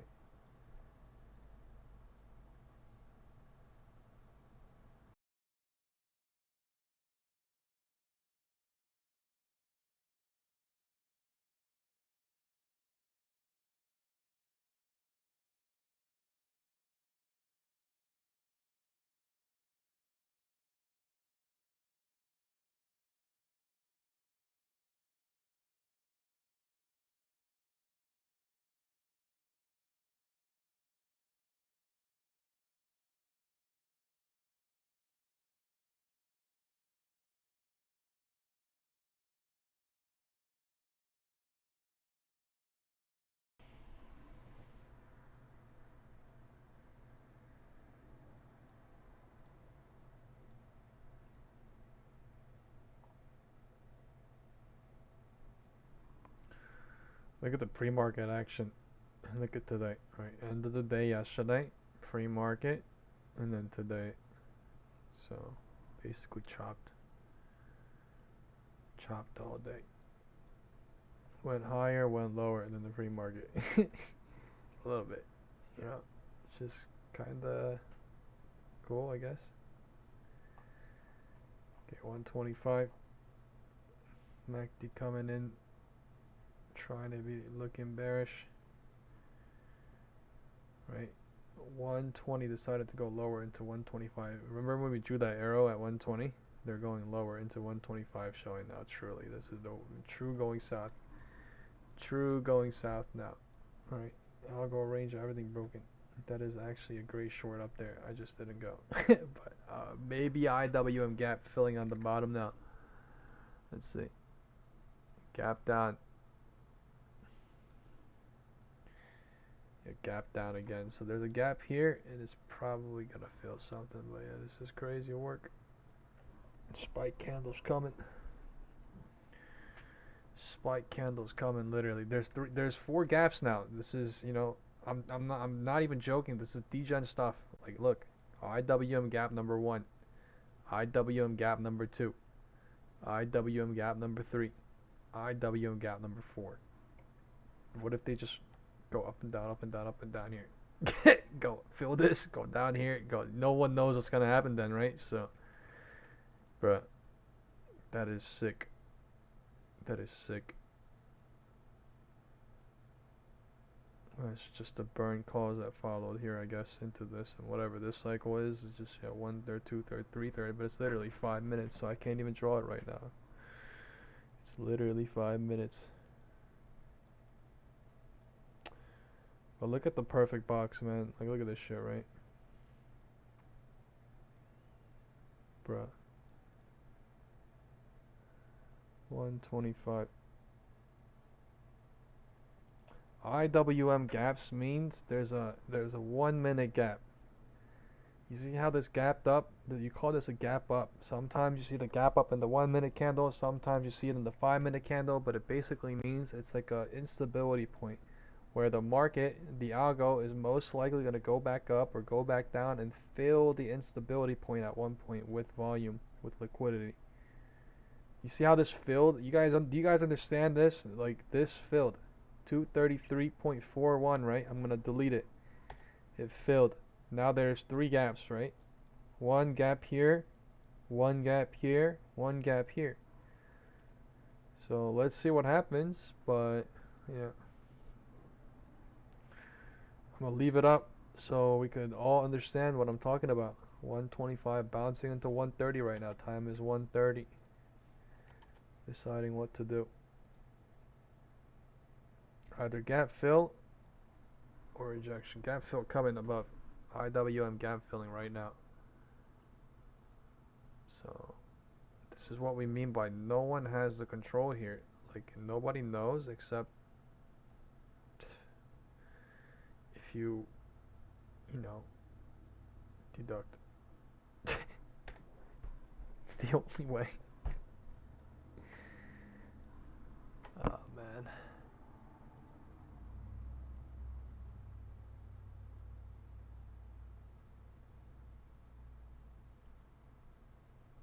Time is 1:30. These are 1 minute intraday 1 minute gaps. 1 minute gaps do not have to fill into close. They can be left open and filled tomorrow. But what is most likely going on is it is a point of instability where the market violently went up on setup to trap bears, or the market violently went down to trap bulls, to leave to come back later to fill the gap, just like how we fill gaps, you know, on the daily chart frame, right? There are intraday gaps that help smart people, hedge funds, deduct through the cycles while everybody in the world is hoping, while everybody in the world has no idea what the fuck is going on. And they look at these 1 minute gaps, they look at the MACD, they look at the setup, they look at the cycle, and they look at the time confirmation, and they basically print on every single one of them.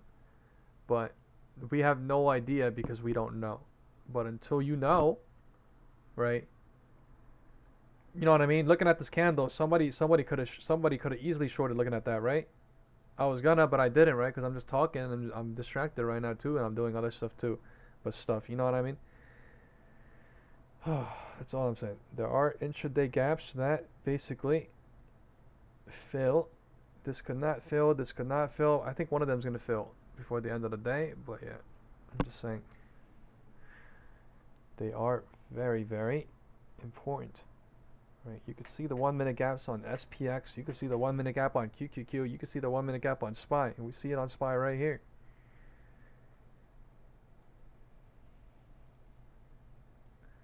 MACD dying, QQQ coming in bullish, IWM gap filling up top now. Look at this shit, ready? I'm going to go back and it's going to be gap filled. So, boom, right? IWM gap filled. Funny how that works. 125 bounce into 130, right? How funny how that works. How it rejected right here at 120. Oh shit. It rejected right here at 120. Right. It went here at 125, and then it bounced to 130. Right. And then people come at me, and then people make fun of me, and then people are like, "Hey, well, what are you talking about with these time confirmation?" It's just like, what are you talking about with time and cycle? Do you really care about time and cycle when the market is truly time and cycle? You know, whether it's 5 minutes, 1 minute, 15 minutes, 30, whatever it is, doesn't matter. Like, whatever it is, you know, it's literally just time, cycle, setups, right? Whoever is literally the best deductor gets to win constantly. That's it. But these gaps filled. 1, 2 filled, and there's one here. So we'll see what happens later on. But now that, you know, the little play here is done, we'll see what happens with the bigger picture with SPY and QQQ.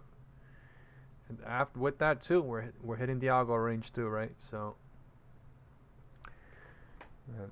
I'm telling you, there's people down here that are stuck, that are like, why didn't we hit the algo range? It's literally because of certain things like IWM gap, and they're gonna bounce and then they're gonna go down, right? They need setup to bounce, you know what I mean? They're not gonna just bounce at a random ass spot, you know. They're not gonna go down, they're not gonna go up and reject at a random ass spot and then go pull back and then bounce at a random ass spot. Those spots are already, you know, setups. Those spots are already there. It's just we can't see it because we're not really focused. But if we focus in the moment, we are dedicated to what we do best, and you focus on what you do best, there's no, you know, the battle is against yourself. There's no stopping yourself at that point. That's how I put it. This shit has made me so fucking confident, and this shit has made me so strong to the point that I can deduct really. My win rate is actually like 85%. No joke, 80% is crazy. Right, I might not hold for a long time, but like still, like I'm telling you, thank you. Something has changed to a degree that I could see through things now, and I can actually explain what the fuck I'm doing instead of being like, oh, the candles are red here, or the candles are green here, so I'm gonna do this, or the candle, the MACD, oh, we're squeezing, so I'm gonna do that. Like, there are just multiple things that you could look at and be like, that man's just using words. But you don't want to just use words. You want to have factual based, systematic, scientific proof, and proof that you're printing as well, that people in your community are printing. So in their own ways, I'm not a financial advisor, and I do not recommend that you buy or sell any securities. I do not. I provide this for education and information and entertainment purposes only. I'm just saying, time is 3:35. 3:35, rejecting. 1:35. For now, I'm just letting everyone, you know, watch for free and learn. Whoever wants to be here for free, this is all free education, right? Whoever wants to literally just better themselves, they could do it by just practicing themselves.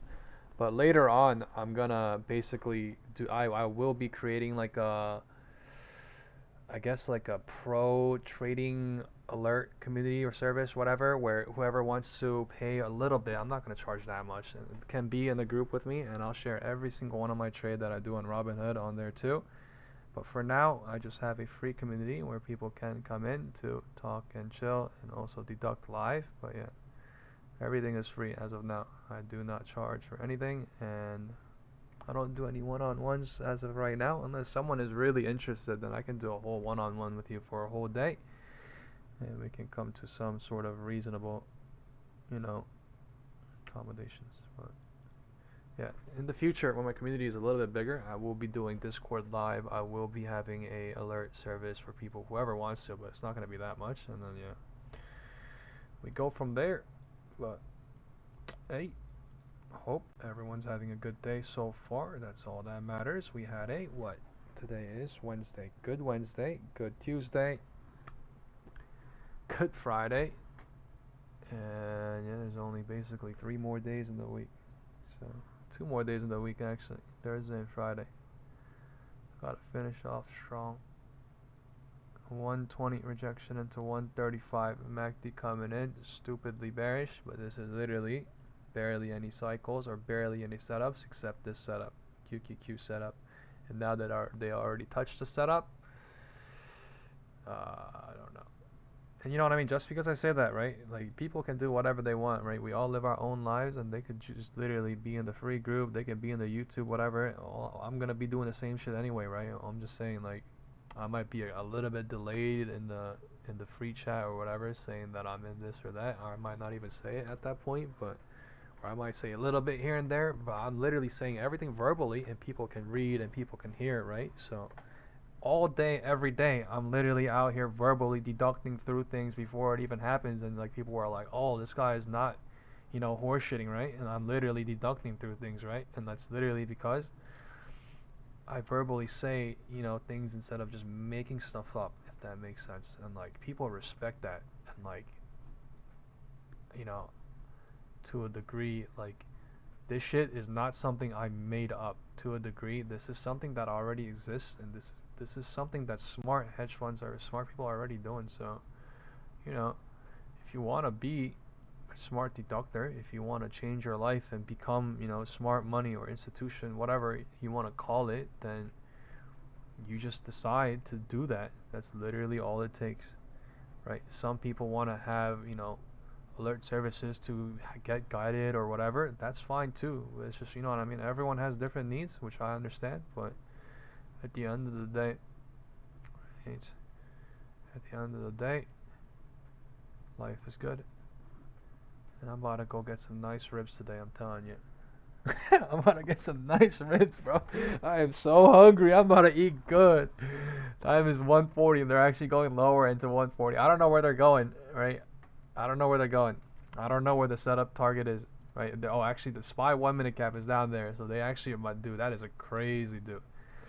I was thinking about shorting up here for the 1 minute gap, but like, man, oh, I'm sorry, I'm screaming. Yeah, this is the time when people are like, oh, you're screaming. My bad. Okay, I'll watch that. Time is 1:40. Some weird cycle happening here.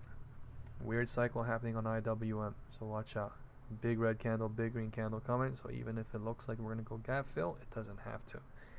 IWM gap is all the way down there, so we're just wedging and chopping in between the gap above here and gap below, which would kill everyone else that is looking at everything other than everything.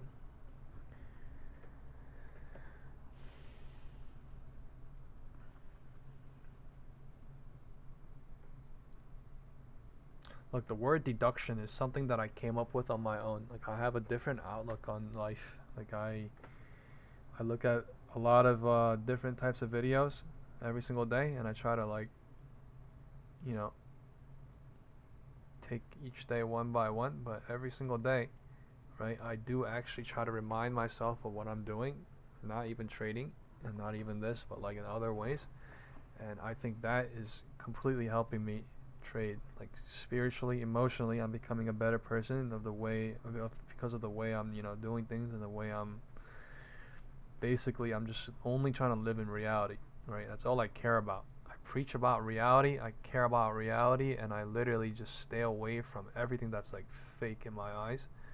So I've lived like that all my life. I'm not gonna lie, I've lived like that all my life, but still, in some way, I found the truth in trading. You know what I mean? Because before I was getting swayed, and every day I would get on and I'd be like, today's gonna be green, today's gonna be red. Oh, I'm gonna make good money. I'm gonna make good money doing this. Good. You know, it's just like it would not work, and it's just like it's literally because there is no system unless you find the system that is really there and you acknowledge the system that is there, because you are actually trading against the wind, you're trading against the system, you're trading against every single deductible thing out there if you are not doing deductions, right? Deductions are educated guesses based on logical things that exist in front of your eyes. What does that mean? The chart, the things that everyone sees in the world, the things that we see, right? You know what I mean? The wind direction showing whatever, like the LOD, like QQQ gap, or MACD coming in, you know, bullish or bearish, time confirmation, everything makes up everything, right? So in order to have a understanding of the whole system, it'll take a fucking long time. It will, but like you need to basically just start by starting, right? That is literally why I said the quote yesterday, right? The journey, the target destination, the target destination of the journey is now, not yesterday or tomorrow. It's literally right now, and that means you gotta work your ass off right now, right? To find out what you did in the past or to find out what you need to do in the future. But you need to do it now, because if you don't do it now, you won't do it ever, and you won't ever get it done, and you will never ever do it in the past, and you'll just never do it if you don't do it now. And that's literally how you have to think about it. Everything that you do matters. SPY gap filling. Let's go look at IWM. Man, they're dumping now, man. Man, IWM gap again. Something game.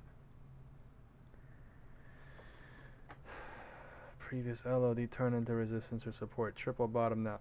Going for the floor. Time is 1:40. It's so bearish. Burning all calls today. Looks like they're burning all calls today. That's crazy.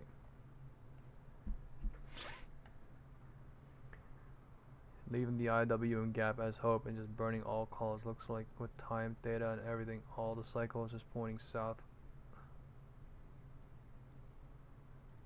That shit is evil. I'm not gonna lie. I'm not even in calls. I'm not even in puts right now. But I'm just saying that shit is evil. Complete evil from the top at 11:05, 6:44 to 6:41. Crazy shit.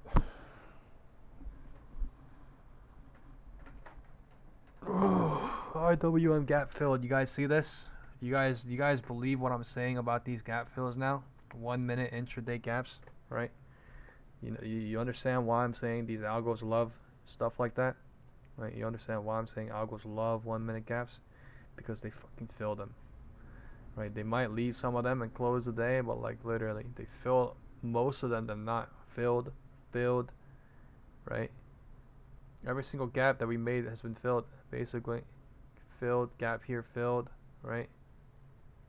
Gap here filled. Does that make sense? That's crazy work.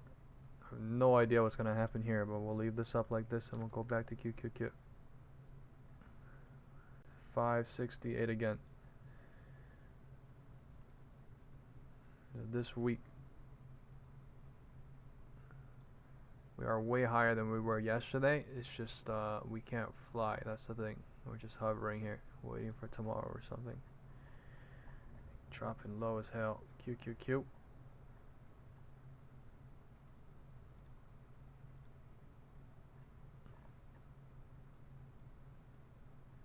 Wow. Floor broke. SPY floor broke. This might be free money south now. Crazy shit. Okay. Basically free money south.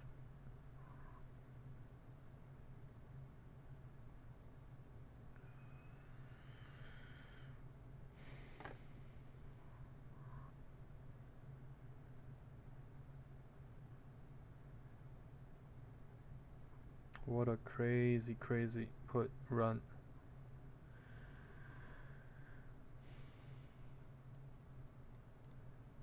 $140 LOD from 120 into 140. That was a major print. Man, I should have shorted that. God damn. I was thinking about doing it, but I just did not, because I wanted to save my money. But like, damn, that is crazy print. Wow.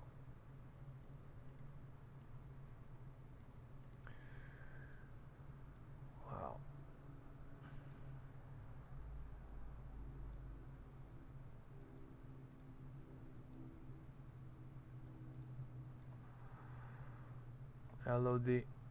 LOD broke on QQQ. Wind is south. Everything is south. Wind direction is officially south on everything now. They're truly dumping. Gap fill coming. I'm gonna go in for 1K on SPY puts for QQQ. I can't even talk. Sorry. SPX. I'm in for 1.3K SPX puts. I'm gonna leave that gap fill. Gap fill coming. I'm up $100 to $200 almost. I'm gonna leave that gap fill. I'm at $150. Come on.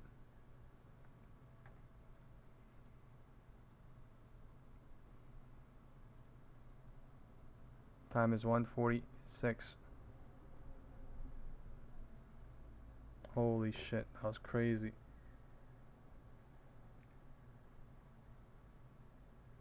Come on, give me a spike.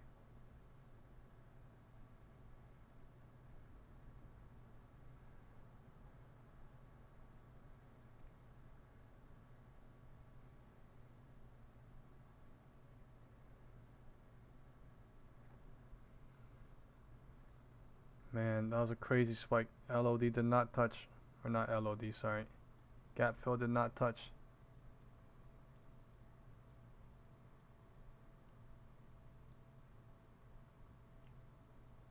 Low of the day into 145.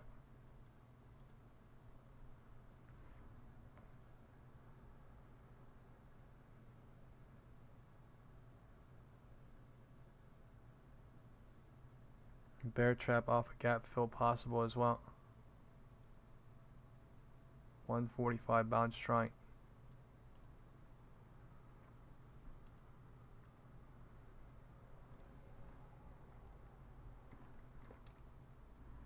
Man, I don't even have time to draw this shit right now. 145 bounce trying.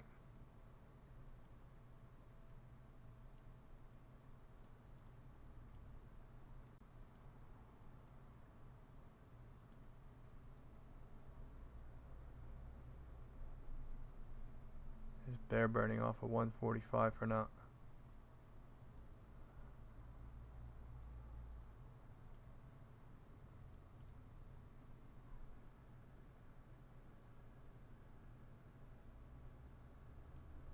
$150 time is thing bounced right above gap. Another data cooking.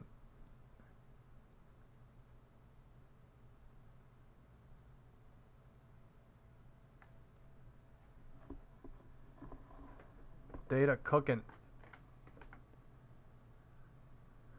Wow, that was a crazy spike. I'm not gonna lie. What in the fuck was that?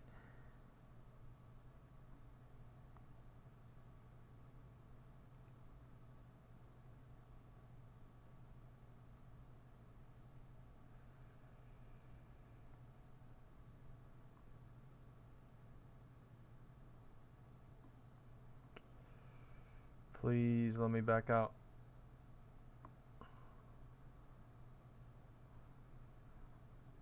Man.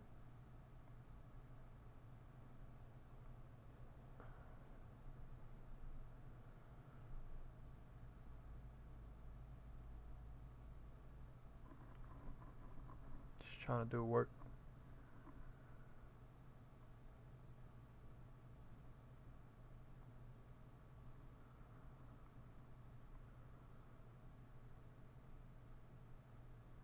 Yo, I joined into the biggest red spike candle. Oh, hell nah.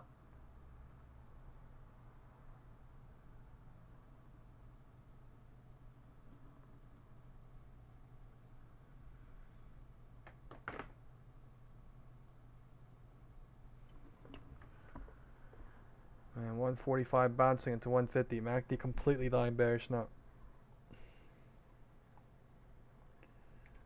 Completely dying bearish now.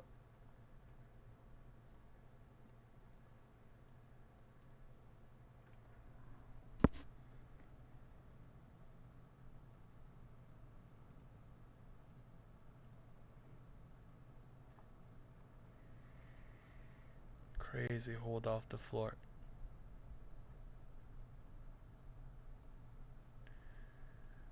Crazy hold off the floor.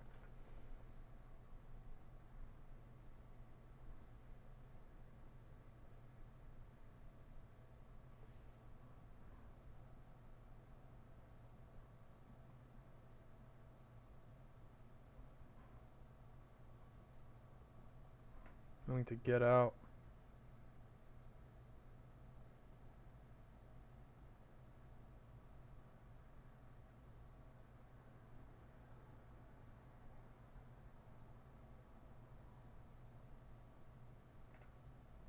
Puts got crazy spiked on that, man. What in the fuck?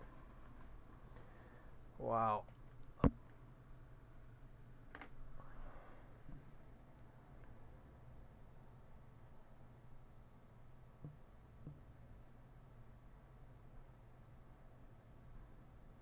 Bouncing. 150. Puts are getting killed now on that. Holy shit. That's crazy.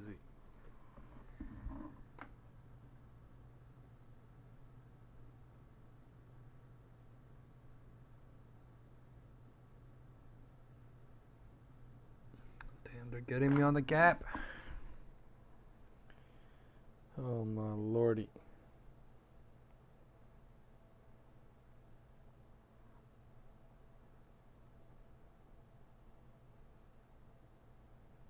Look at the MACD completely pulled back. Fuck. That is a crazy drag. On one single candle too.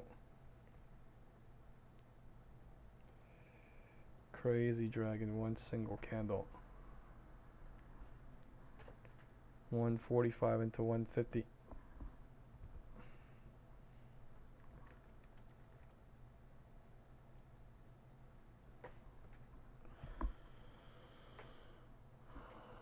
Send the SPX put to call ratio in the group.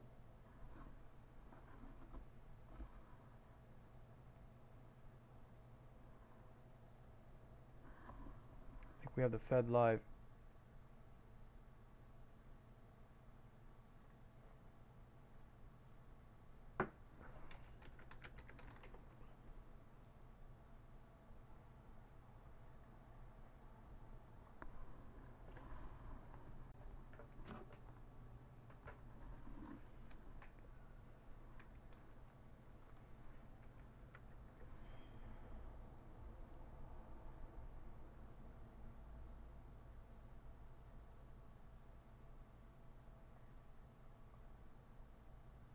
I do not have the Fed meeting or the speech.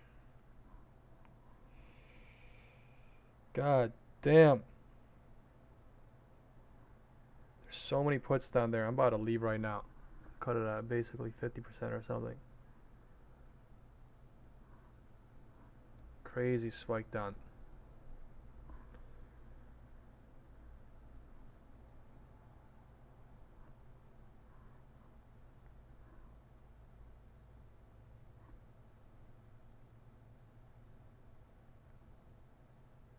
Give me a crazy spike down, please.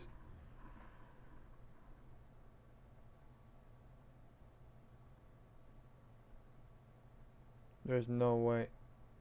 We're getting a crazy spike down. That was a crazy spike down, man. What in the fuck?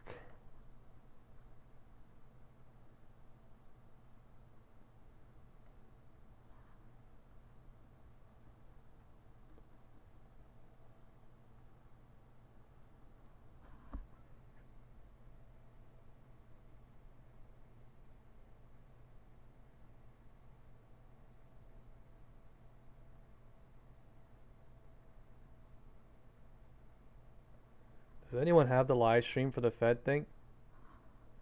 I don't see it anywhere.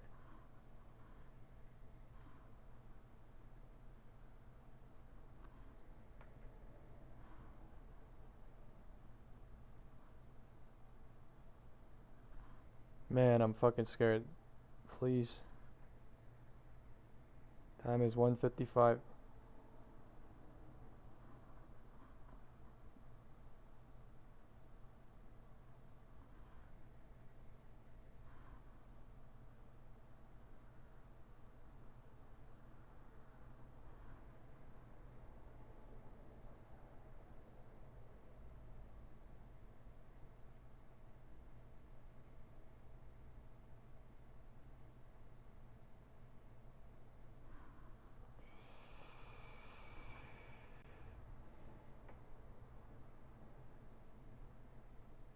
I'm about to take a little hit.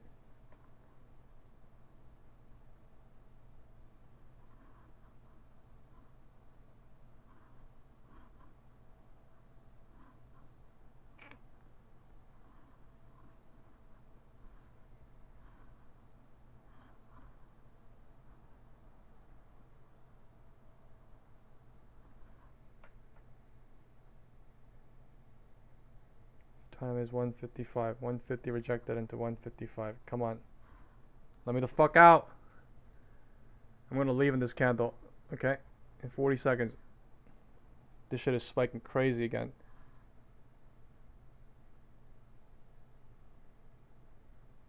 Okay, I'm in profit. Holy shit. I'm gonna leave right now. I'm almost in profit. I'm leaving right now. I'm out.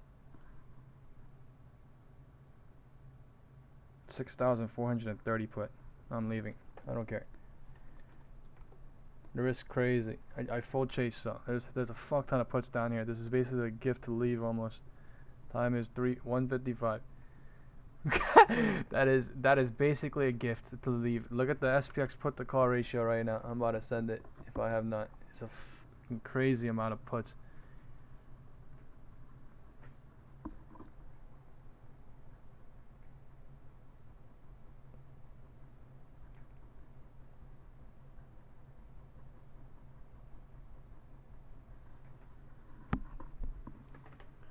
Alright, they're just pushing south for no reason right now.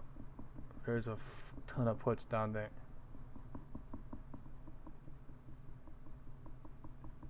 It's disgusting.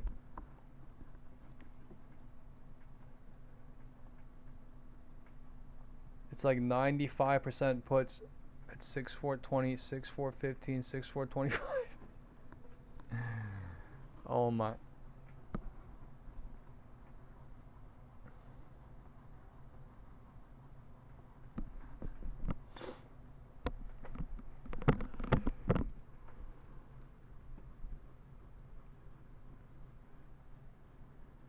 That could have been a really bad trade, but yeah, fuck that. Oh my lord.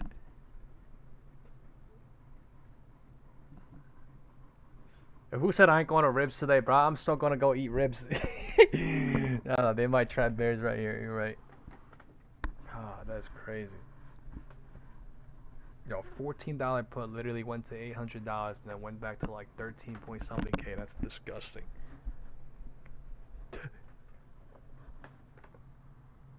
He ain't lying. Calls spiked on that and they killed that on that too. Yeah, they bear trapped, but there's bigger things at play, like they're killing calls.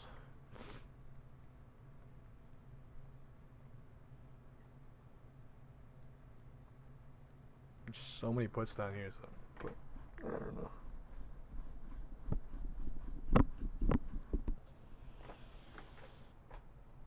Time is 2 p.m.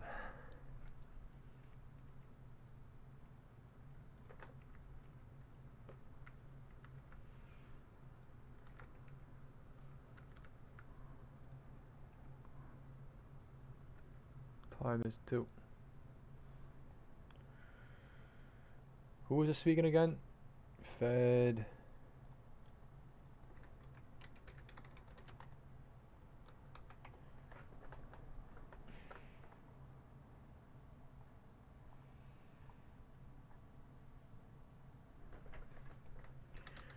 U.S. economic.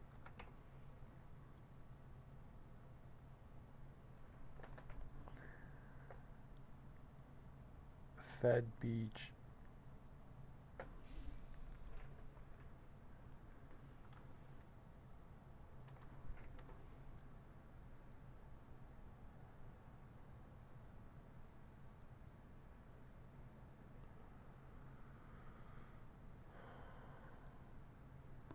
Candles are coming in red on QQQ.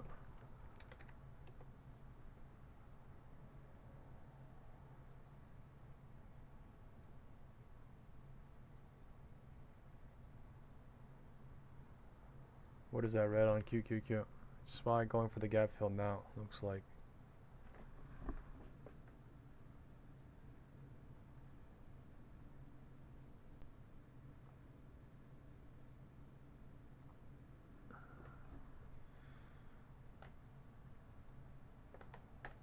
Oh yeah, Minneapolis Fed speaking right now.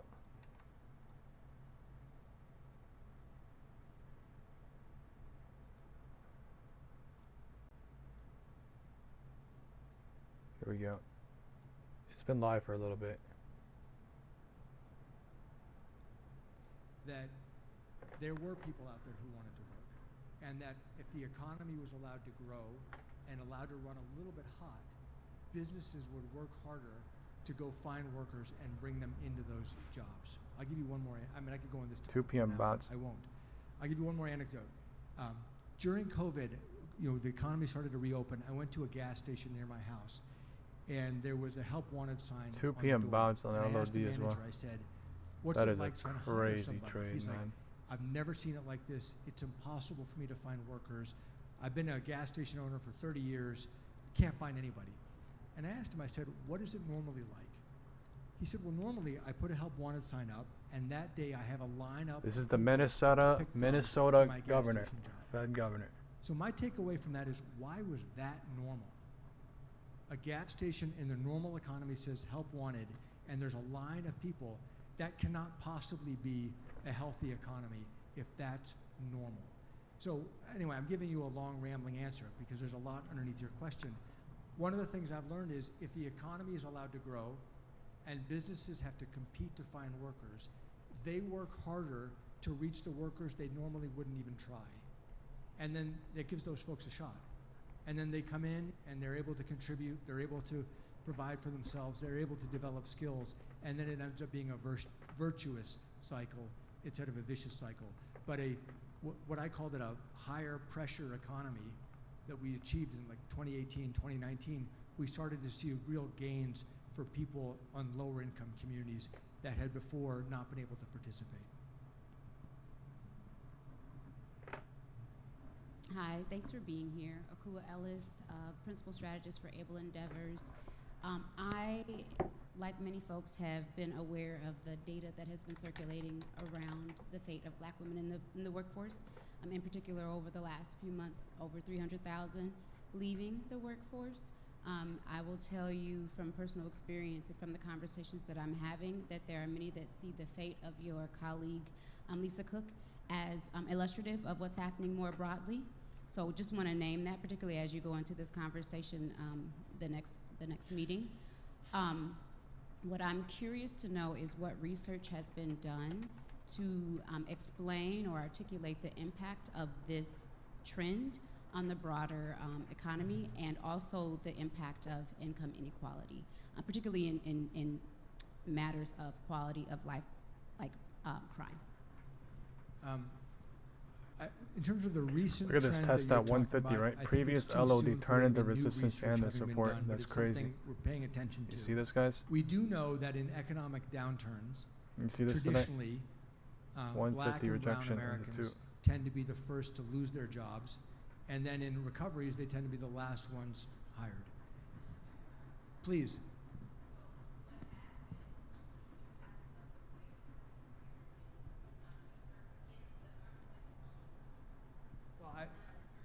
Yeah, I mean, I think, they represent a very important part of our economy, a very important part of our labor force. So if they are pushed out, so to speak, then they're not able to contribute. I mean, it has direct impact on them and their families and their immediate communities, but it has effects on GDP broadly, how big our economy is, how vibrant our economy is. And that's why my comment a moment ago is, one of the things I was proud of is the economy we achieved in 2018, 2019, before the pandemic. We called it a higher pressure economy, and what that meant was businesses were frustrated that they couldn't find workers, but then they were reducing their own barriers to try to bring people in because they needed to, and that benefited some of the folks that you're talking about. It benefited black and brown people, men and women, disproportionately, because you saw them start to finally close gaps in the later stages of that expansion. And so I think there are tremendous benefits from being able to achieve that. There's a lot of puts down here. And that's why we want to keep the economy, we want to keep the labor market strong, but at the same time, we got to get inflation all the way back down. So the scenario that we're in right now of a labor market that is cooling, your evidence suggests that it is cooling, and inflation that's running too hot is a very difficult situation for a central bank, because we have one tool. Our one tool can push down inflation and the labor market, or it can push up inflation and the labor market. And so now we're at this touchy Time area. is where we have to be 2:05. They're very breaking the careful floor on that we QQQ don't at overdo 2:05. it one way or the other. Mr. Kashkari, thank you for being here. I'm Lisa Erickson. I'm retired from U.S. Bank Wealth Management. So in recent years, some of the survey This has data to be that something you like mentioned this. that the Fed There's relies no on way has that it's had not.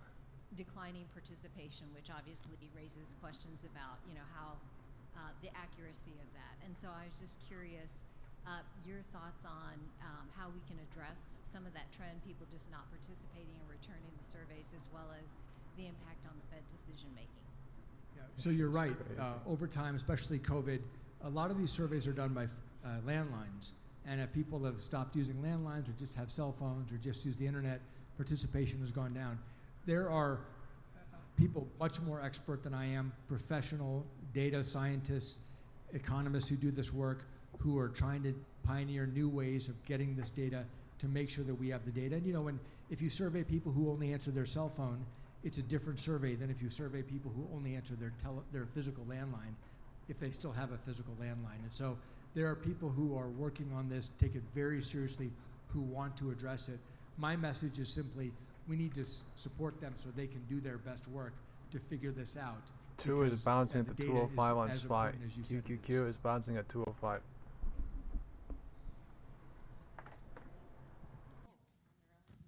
Good afternoon, Leanne Rasajak, CEO, Women Venture. We're the only CDFI focused on women in the state of Minnesota. My question is regarding childcare as infrastructure. One of the greatest opportunities that we have in this state and across the country is to solve for childcare as a crisis and as an issue. There are many people, including those in my neighborhood, those who are low and moderate income clients, who want to work and cannot because childcare is either not affordable or they can't find a provider. Many of them are exiting. So would like to get your perspective when we think about workforce and workforce development and keeping women in it. What's your perspective around childcare as infrastructure? So boy, you're all asking me these very serious, substantive, meaty questions, and I have lots of thoughts. So my wife and I have 2 young children, a 4.5, almost 5-year-old son, and now a daughter, 6.5. Our daughter just entered 1st grade. Our daughter has 1 more year of pre-K before he enters kindergarten. So we've been in the childcare market for the last 6 years. I've thought a lot about this.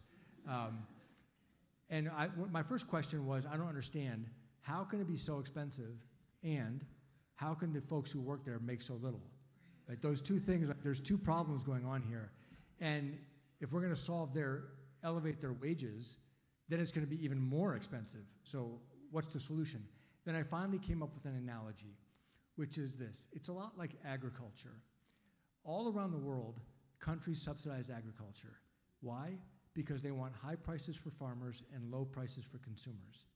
Those 2 things are directly in conflict, and the only way you can achieve high prices for farmers and low prices for consumers is with subsidies. The only way you can achieve higher wages for quality childcare workers and affordability for middle-class families is with subsidies. Now, it's not the Fed's job to advocate for subsidies. It's for the political system. It's for all of you. But that's the math. And so, and the other thing I realized is, there's a lot of it is how things are labeled. So if a mom or dad is staying home taking care of the child, they are in the workforce. They're just not in the measured workforce. Because if I hire somebody else to take care of my son or daughter so that I can go to work, that person's in the workforce. So part of it is complicated by what are we counting as in the workforce, and a parent staying home with the children are not counted, but they are doing very important work for their family and for society. But at the root of this is affordability and decent wages for the workers so that those child care centers don't close. It is about somebody subsidizing it, whether it's businesses subsidizing it, which there's some anecdotes of that, or states or the federal government. I'm not here to say good idea or bad idea. I'm just laying out the math, and then all of you can decide what's right. Thank you, President Kashkari. My name is Ambar Hansen. I'm with the Mortensen Family Foundation. And my question is related something that you alluded to earlier. Recently read that the administration has currently removed approximately 1.2 million immigrants from the country. And in Minnesota, my understanding is about 86% of farm workers are immigrants, and about 45% of those immigrants are undocumented. As this administration continues to persecute immigrants across the country, what is that specifically going to do to our food costs in Minnesota? And how does that impact our economy as a whole, not just here, but nationally? I mean, if there were far fewer people to work on farms, in your example, or work in meat processing plants, as an example, which I think a lot of immigrants also work there, the ones that I've toured, that was certainly true. Naturally, you would expect to see prices go up because they'd be able to produce less. If you've got supply and demand is what it is, but supply gets reduced because there are fewer workers to produce whatever that good is, you're going to see the price end up going up, ultimately to try to attract more workers to come in and whatnot. So I think there would be an inflationary impact. I know I've seen the headlines that many businesses have been arguing, hey, these folks are doing critical work on behalf of the American people, and that some waivers have been granted and whatnot. I don't know the details of that, but it is something to pay very close attention to because it will affect the economy overall, and it will affect inflation, especially in the sectors that are directly affected, as you indicated. Hi, Jill Walker. I'm a partner with PwC, part of the deals practice. So I help companies with acquisitions, divestitures, access to the capital markets. So I'm curious, Neil, what you see in the next 12 to 18 months from an interest rate perspective and how you think that's going to affect companies from a deals and a capital markets perspective. Well, why don't you tell me what's going to happen with tariffs and with tariff inflation, and then I'll tell you what happens with inflation. I mean, I have every reason to believe, I'm not forecasting a recession, I have every reason to believe that the cooling that we're seeing will probably continue and it'll be somewhat gentle. I would expect, right now, the federal funds rate, our official rate, is running between 4.25 and 4.5%. That's a range that we set. And if you look at the estimates that the Federal Open Market Committee members have put out of what we think the neutral rate is, it's somewhere around 3%. It's highly uncertain. So that suggests that interest rates have some room to come down gently over the next couple of years. That's a reasonable guess, but there are big macro factors, including tariffs, that we still need to watch that will ultimately have an effect on that. Marilyn. Neil, Marilyn Nelson, tell us how we keep hearing about our national debt. How does the Fed think about that? And is there anything we should be doing or thinking about it? We don't know how exactly to interface with it. We were warned about it. We've talked a little bit about reserve currency. There's the implication that that impacts that. Help us to think through how we should be thinking of this problem that we're facing. Well, we pay a lot of attention to this. So the national debt is in the domain of fiscal policy. It's the outcome of the taxing and spending decisions that Congress and the administration have made over decades. So in some sense, it's not the Fed's job, and we don't set interest rates thinking about the national debt, but we pay attention to the national debt because it affects the economy. And so that's what we need to pay attention to. But in terms of the debt, if you look at the forecast, and I think I'm telling you things you already know, if you look at the forecast over the next 30 or 40 years, the debt just goes hyperbolic, almost hyperbolic. And it's driven by the aging of our society and lower fertility rates. So what could you do about it? I mean, this is a challenge for our political system. You either raise revenue, you cut spending. Raising revenue is hard, cutting spending is hard, and or you embrace immigration. Like that's one thing that's out there, that if we got our arms around an immigration system that fed our economy, you could actually adjust those demographic ratios. Right now the ratios are going negative because we're not having children at the same rate that we had in prior generations. You could move the needle on that with immigration. And so I would look to you and other leaders in the room about, this is a question for our political system. It is not a question for the Fed. And I'm not saying this because I'm trying to wipe my hands of it. I think it's really important, but it literally is the job of our political system to make these decisions. Is it inflationary? Well, that's another tricky question. You know, at a very simple level, it might not be. If the government raises debt by going to Americans and saying, give us your savings, we're going to take your savings, and we're going to pay you money back in the future, and then the government spends that money, well, you're not spending the money, the government's spending that money. So that by itself is not necessarily inflationary. But it gets complicated when you look at the world economy, and if ultimately we're trying to spend more than we can produce, and if the Fed were to lose its independence and to try to print money to support that spending, that would be inflationary. So I'm confident if the Fed is independent, we can keep inflation in check. But that doesn't mean that the national debt is not going to be an issue 20 years from now or 30 years from now. So those are related but adjacent issues.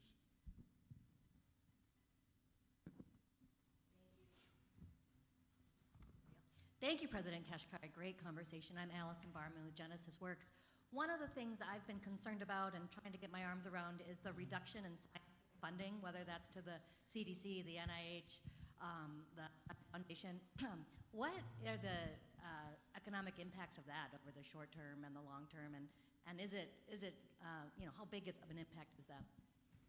I mean, I think over the long term, it's something, if it's not restored or some level of it's not restored, and it might be spending on different things, but over decades, our government funding of basic research has led to our competitive position. It's been a huge contributor, whether it was the space program or the defense program or innovations in healthcare.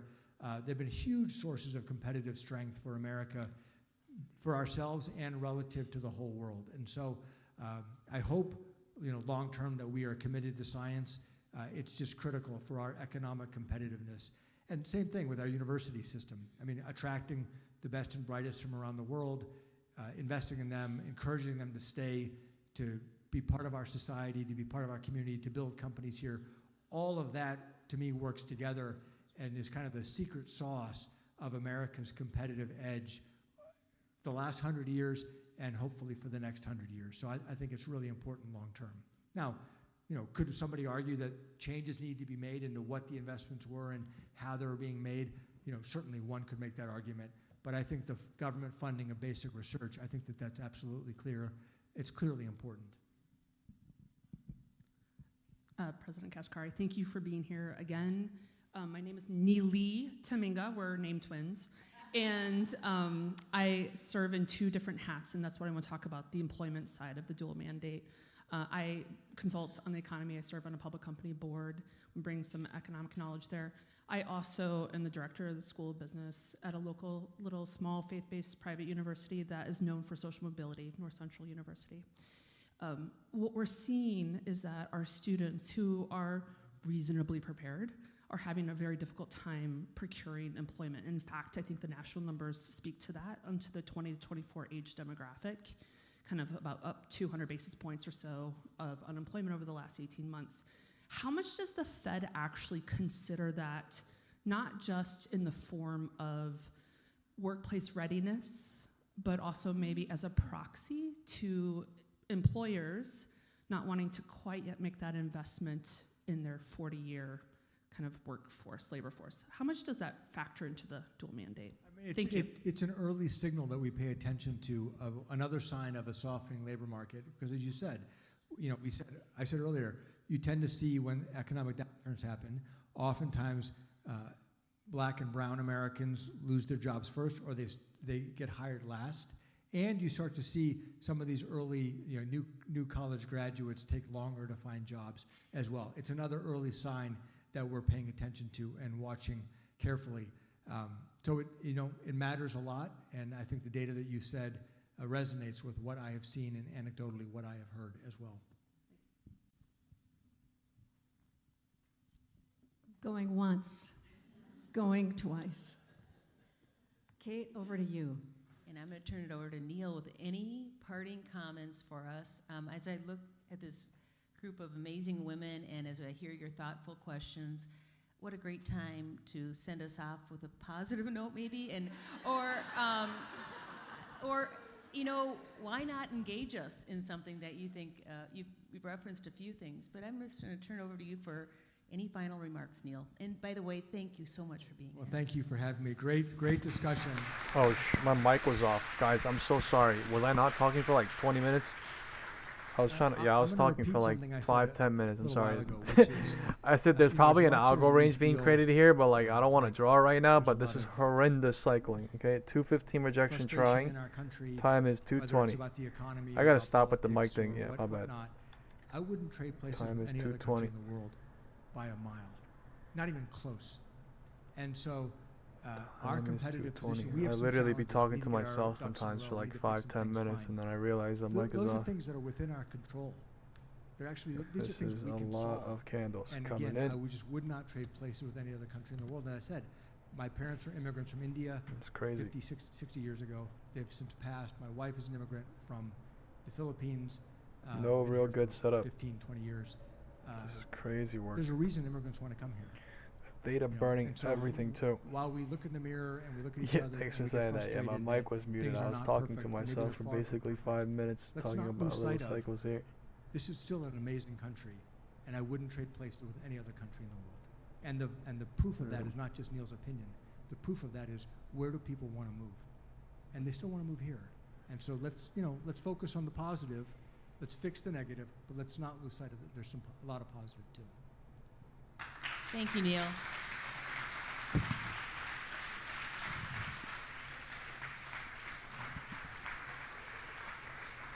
$222. Okay. Federal Reserve of Minnesota, Minneapolis.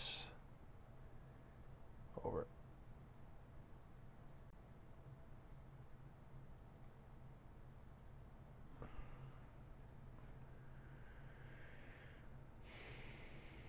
$220, and candles are trying to go break the LOD. LOD break coming. Low the break coming on QQQ maybe. Right. These are just weird cycles, just staying near the floor. SPY at 640.82. 641, 640. QQQ is the one that went low. Did not break the LOD.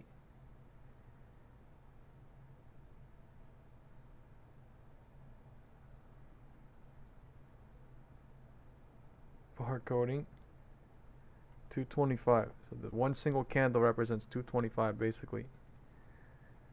225.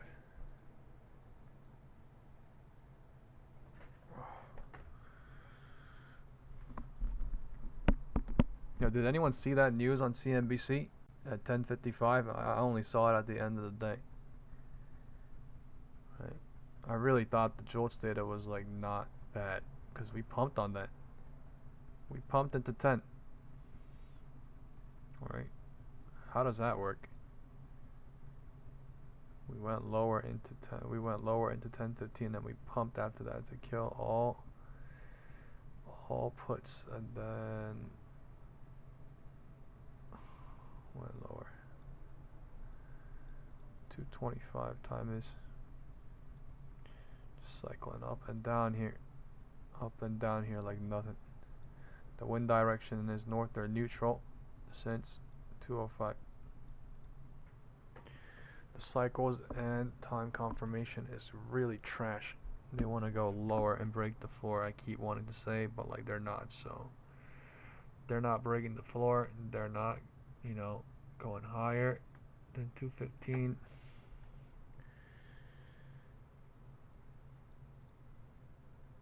Okay, LOD breaking. LOD breaking. Time is 2:25.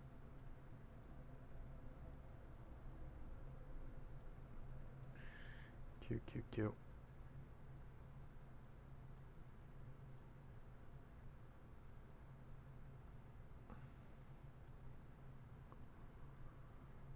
SPY did not. Cycles are different on SPY, QQQ. There's a different amount of SPY put to call ratio than QQQ put to call ratio too.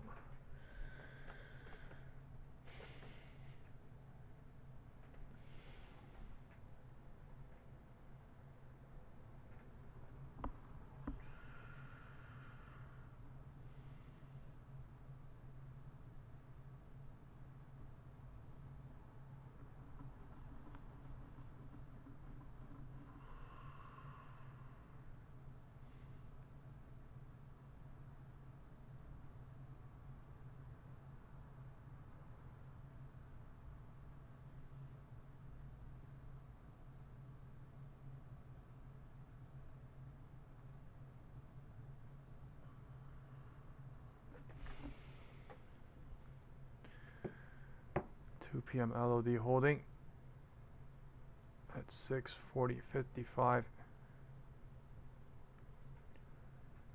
QQQ did go lower and create a divergence on the floor. 225. They did not clear the divergence. They did not.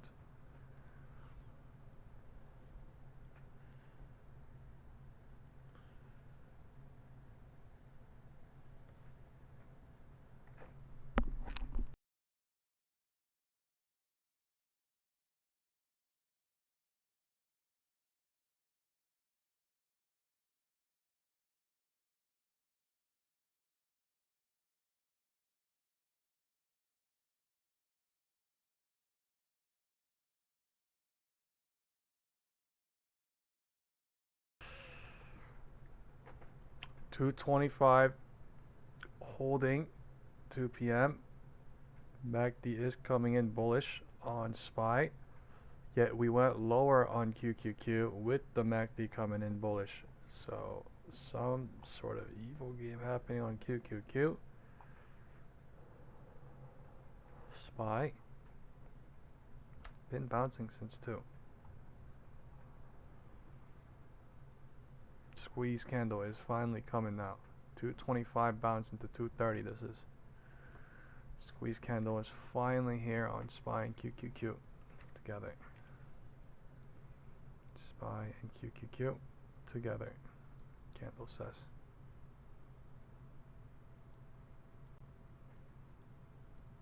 A little bit of a weird cycle, but yeah, happening. Let's go look at IWM real quick. Russell, mini Russell at 2000. We are going for the gap fill at 233.27.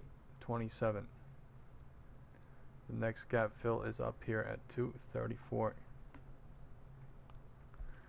Let's see if the thing gap fills here or not.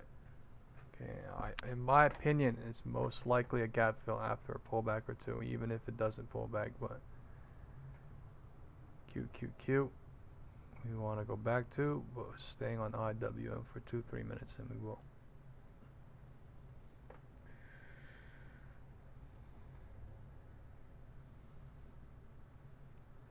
Not filling. Doing evil work.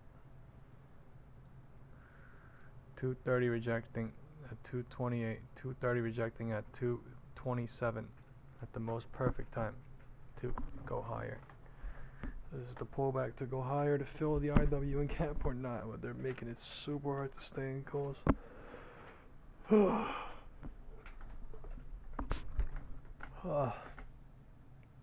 Scout said, do you use the VIX? Yes, I use the VIX on volatile days, and I use the VIX to find the trend sometimes here and there, but the primary factors for me is, I constantly say, cycle, time confirmation,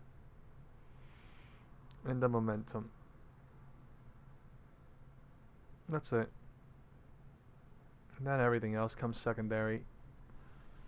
So I do not trade off of indicators, I do not trade off of candles, I do not trade off of price action, I do not trade off of certain things unless I see the setup along with the price action, unless I see the setup along with the VIX, unless I do see the setup along with certain things, I usually don't take the trade. And before I even take the trade, time is 2:30. I'm usually looking at the SPX put to call ratio live too. So I take the trade, I announce it in the WhatsApp group, I say it while I'm announcing it too, and time is 2:30. We're testing the floor again at 2:30. This is wild. Non-stop pushing lower, non-stop pushing lower. Time is 2:30. We're not even going lower, but like non-stop channeling. We're basically channeling here, right? Non-stop. We're channeling going lower, but non-stop doing fucking horse crap, but pushing lower tiny bit, tiny bit, tiny bit every single time. SPY went higher. So if QQQ truly goes lower here, SPY will pull back here, but like yeah, MACD down bullish too. So bears are coming, looks like. LOD might come, but I don't want to speculate on it.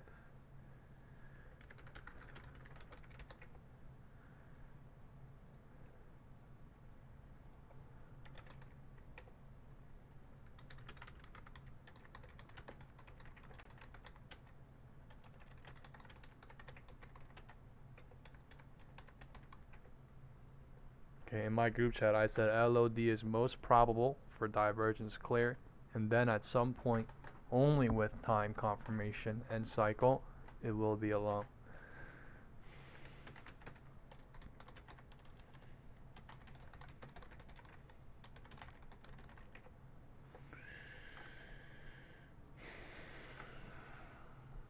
Time is 2:30.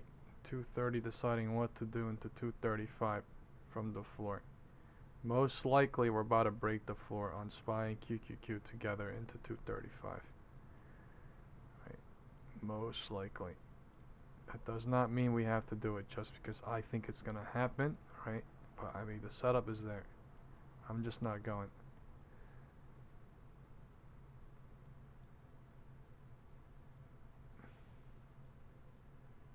The setup is there. I'm not doing it. Time is 2:35.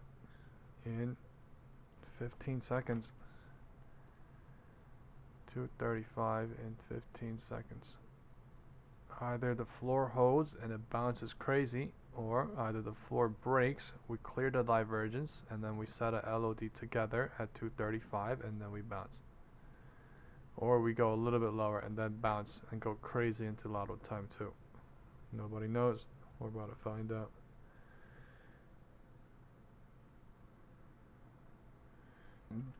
Excuse me, sorry.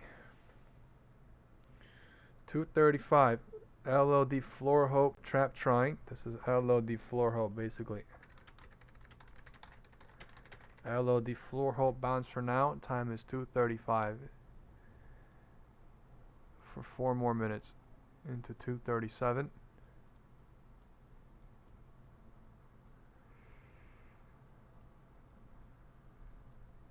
I can't even. They're doing this because there's a lot of puts on SPY. They're going lower on QQQ, and then they're just not going lower on SPY. Yeah, it looks crazy. This is crazy chopping. And to the end.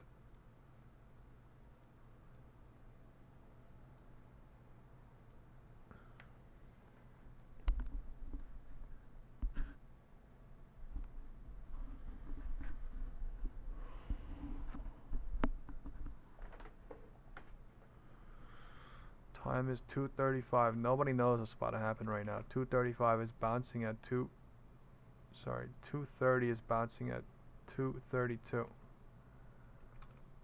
So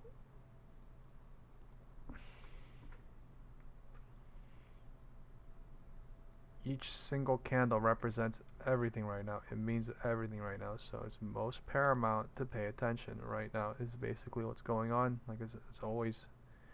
Right, pay attention to the cycle and the time confirmation that the candles are telling you in that exact moment, into the future, into the past, into whatever.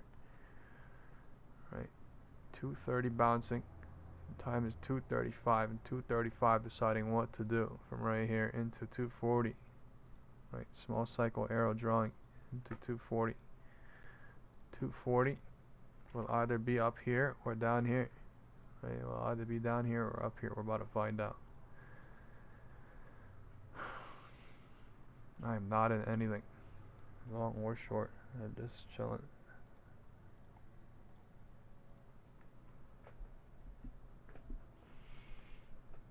This is basically, we're at a pivot point. There's no trading here, basically. Pivot point. The pros are just sitting out. The pros are just watching. Why? The risk is crazy going long. The risk is crazy going short right now, because of other setups, and we're at a pivot point right now. 2:30 LOD, 2 p.m. LOD. Difference in the floor. 2:40 in 2 minutes. We have 176 people watching and 134 likes. Thank you all very, very much for hitting the like button. Those who have, if you have not already, if you are the 20 or 30 people that have not, I know I keep asking, but feel free and please do, because I'm trying to push this shit to 130, 140, 150 today. But thank you all very, very much. Right, big candle coming red now. Trying. Time is 2:40 in 28 seconds. Right. I'm not sure if this is gonna go, but yeah, QQQ is going. SPY is not. Why? There's probably a crap ton of bears right now on SPY drooling. They're like, red candle. What a red candle. Red, red, red, and they're gonna get killed. So yeah, I mean, yeah, they could print real quick in 1 minute, but I mean, you don't know if the algo is gonna touch it and bounce like crazy, right? So LOD coming. That's what I said in the WhatsApp group. Most likely, probable in 1 second. It did not though. Time is I can't even talk. Time is 2:37, signifying 2:40 right now. So it did go lower into 2:35 at the minimum. It did go lower into 2:35 at the minimum, just at the last second, and LOD at 2:35. The divergence at the floor has cleared. There is no divergence. I lied. I'm sorry. I'm distracted right now. I lied. The divergence has not cleared. We have to see what happens here. 2:35 decided to go lower into 2:35. 2:35 is bouncing, and time is 2:40. And 2:40 is in between the algo range we're creating here. So it is very, very important to pay attention to what is going on right now. Is what's going on right now. Okay, we are using an algo range. Time 2:35, 2:35. We are in between both algo ranges. That is what's happening as of right now. It may suck for long or short, but it is what's going on for now. It is trying to break the floor. It is most likely going to clear the divergence on the floor, and then it will most likely bounce at the gap. I have no idea. It's 20 cents away. It does not have to. Clearly, just because I say it does not mean it has to right now, right? But all I'm saying is, I say things based on probability and what's going on, right? It could do it right now. It could do it later. It could not even do it, right? But I mean, I don't know. It's doing it. LOD is here. Time is 2:40. LOD is literally here. Okay. Divergence has cleared into 2:40. Divergence is not cleared yet on QQQ. They're about to go one more candle lower, I think, and then they're gonna gap fill it into 2:40. And then it's gonna be best safe exit at 640.50.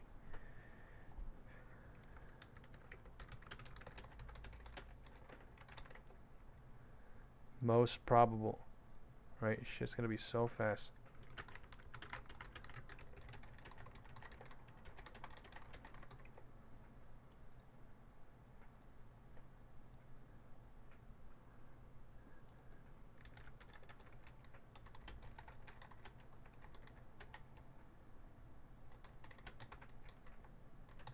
This is basically supercomputer stuff going on right now. Okay, algo touch. Time is 2:40.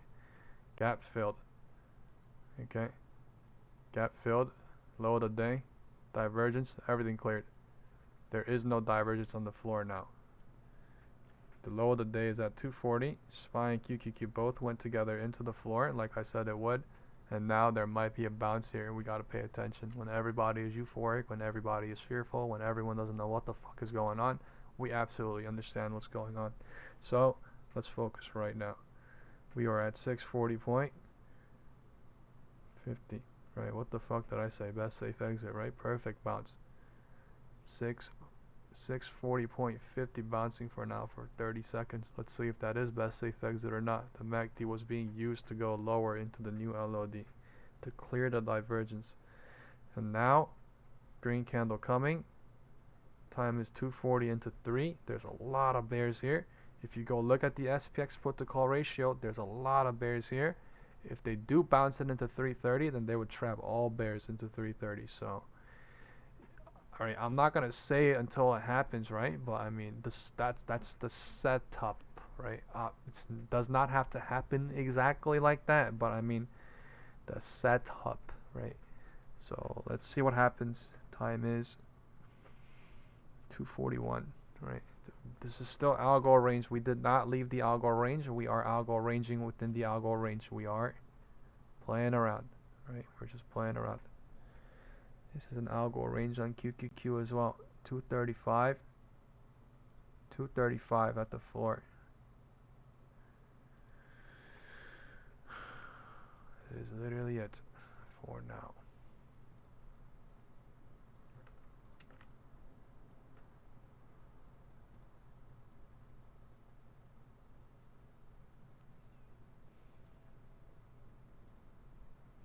What we need is a cycle time confirmation on this algo range to bring us higher is what we need.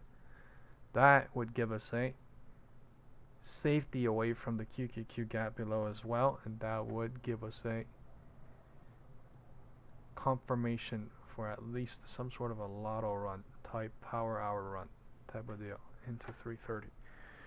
Time is 2:40, so this is literally the perfect time for them to start cycling for some sort of game into 3 p.m.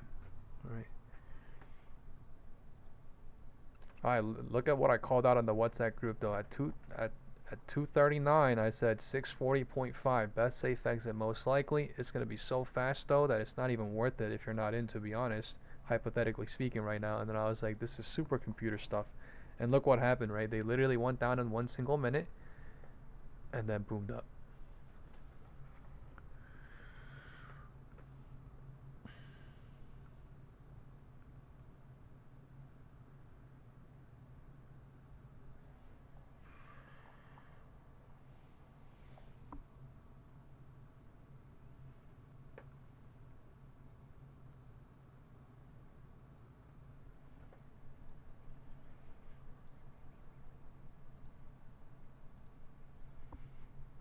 Time is 2:45.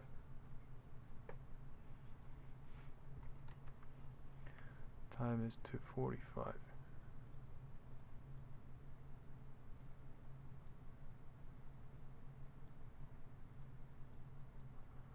QQQ breaking out of the algo range. SPY breaking out of the algo range. Time is 2:45. So 240 bounced to 2:45, and now they're going. Now they're going. MACD trying to come in bullish. Tiny bit, but I'm not in. It's basically from 240 to 245 showing, but yeah. After the LOD set, right? So that was literally best safe exit at gap fill, and that was literally perfect call entry at gap fill too. Basically 60 cents up in 3 minutes or less. The spread on SPX is 30 to 50 cents. That is crazy. That is SPX. You gotta get the perfect entries, and you gotta go basically short on bounces. You gotta go long on pullbacks. Anything else, you get fucked. Anything else, you get toasted. Data doing crazy work on all these cycles, like nothing. I'll go ranging here, so you gotta be perfect too.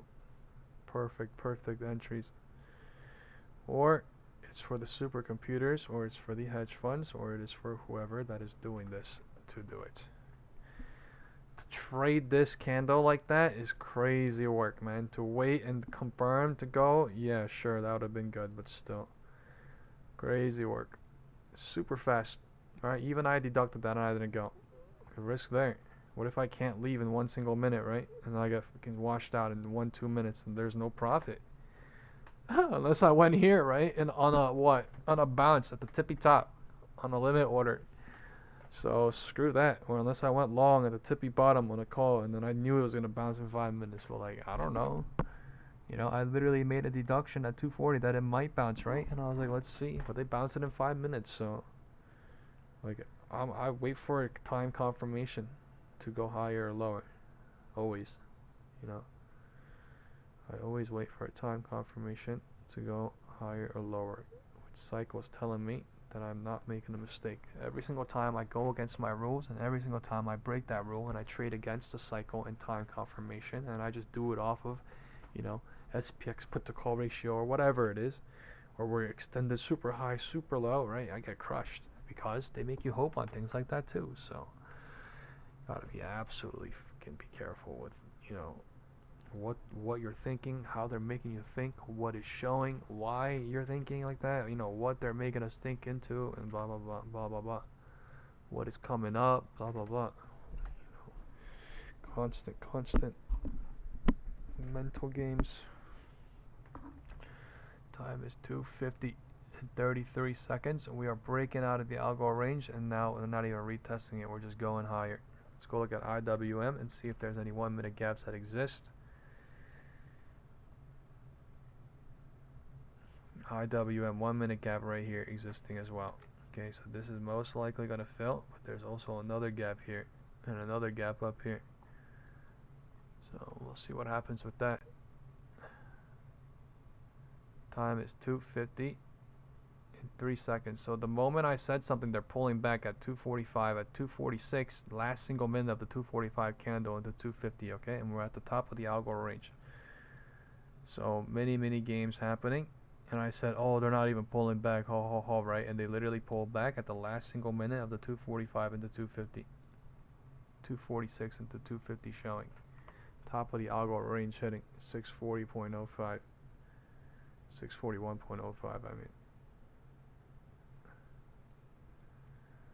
641.05.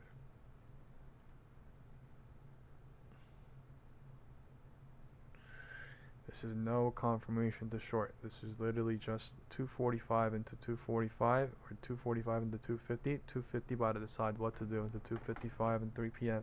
Confirmation gonna happen in 2, long or short.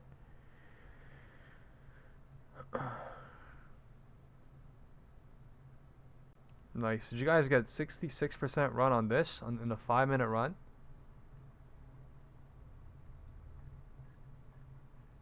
Can you really get 66% run on that? That's crazy.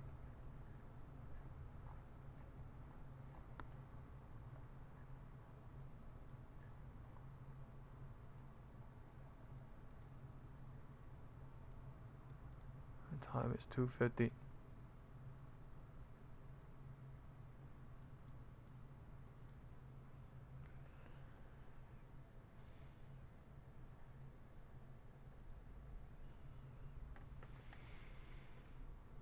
Time is 2:50.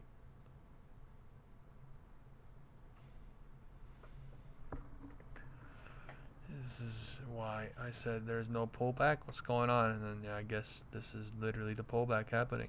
We're at the midpoint. MACD pulling back.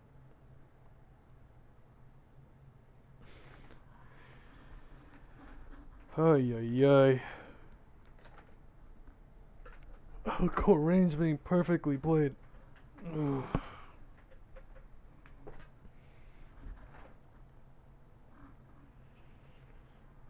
Algo range being perfectly played.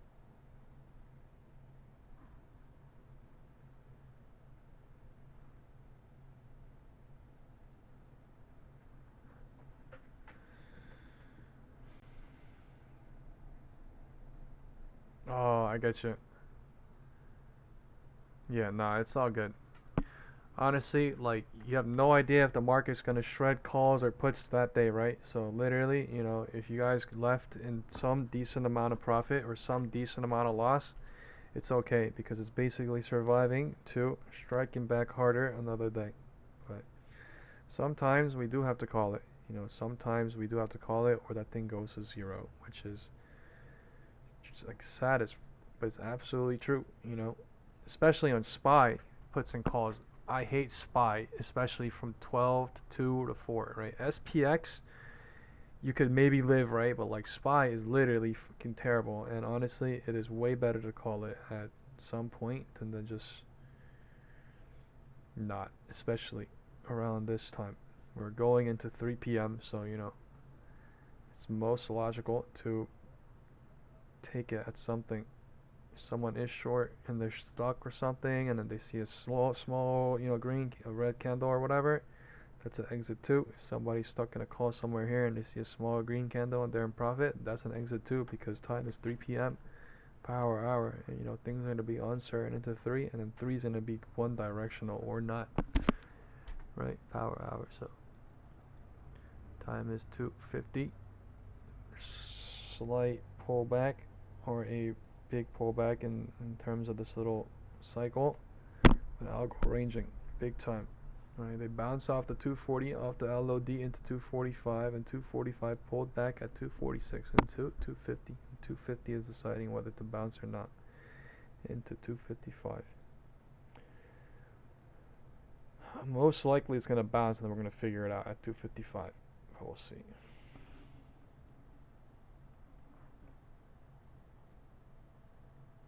Where should I go eat, guys? Some pasta house or a steakhouse, or like I can't stop thinking of ribs, man. I really want to waste $30. Like, I'm starving.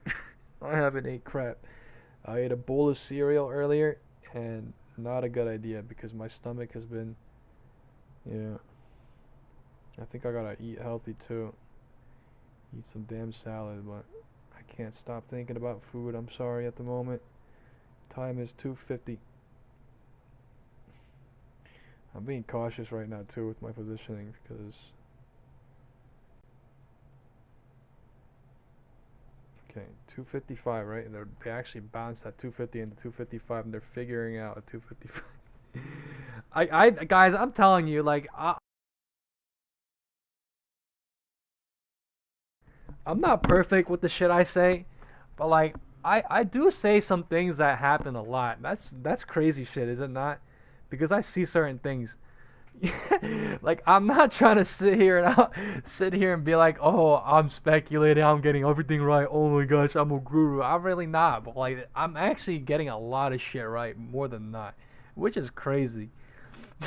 I just can't get everything right. That's when I got my ass whooped. When I try to get every single cycle right, and then that one single cycle screws me up, and then I lose all my profit, or I get my ass whooped, right? But like, I do get a lot of things right than not. I'm talking about the smaller cycles into the medium side.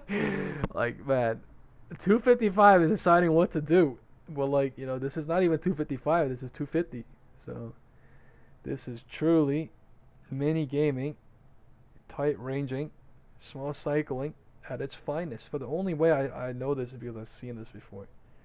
I've seen this happen before, you know, whether it's bounce here, reject here, retest and go higher, whether it's bounce here, retest, go a little bit lower, bounce here, whatever it is, you know. It's just the algo range. In fact, he came in bullish since 250 into 255 too. So either it squeezes now, you know, it's now or never basically, right? It's now or never. They pulled back to go higher or not off the 240 gap fill LOD. There's a lot of bears here, so I don't see why not, but I mean, I don't know. Let me send the SPX put to call ratio. Just because there's a lot of puts here does not mean they have to go lower too, right? I mean, they could truly do whatever the hell they want because it's not even intraday shit. It's like intraday 1DT, 2DT, 3DT puts too, so you know, just because it doesn't go down to today or it doesn't go up today, or it doesn't mean it's not going to tomorrow, right? So sending the SPX put to call ratio now in the group chat. And let me look at what someone said in the chat after I send this real quick.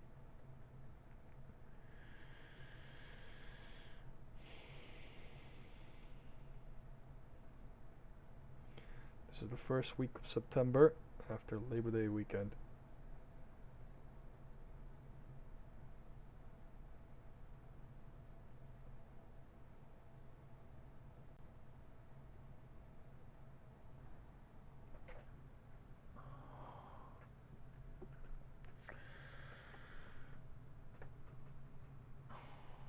Time is 2:55 going into 3.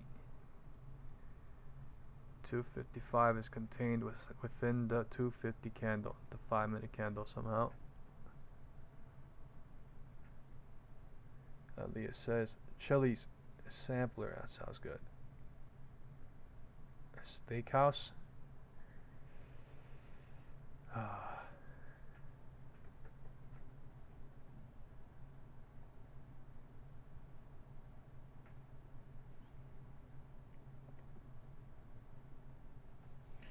Yeah, no, we are going to keep this trading related only. in the group.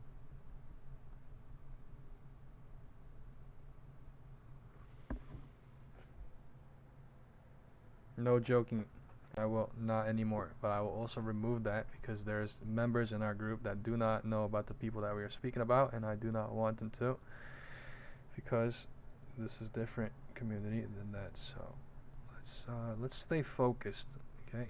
I will keep in mind what you just said, the person that said that. So I'm not discarding your message. I am understanding what you're saying respectfully. Okay, time is 2:55.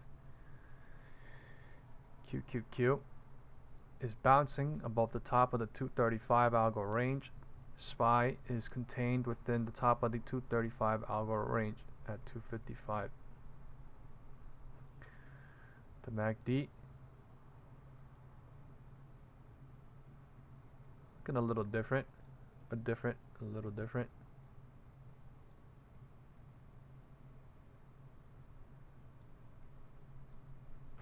But they're wasting a lot of time down here, so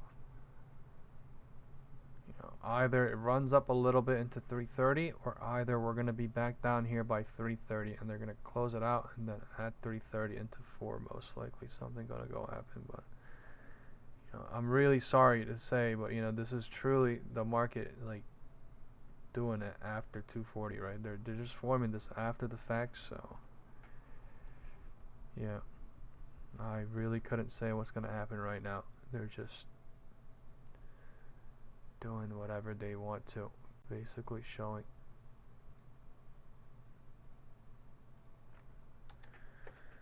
Time is 3, so 2:55,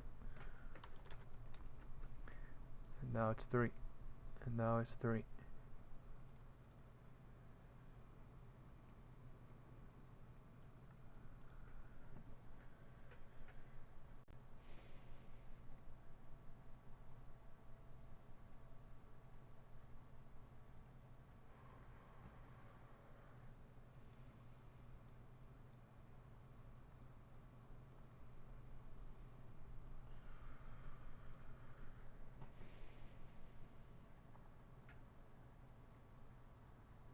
There's a lot of puts down here, and we're wasting time down here. That's crazy. Like, maybe I'm thinking Lotto's gonna be long, but like, yeah, a lot of puts down here, and we're wasting so much time down here. I'm feeling like this is a setup into the future, but what future, right, is the question. Which entry for where is the question. They're just building volume down here now. There was no volume down here. They just brought us down and bringing volume down here and trying to build down here. There's not enough time to move the POC or anything, but we could waste some time here, and at 3:30 into 4 we could maybe go back a little bit to POC or VWAP or something. That's what I'm thinking.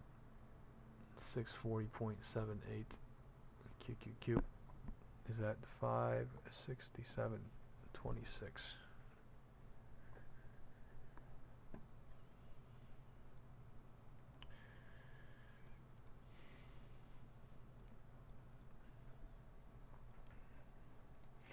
I'm not short or long as of right now.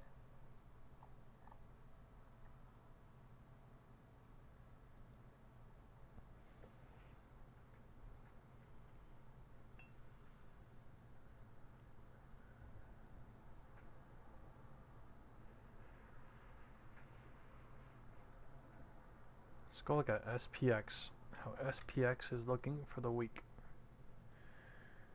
Okay, SPX. Okay, so SPX, in the market update video, we announced that there was a gap above and a gap below coming into Tuesday. And then on Tuesday, we gap filled this, right? Gap filled on Tuesday, and then now we went up. And did we gap fill up here? It looks like we did, but there's a gap here that we did not fill. So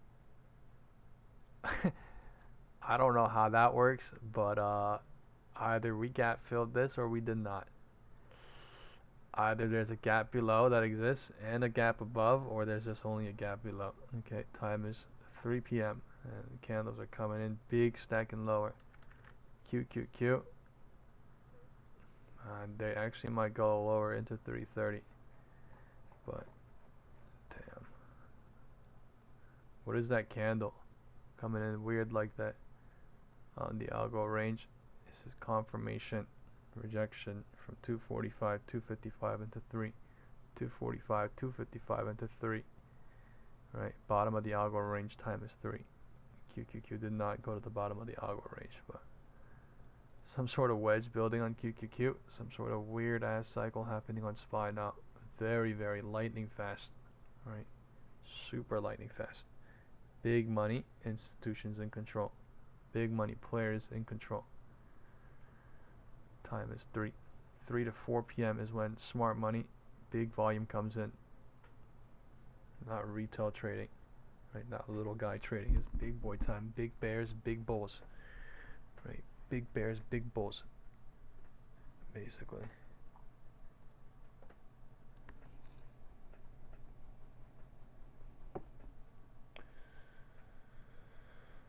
Oh, what a day.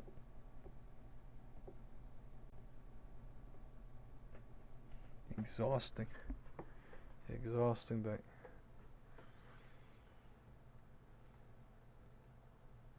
But we had our President Trump come on, and he made things a lot better for me.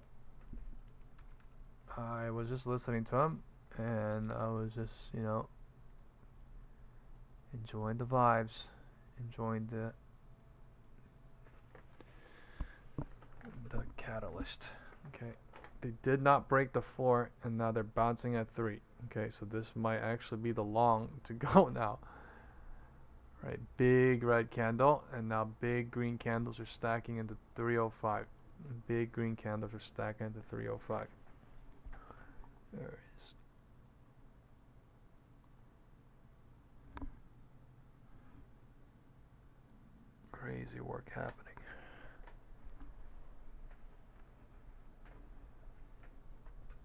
Huh.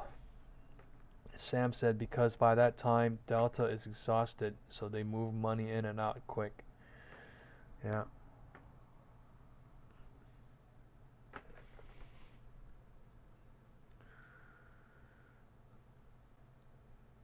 .305 time is 305 time is the market is going up and down, up and down, up and down at QQQ 567.29 for now. SPY in between the 235 algo range for now. We had how many algo ranges today that we play with?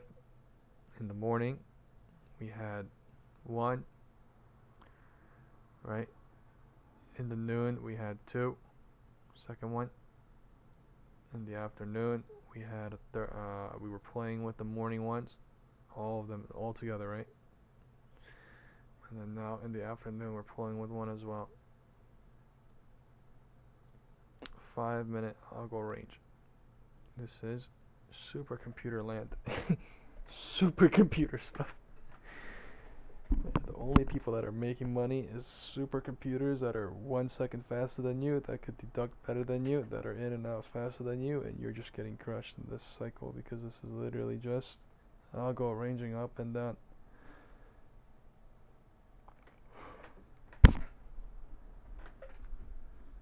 Huh.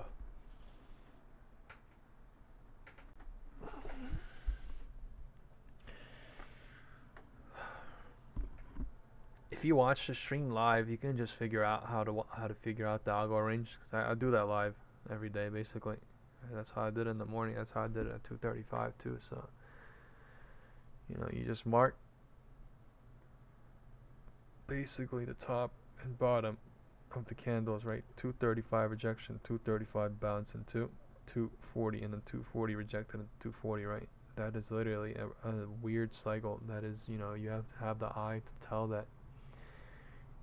The average Joe is not going to be able to read that. But I mean, if you train your eyes to read things that the average Joe can't read, then you are clearly not an average Joe anymore. So, You know, constantly just improve yourself and try to do that. That is the only way. Right? I'm being real as fuck. You know, I am real with everybody. Right? That's literally the only way. If you just constantly try. But try, and then if it's not there, it's not there. If you try and it's there and it works, you know you have experience for it the next time. There's a bounce coming. Bulls are coming now off the floor, off of 240. Bulls are coming off the floor, off of 240. 3 p.m. It's bouncing off the algo range as well. Top of the algo range now, but you know every single time we're like, oh, bulls are coming. Every single time they are pulling back. And MACD is coming in bullish now rather than bearish, but let's see a push up. Every single time we see a push up, it is going down. So let's see a push up now. 305. We are above the algo range. We need to stack up and we need to stay above the algo range. Basically, the candles need to stack here. Volume needs to continuously build. Come in. Time is 305. We're breaking out of the algo range on SPY.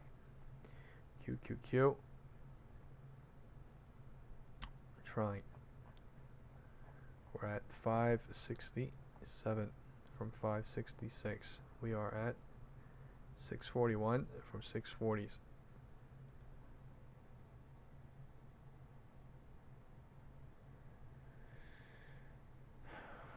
His price action is like crazy. Ever since somewhere here, right, 145 into 245, it's been horrendous. You can't lie. 145 into 245 has been fucking horrendous. Like, what even is that pattern? You know. Stupid, crazy chop, with a little ass drop and a little ass pump back, literally where we're at, and then yeah, this is stupid work. Just buying and selling and buying and selling and buying and selling and buying and selling wherever they want, right? Wherever they want. Time is 3:05. MACD volume is not building; it's pulling back beneath the algo range again on SPY.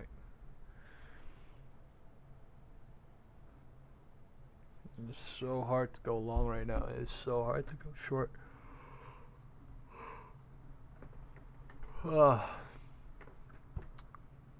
Truly. Off of what? To where? And go where? You know what I mean?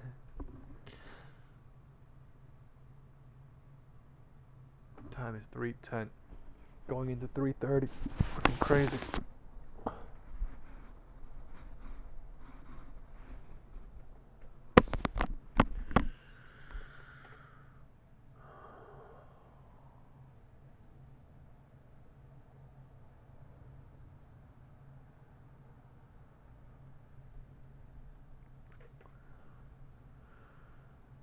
Time is 3:10. 3:10 is also bouncing.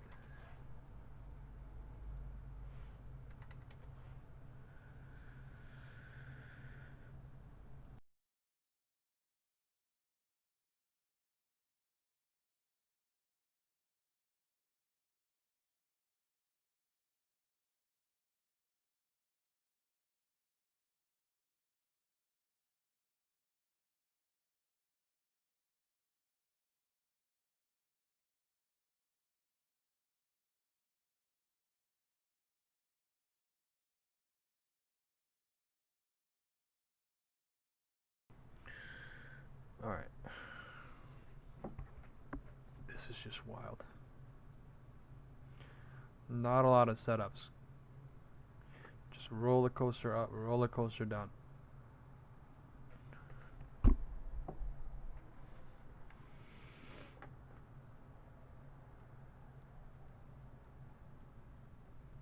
Okay, going lower now. Yeah, not a lot of setups. This is truly trash. MACD volume is truly trash right now too. It is not directional. It's just going higher, lower, higher, lower, higher, lower, and just pulling back, going in, pulling back, going in, pulling back. One single candles.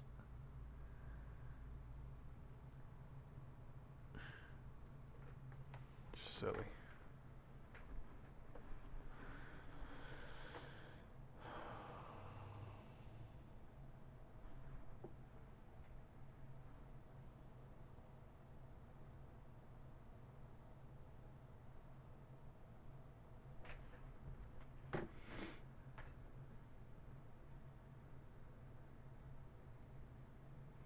think I've decided to go to Longhorns. Get some unlimited free refills on bread. Eat that like twice. And get a full rack of ribs. Man, I'm sorry guys. I'm just constantly thinking about goddamn ribs right now. Alright, I think I'm gonna do it though. I'm locked in. Alright, time is 3:10. They're going lower from 3:05 into 3:10.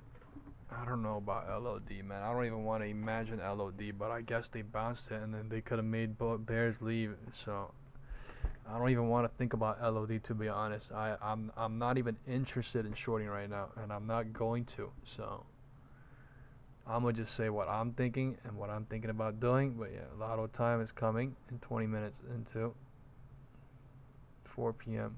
Right, 4 p.m. Lotto is either going to be we break the floor into 340, 340, 350, 55 something, and then revert into 4 p.m. or we run it, stay in between the two pivot points that we set at the HOD in the morning and the LOD at 240, and then we run it somewhere to VWAP or POC. But we will figure it out as the time gets closer.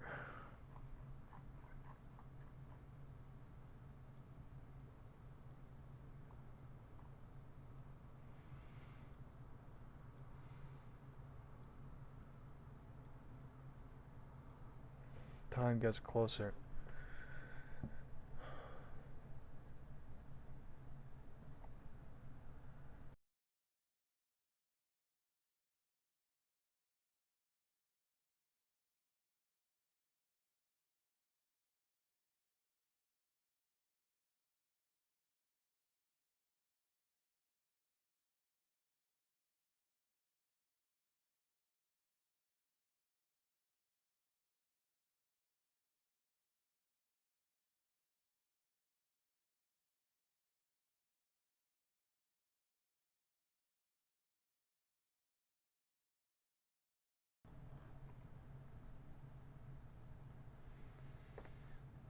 $3.10 bouncing. Time is 3:11, 3:15. Sorry.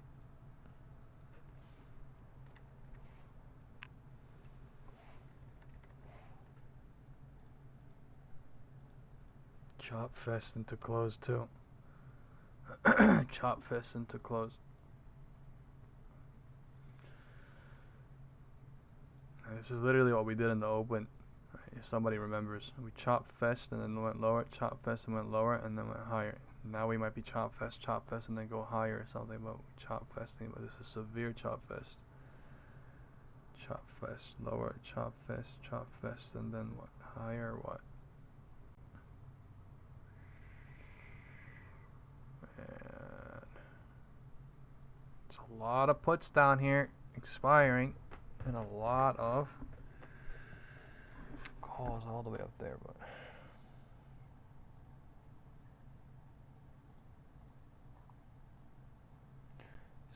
6-4 25, 6-4 20s.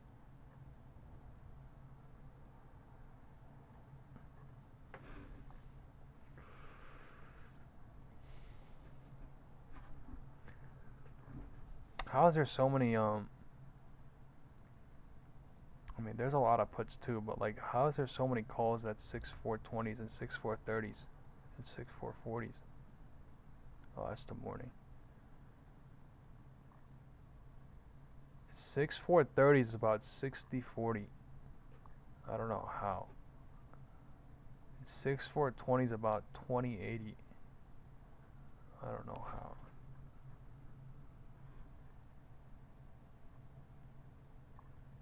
And 6-4 40 is like 80-20.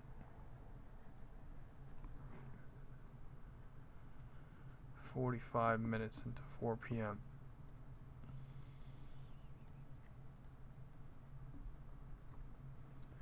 The MACD is bullish. We're just hovering inside the algo range near the floor for now. It's the only thing. The MACD is bullish, but there is no cycle confirmation that is building to go higher with MACD and volume. That's the only thing right now. If that happens at Lotto, it's going to be super fast, but as of right now, the volume is not even going lower, not even going higher.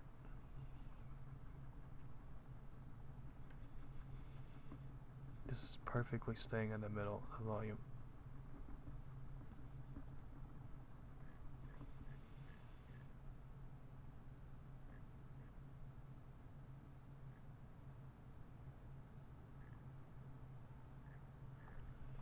POC is all the way up there.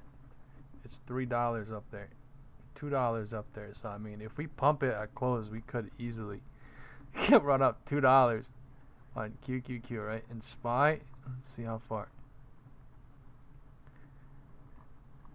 It's $2 up too. I mean, Lotto definitely doable. It's just like they would have to eat all the bears. They would have to eat everything. They would have to eat everything at the close. And let's see how, the puts are spiked right now to close.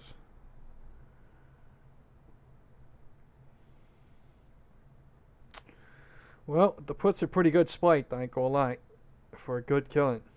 But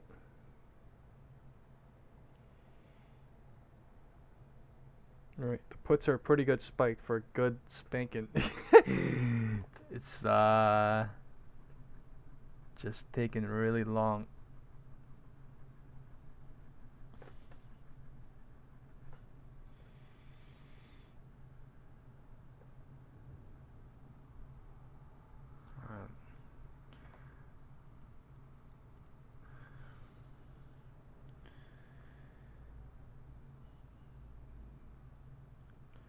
Are they whacking the calls right now, or like what, man? Like, this is crazy work. I have no idea what's going on right now into 3:30. Things are just, everything's looking spiky as hell. Calls and puts are all going up and down, up and down, up and down like nothing. That's what it looks like.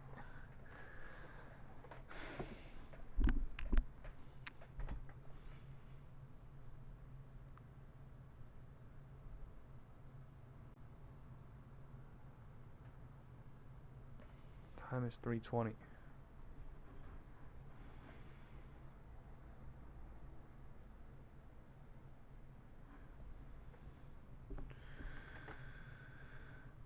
$3:20 is here.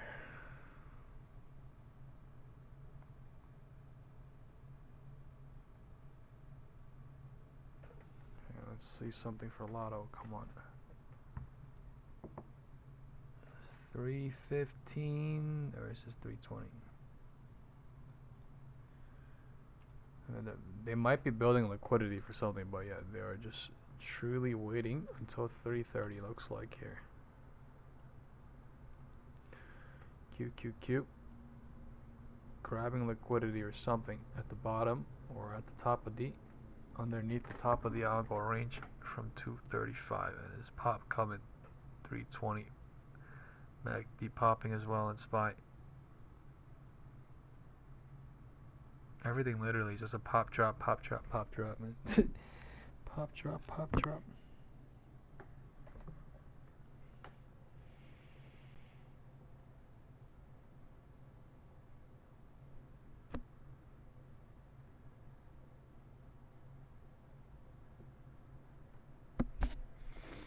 Call looking nice, right? To break out above the algo range, but the risk is there. Time is 3:20. The MACD kind of looking scary. I mean, but the setup looks nice. There's a lot of bears here. You could maybe visit up here and then run a little bit, but it's looking crazy. I'm not gonna lie, to go long or short because of this too. It's looking crazy. It just looks good for 1 minute. It looks good for puts, and then it looks for calls. It looks good for puts, and then it looks good for calls, and then they just all are bad. They're all bad right now, into 3:30 at least.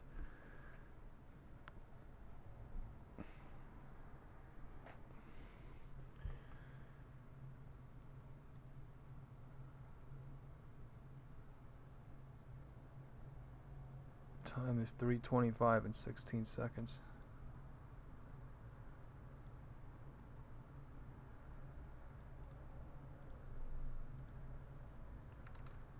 Time is 3:25.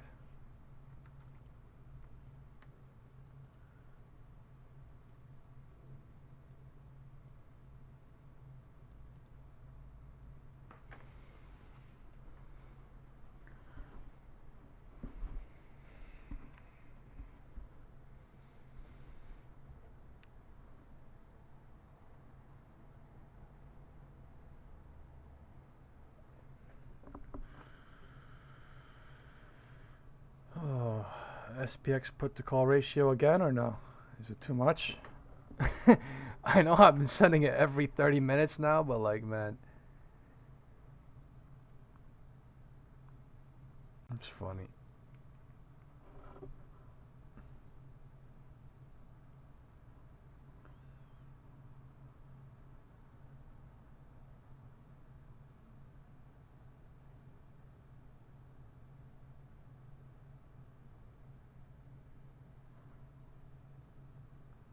I just sent it again in the group.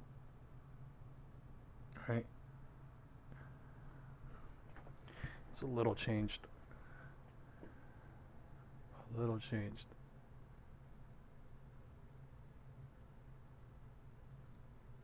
This is 320. 325 coming in 35 seconds, and they went higher into 320, and they're rejecting at 320 into 325. So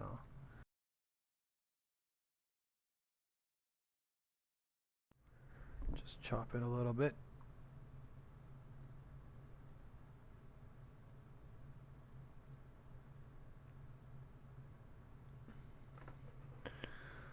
We actually gap filled below into 2:40 p.m. though. That is wild.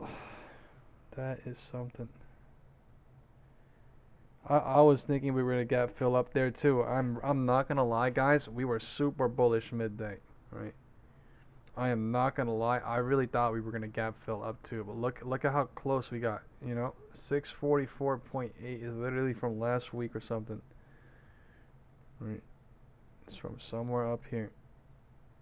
And that's the only reason why I didn't mark it, because you know I didn't want to like make people like get hurt on it, but like I had to mark it at some point or another, right? So it's from this day, last Friday, 644 something, but yeah, that's why I left it there. But like I didn't make a full line because I didn't want to like, you know. But when we were going up, I showed people this, and I was like, you know, oh, I do have this drawn out, and that is the gap above. We are in between a gap above and a below, but you know, yeah. You don't really know until it really happens, is all I can really truly say. Time is 3:25, and they went higher into 3:25 from 3:20. This is 3:25 as well down here, so let's see what happens. The MACD is coming in bullish. We are at the top range of the algo candle. QQQ is coming in bullish as well. Let's go look at IWM for a second. IWM has a gap above and a gap above. So is this gonna fill into the end of the day or not? All right, let's see.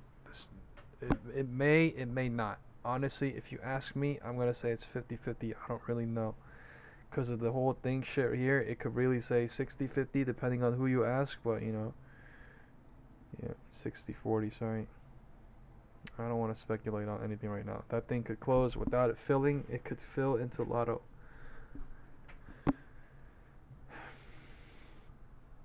If it doesn't, though, it'll probably be a play into tomorrow.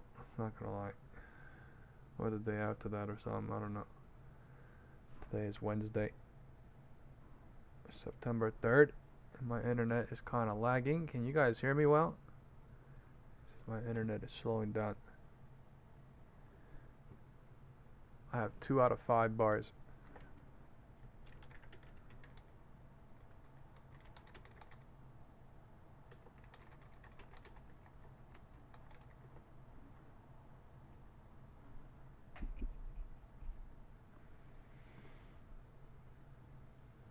Okay. I might lose connection here, guys. If that is, I have no idea what's going on with my internet. But it says it's at 2 out of 5 bars right now, so we'll see. There is a little bit of a pump coming. A little bit of a pump coming. Candles are. Time is 3:25 still.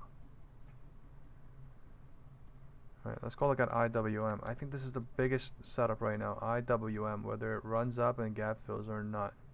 The 5-minute volume is not there. That's the only thing. So there's 3 gaps on the IWM right now. One here, and one up here. So one of them's about, one of them's gonna close with it closed. One of them's gonna close with it open. Right? I don't know if the other two's gonna fill now.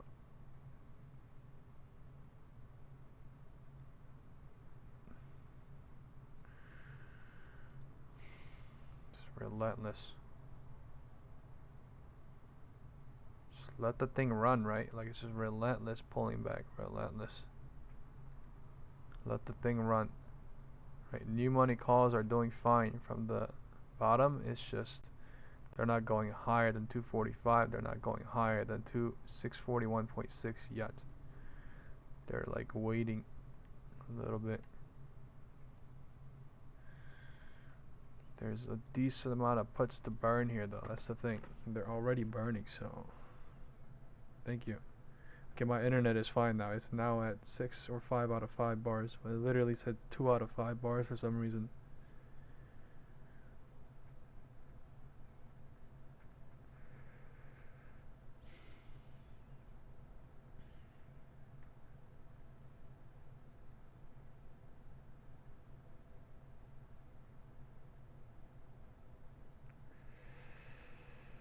Let's do a poll, okay?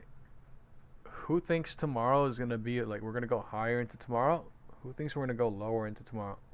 I'm not taking a position into tomorrow at all. I'm just curious.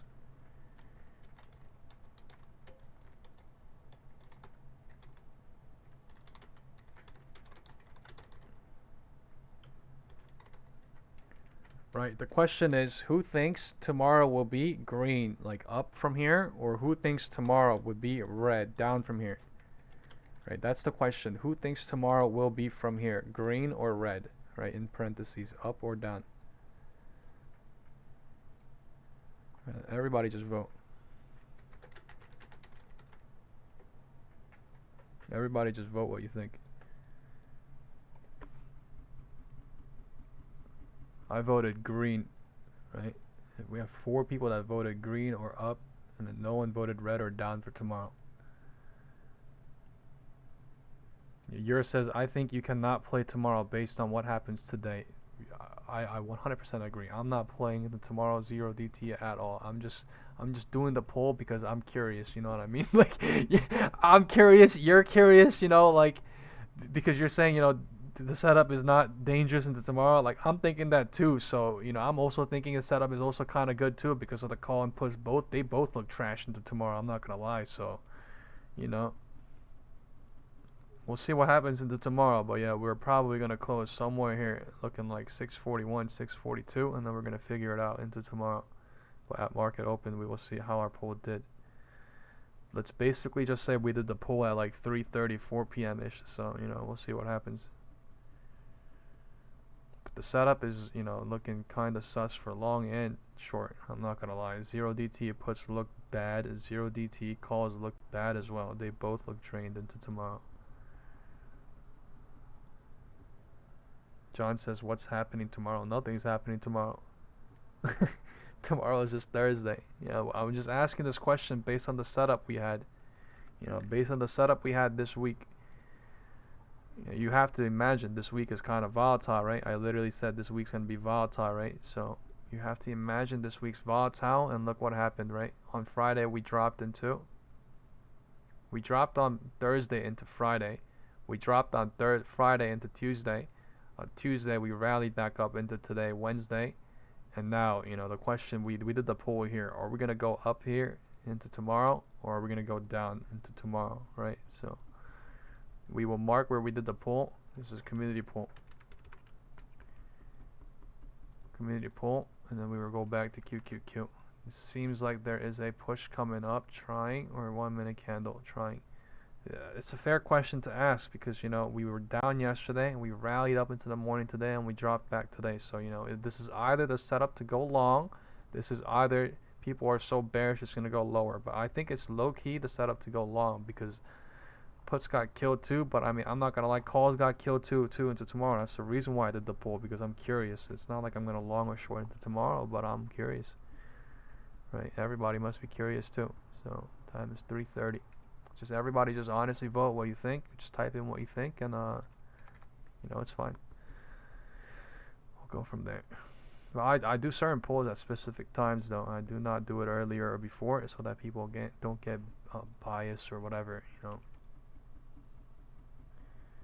I don't even want to think about Trump pump or Trump dump at pre-market, right? Because I literally do it in like 10 minutes before he comes out or something so that we have like some sort of setup into it, and then we could, you know, have like some sort of community thought and then be like, oh, everyone's like this, oh, okay, then okay, I should go with the wave, or I should be cautious, or whatever it is, right? So time is 3:30 and they're bear burning everybody into Robinhood close. 641.30 we are at. QQQ also, everything left the algo range. Everything left the algo range. We left it at 3:30, trying to push into 3:35. Time is 3:35 and 46 seconds. Time is 3:35 and 43 seconds. I am not long or short. I was not focused here when the candle were just booming up. They're going higher into 3:30. 3:35 is here in 25 seconds. Let's see if that candle closes and gives us another green candle or not into 3:33.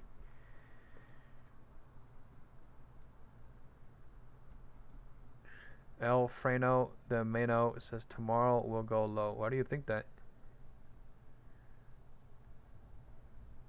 And Rika says yesterday was green but closed 0.7% down. Weren't we? Someone requested to join the group. Welcome to the community.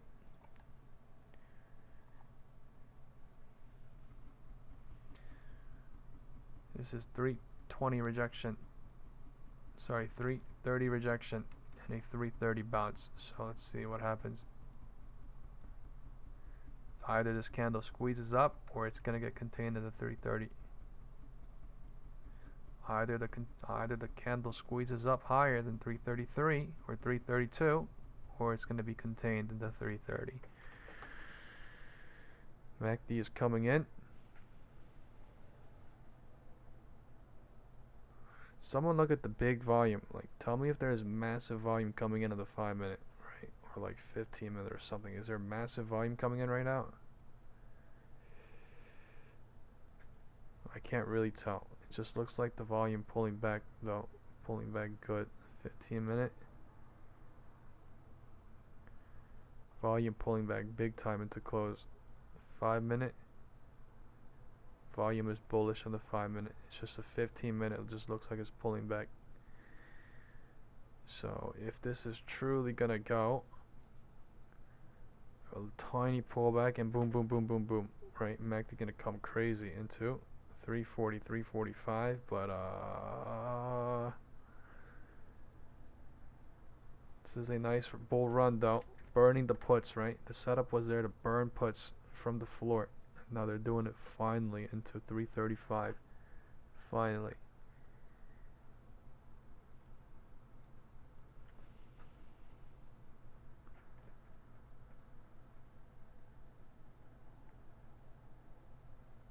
I did not grab calls at the bottom down there, so.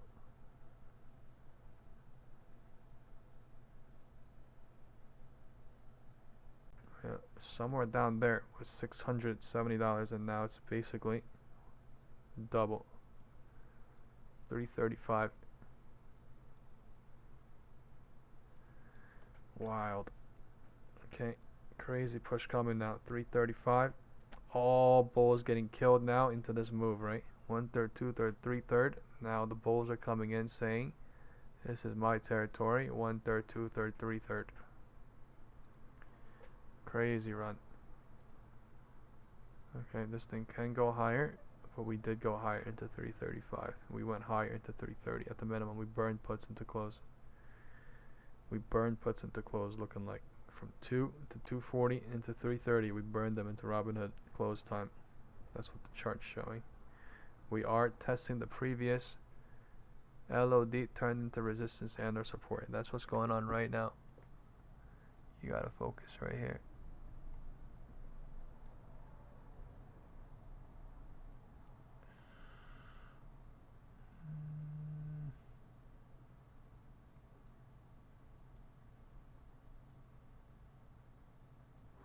Previous LOD turned into resistance and or support. We will see what happens with this.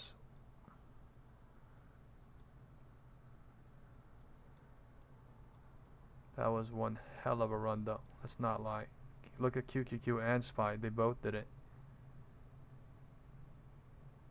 Right? That you guys have to remember this. You understand what I'm saying though? Previous low of the day, 10-15, right? Look at how many times we tested that, broke out, and came back to it today.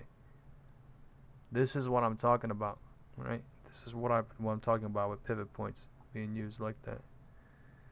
Okay, this might be like here. Okay, this might be here, right? Well, let's see. To be cautious, we'll put it right there. The one before that up there, this is the algo range. So there's actually another algo range as well here, but this is previous LOD turned into resistance and or support. This is 930 algo range. Yeah.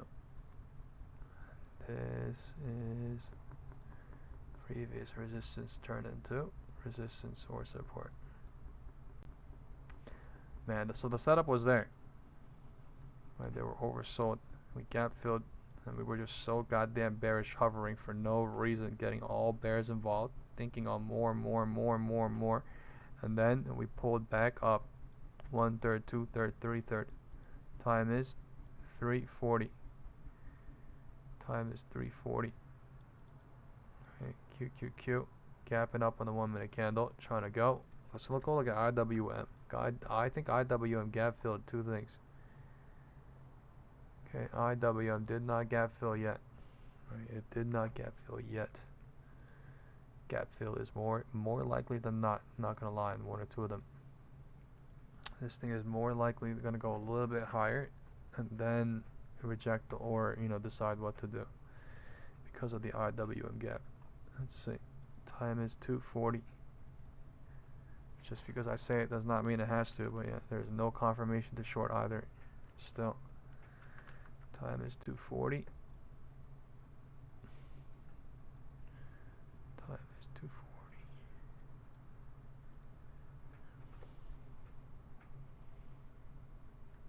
Man, what a run since 240 into 340, right?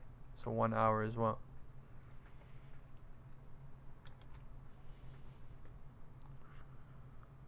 What a run.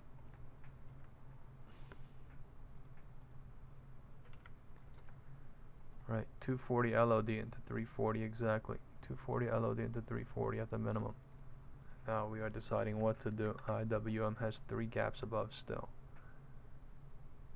Right. If the volume, MACD, everything comes back again, we're most likely going to fill 1 or 2 of them today.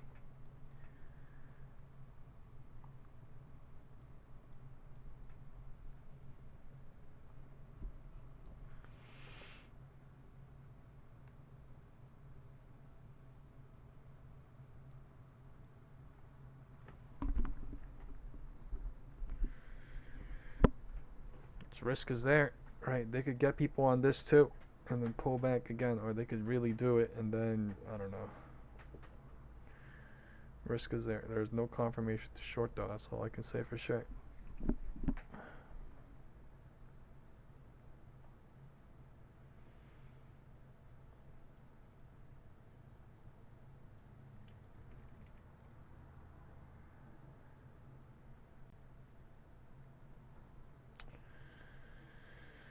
What a crazy day. Algo range, previous LOD, everything played. Gap filled, everything done. Going higher. SPY, QQQ. IWM might follow here. Keep showing red candle.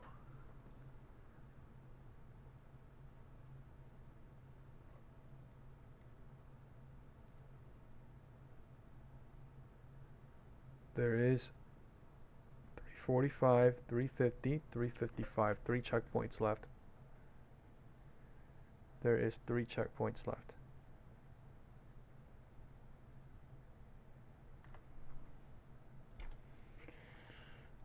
it's okay to, you know, it's okay to be okay with what the market is doing, right? If not today, tomorrow. It's okay. Sometimes the market beat printing without you. Sometimes the market beat leaving without you. And you gotta be okay with that. Right, IWM trying to run into 340. Time is candle stupid. This is stupid work. I don't know why it would just go boom, boom, boom, and just fill and then doom. But like, yeah, not doom, but like, you know, boom, boom, boom, and hover, whatever it is. But like, it's just not. And SPY is doing it, and QQQ is literally helping it, but IWM is not. I would love to see IWM gap fill right here. I would love to see it.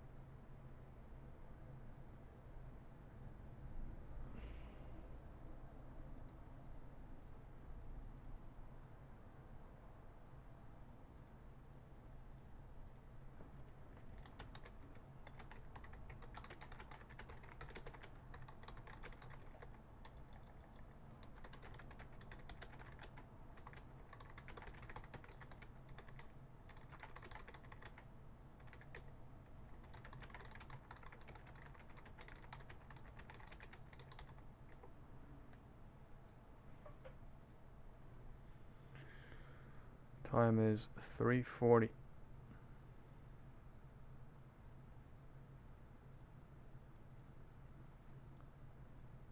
We gotta go look at IWM right now. They're slow flying. Slow flying. Manufactured flying. We manufacturing this together. We flying. Time is 3:40. IWM is not gap filling yet. It's about to in probably a minute. We're in this candle. Damn, we are literally back where we opened almost. We are back where we opened after we gap filled. Wow. Right, the only way they're doing this is because they burned all the bears into 330, right? And they burned everybody here into 330, and then burned the SPX puts too into now.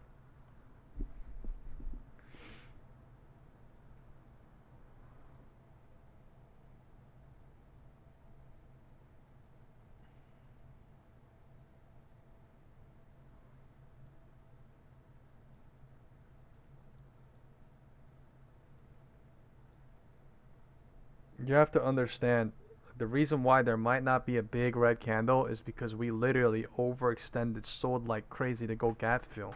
Gap filling itself is literally market doing its absolute most and doing its craziest to, you know. So we burned the bears, we burned the bulls, and then now we burn the bears into close. We're at VWAP. Look at IWM, gap filled on one. Okay, going for the other one. IWM is at VWAP, or SPY is at VWAP. That is a massive pump up now.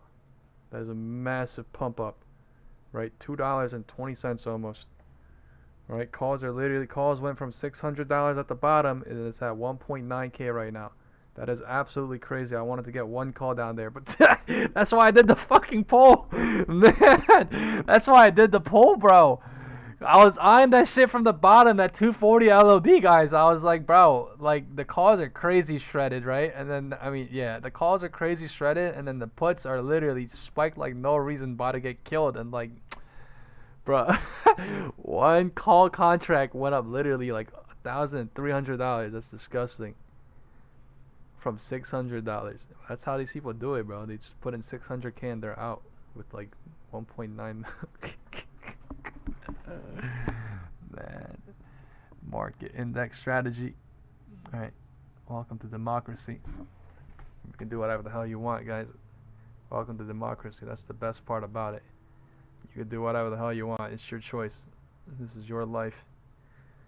But they went up crazy high into 330, and then now this is 1/3, 2/3, 3/3 playing out. Let's see how high this shit goes. Okay, IWM might gap fill another one, and then it might reject. Right? I don't know about a end of the day rally and go gap fill that, but I mean, Trump market, anything possible. We have VWAP. Let's see if we flip it or not.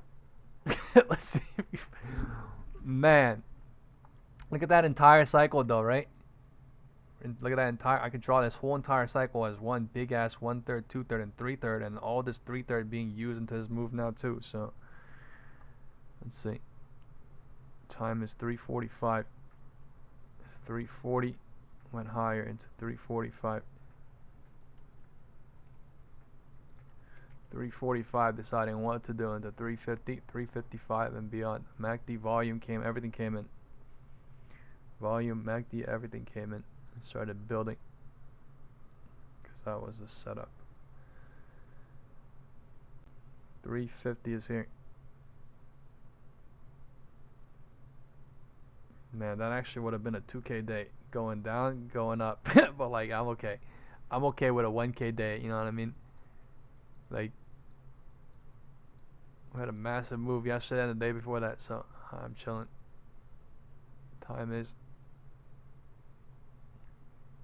3:50. Time is 3:50. Time is 3:50. Holy crap, IWM gap filled. Right? Gap filled. Done. Best safe exit. Best safe exit, most likely, folks. IWM gap filled. Alright, big time. The calls printed big time. Right? So, IWM gap filled, folks. That is crazy work. And they're going higher trying. Do you see the reason why these people leave this shit open, though? Do you see the reason why we went lower on purpose, right? I can't negate the fact that this happened, because the only reason why this is happening is because of, you know, setups. The only reason why this is happening is because of things that they left so that they could do into the future, right? What did I say into the lotto, right? Whatever's gonna happen, but the market is deciding, it is deducting through the cycle and the time that it has left into close, right? 345, 330, 340. 345, 350, 355, right? And then we basically filled 2 out of 3 gaps that exist on IWM. That thing is most likely gonna close with it open, unless we pump like crazy in the next 5-10 minutes. That is a if. That is a if. That is a big if.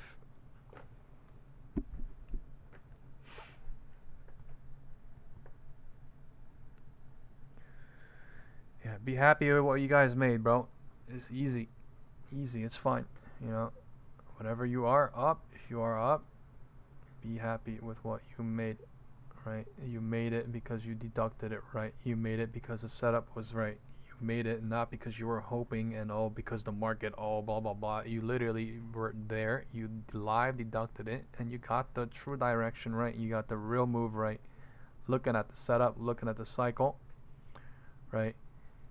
If you guys like this 1/3, 2/3 box, if you guys like this 1/3, 2/3 box, hit the like button, say that you like it in chat, and we will see you tomorrow as well. Time is 3:50, going into 3:55. IWM is continuously pumping, trying. We filled this gap, and there's one more gap that exists. That could fill tomorrow or something. Spike candle coming higher. Time is 3:50, and they're going higher into 3:50 still.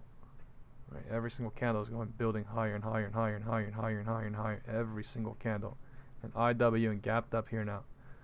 So now there's a gap. Right, IWM gap exists here as well. Alright, now the bulls are coming in crazy. Alright, this could be a best safe exit, or it could be a trap or something. We'll see. Time is 3:50, and look at the algo ranges right now. Look at the algo ranges being played right now. Right? Oh shit. First one here. Second one here.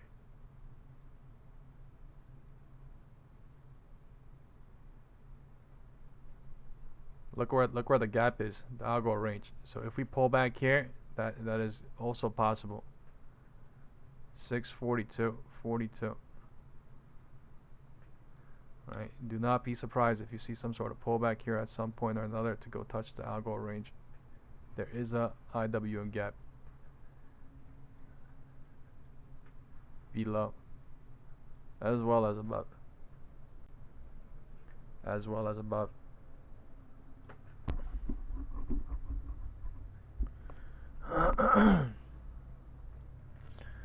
It's crazy rip. I'm not gonna lie, this is crazy downtown south gap fill, right? And then this is crazy rip, making everybody bearish on nothing, right? And then literally gap filling everything. Smart money went in calls all the way at the bottom when everybody was selling, when everybody was going short. All the way at the true bottom. All the way at the true bottom and ripping it into 3:50 p.m. Man, this is absolute day. It's like we never went higher. It's like we never went lower. We are basically where we opened. About to test the top of the algo range. This is gap holding and pushing higher into 355. Time is 3:55 and 50 seconds. We're about to see what happens. There might be another candle push higher, or there might be a rejection at 350 into 355. Time is still 3:55 into 3:59 p.m. or 9 a.m. You know what I'm saying? 3:59 p.m. God damn. God damn.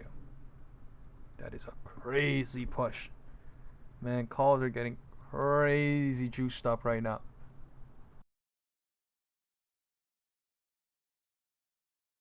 That is crazy work.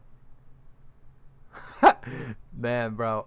It's something like this now, bro. 1/3, 2/3, but like crazy big box 1/3, 2/3, right into 3:40 p.m. and then now the 3/3 playing out. We're going crazy high. The time is 3:50. 3:55 is here in 3 seconds.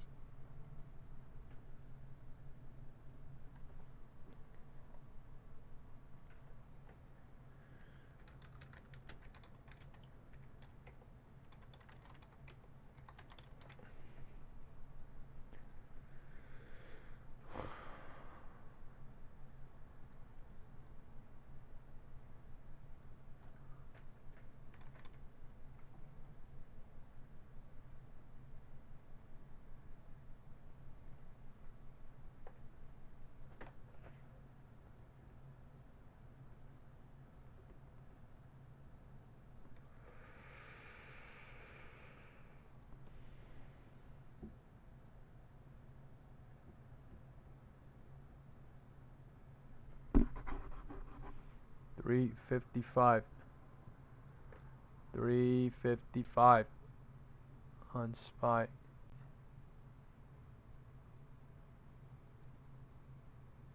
They went higher into 3:55 p.m. signifying this is absolute bull territory. Sorry, this is neutral territory, but like, you know what I'm saying. This thing could pull back into 4 and gap fill now or not. I don't know. Alright, time is 3:55. It looks like it's GG's. There might be a spike candle going higher or lower a little bit, but that is it. That is it. Oh, wow. That is it. That is absolutely crazy. Absolutely crazy.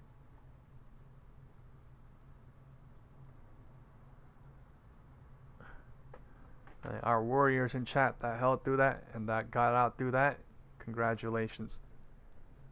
Congratulations. Time is 3:55.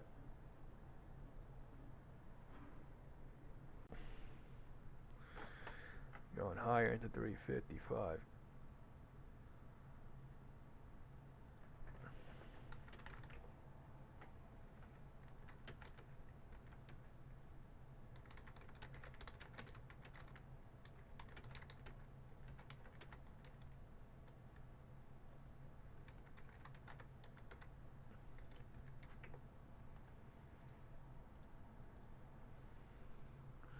Wow, top of the algo range being touched at 9:45.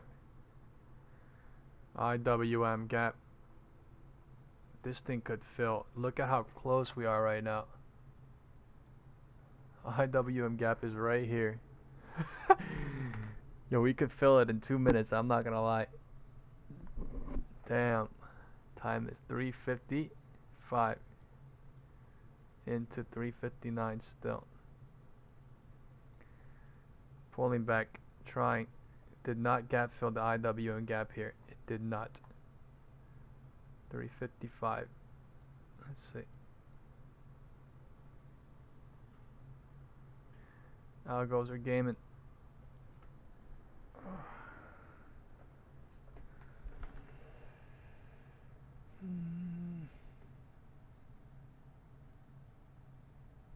Well, I'm very happy everybody did good and made it out alive.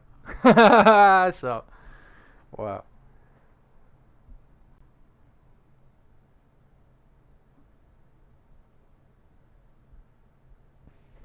Green day for me. Big green day for me.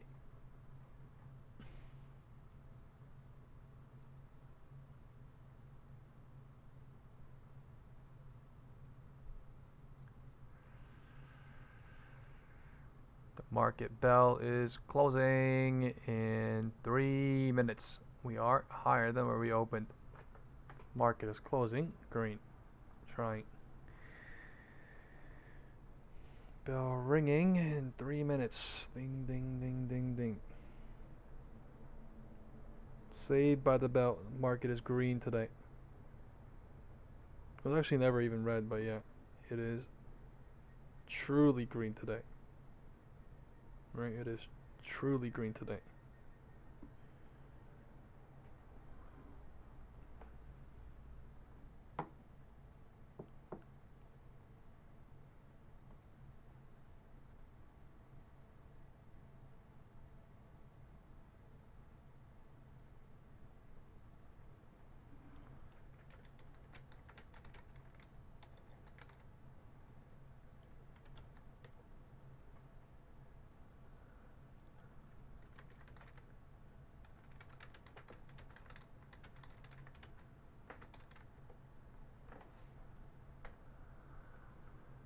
Alright, IWM gap. I might close in 40 seconds or less.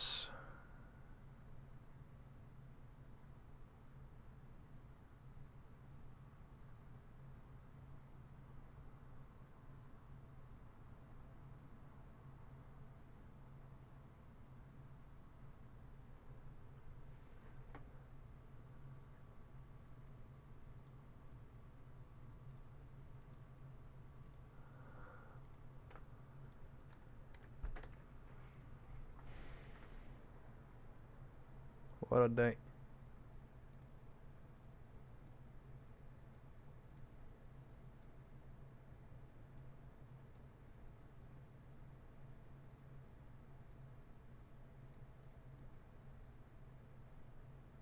Wow. Alright. Well, on that, folks, I'm going to go eat ribs and I'm going to work. Have a good day. Bye bye. I'll see you tomorrow. Hit the like button on the way out. Thank you all very much. Bye bye.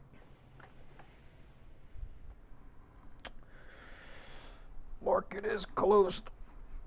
Oh, wow.